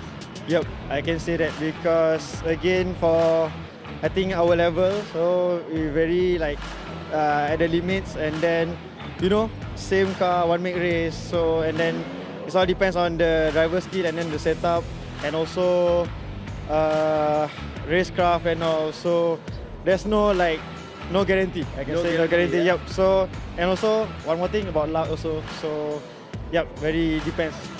It depends on too many variables, let's put it that way. What I can say is in a one make race, the margins are very, very slim when we talk about victory or even did not finish, yeah? So, race day 2, what can we expect? What's the strategy right here? Maybe you can share a little bit with us, especially for our fans. For us, for me definitely, I think we try to play the long game. we try to aim for the championship this year. So because next round considering maybe full track, you know, double points and all. So we are targeting that one. So this round we try to play safe and try to strategize the best way for us to come back stronger on next round. Excellent, excellent. So race day 2 is sort of a managing expectation and damage control like it. Yeah. Excellent, Adi. Still, for me, you ran a really good race despite the chaos that happened during super spotting class. Of course, we await the results tomorrow. So do be in tune 9 a.m. tomorrow for race day 2, round 2 of Toyota Gazoo Racing Vios Challenge. Super spotting class, rookie class as well. Not forgetting the Vios Classic race. We're coming on air. First race, 9:15 a.m. Be there or be square. My name is Naz Rahman. Thank you very much once again, Adi. And we'll see you tomorrow. Have a nice day, everybody.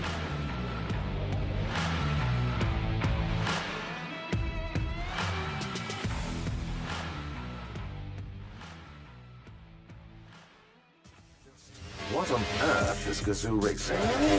Gazoo Racing is a spirit. The spirit of pushing one's limits. It's more than just a badge, a symbol, or a poster on the wall. Gazoo Racing is Kaizen of competitiveness.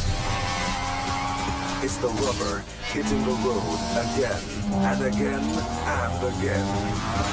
Fine-tuned on the world's most demanding racetracks. Powered not just by all forms of energy, but also by our passion. To accelerate, exhilarate, elevate the Toyota mandate of making ever better cars. Moving not just people, but the human spirit forward. This is our spirit. This is Gazoo Racing.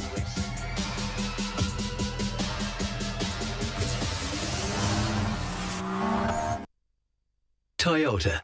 Move your world.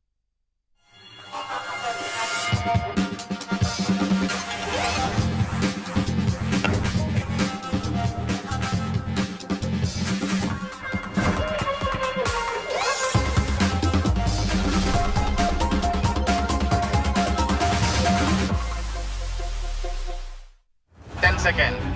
Exit standby. 5, 4, 3, 2, 1. Go grid. The goal is always to win. It's a long race, so let's see what we can do.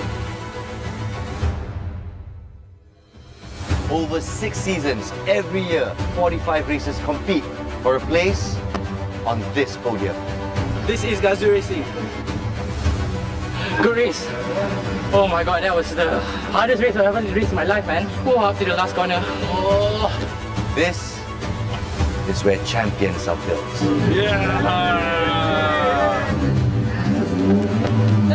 Ready to race. Talents uncovered. I mean, tomorrow is a new race. Plenty of opportunities starting from P3, so I'll try to make it work. It's a new day.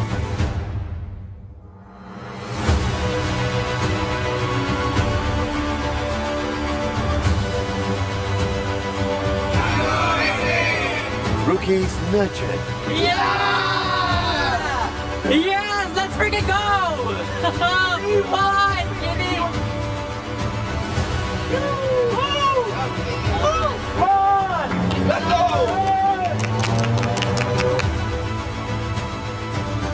We feel like we have the potential.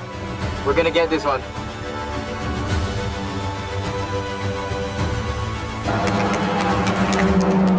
This is Gazoo Racing.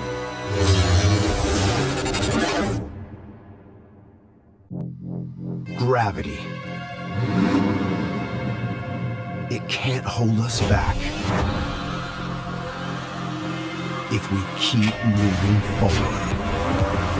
Limits. We stretch them, break them, set them.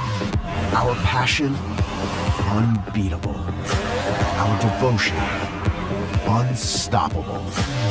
They call us speed chasers, the fast lane philosophers. engineers of ever better motorsports bred cars, driven by endurance, precision, and raising bars, designed for the spirit of racing within us all, running the perfect lap, closing the seconds gap, then doing it again, but faster. Nothing stops us pushing the limits for better. This is Gazoo Racing.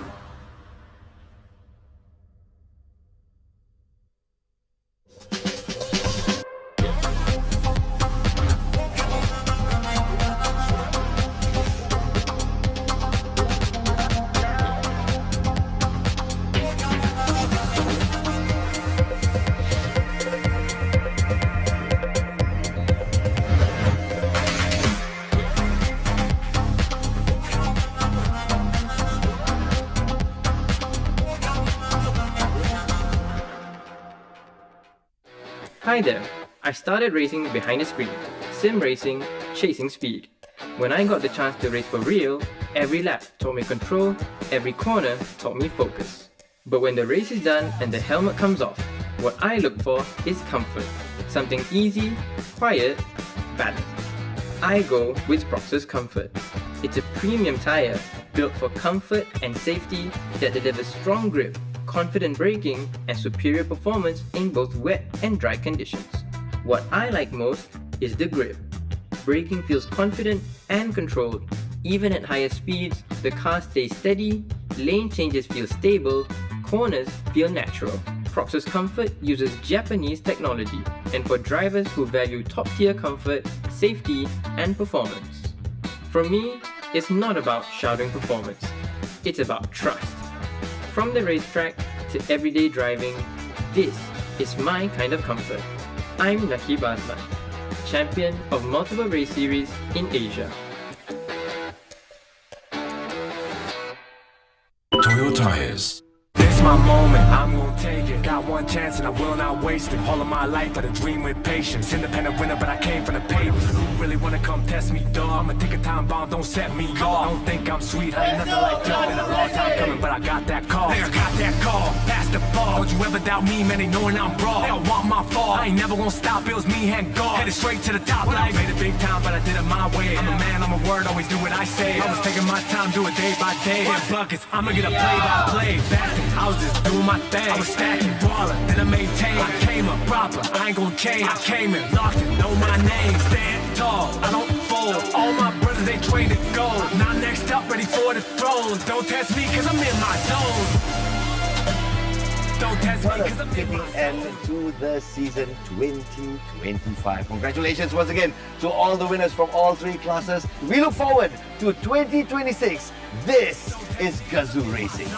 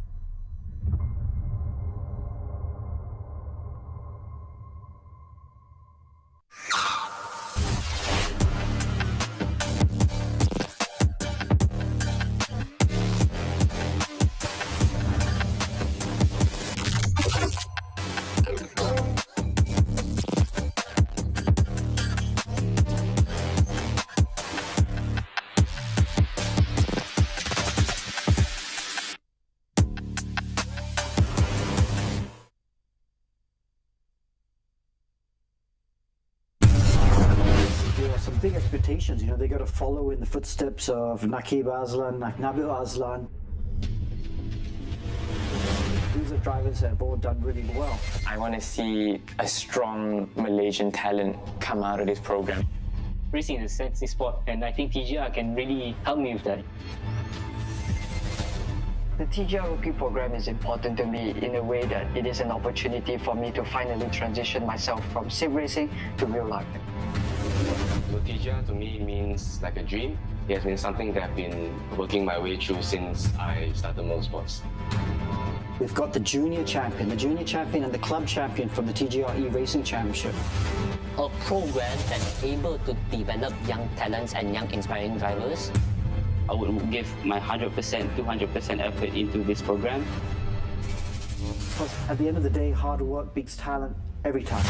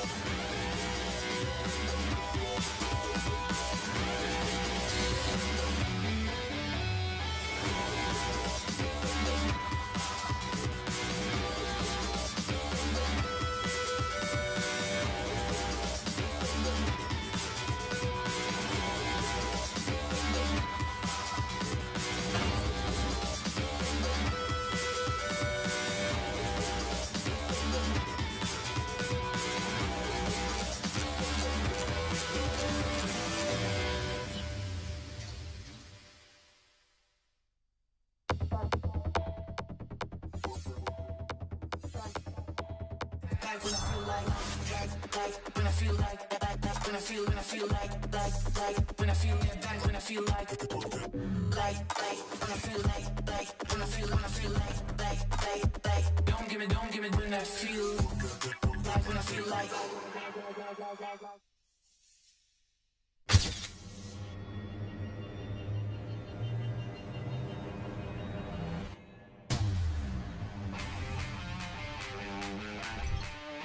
Welcome to the Toyota Gazoo Racing Malaysia E-Racing Championship 2025. Today, we've got 20 semi-finalists. Look at that. We'll be fighting going into turn 4. This is going to be exciting now. Soon they're going to be going up to Radion. Is that Schwarr going to do something on the touch? He's getting very close, nipping his heels here, getting up into the Camel Straight. Right now still chasing the man in front. From the outside, off he goes into P6, just like a piece of cake there, man. Wow, well done, Tony Guthrie. For Chong Kai Chams, he takes the win in race number 2. Wow. Top 10 finalist has been confirmed. Ladies and gentlemen, let's give it up for our campus tour racers. He's going to be on the front row together with Randy Go, so he did actually overtake Javesh for the front row there, but now he's battling together with Randy Go, trying to go for the E, but didn't quite get it on the inside. Maybe out of the tunnel, we might be seeing defensive pictures. Oh, the big slide there for Javesh Chiba by Randy Go as he celebrates a cross line.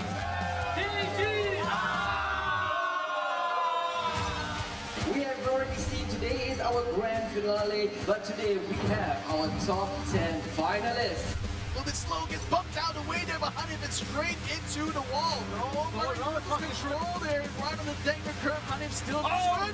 Farid has the tightest speed on his back right now. Again, a bit of a bump behind Farid. Oh, yet again loses control. The same place as he did earlier. Dives straight in, but then gets a bit of contact with Zoe as well. Now we're gonna check out our top 10 finalists for the 123,000 ringgit prize pool. Chong Chung in P3, and it's right now Tajis Rinama, the 4-time champion. Taj Aiman right now might be putting on something special over here side by side. Masuji Iqbal takes the win in our first race. We will be going into race 2 of the grand final. But he doesn't get a hook on the inside. Out the exit there, up to P3, here goes Nakib Aslan. 3 cars now go into turn 1, but only one can stay ahead. Gonna try to get alongside here. The checker flag might just be up. It's gonna be a race to the end here. As the checker flag goes out, Touch Ayman wins it. grand final race has come to this. Suji fighting fight by side, and right now he just could not find a way through. Tokajang still defends his position. Taj Uzin Aiman now trying to look away around the outside here. Iqbal Suji tries to weave there, tries to hold him up. Into the next turn he goes, and he's back into the lead. Taj Aiman does. Taj Aiman takes the win in our grand finals race number 3. Now remember, our top 3 champion will be representing Malaysia in Bangkok, Thailand in November. Stand here to give the prizes to our top 3 overall champion. Give it your loudest round sound of applause to your overall champion!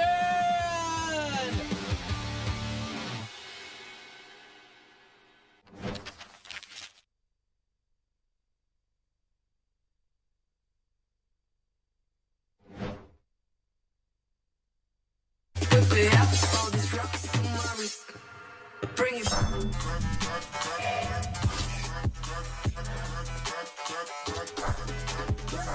Keep it look at all this childish, bring it. Look at all this childish, bring it.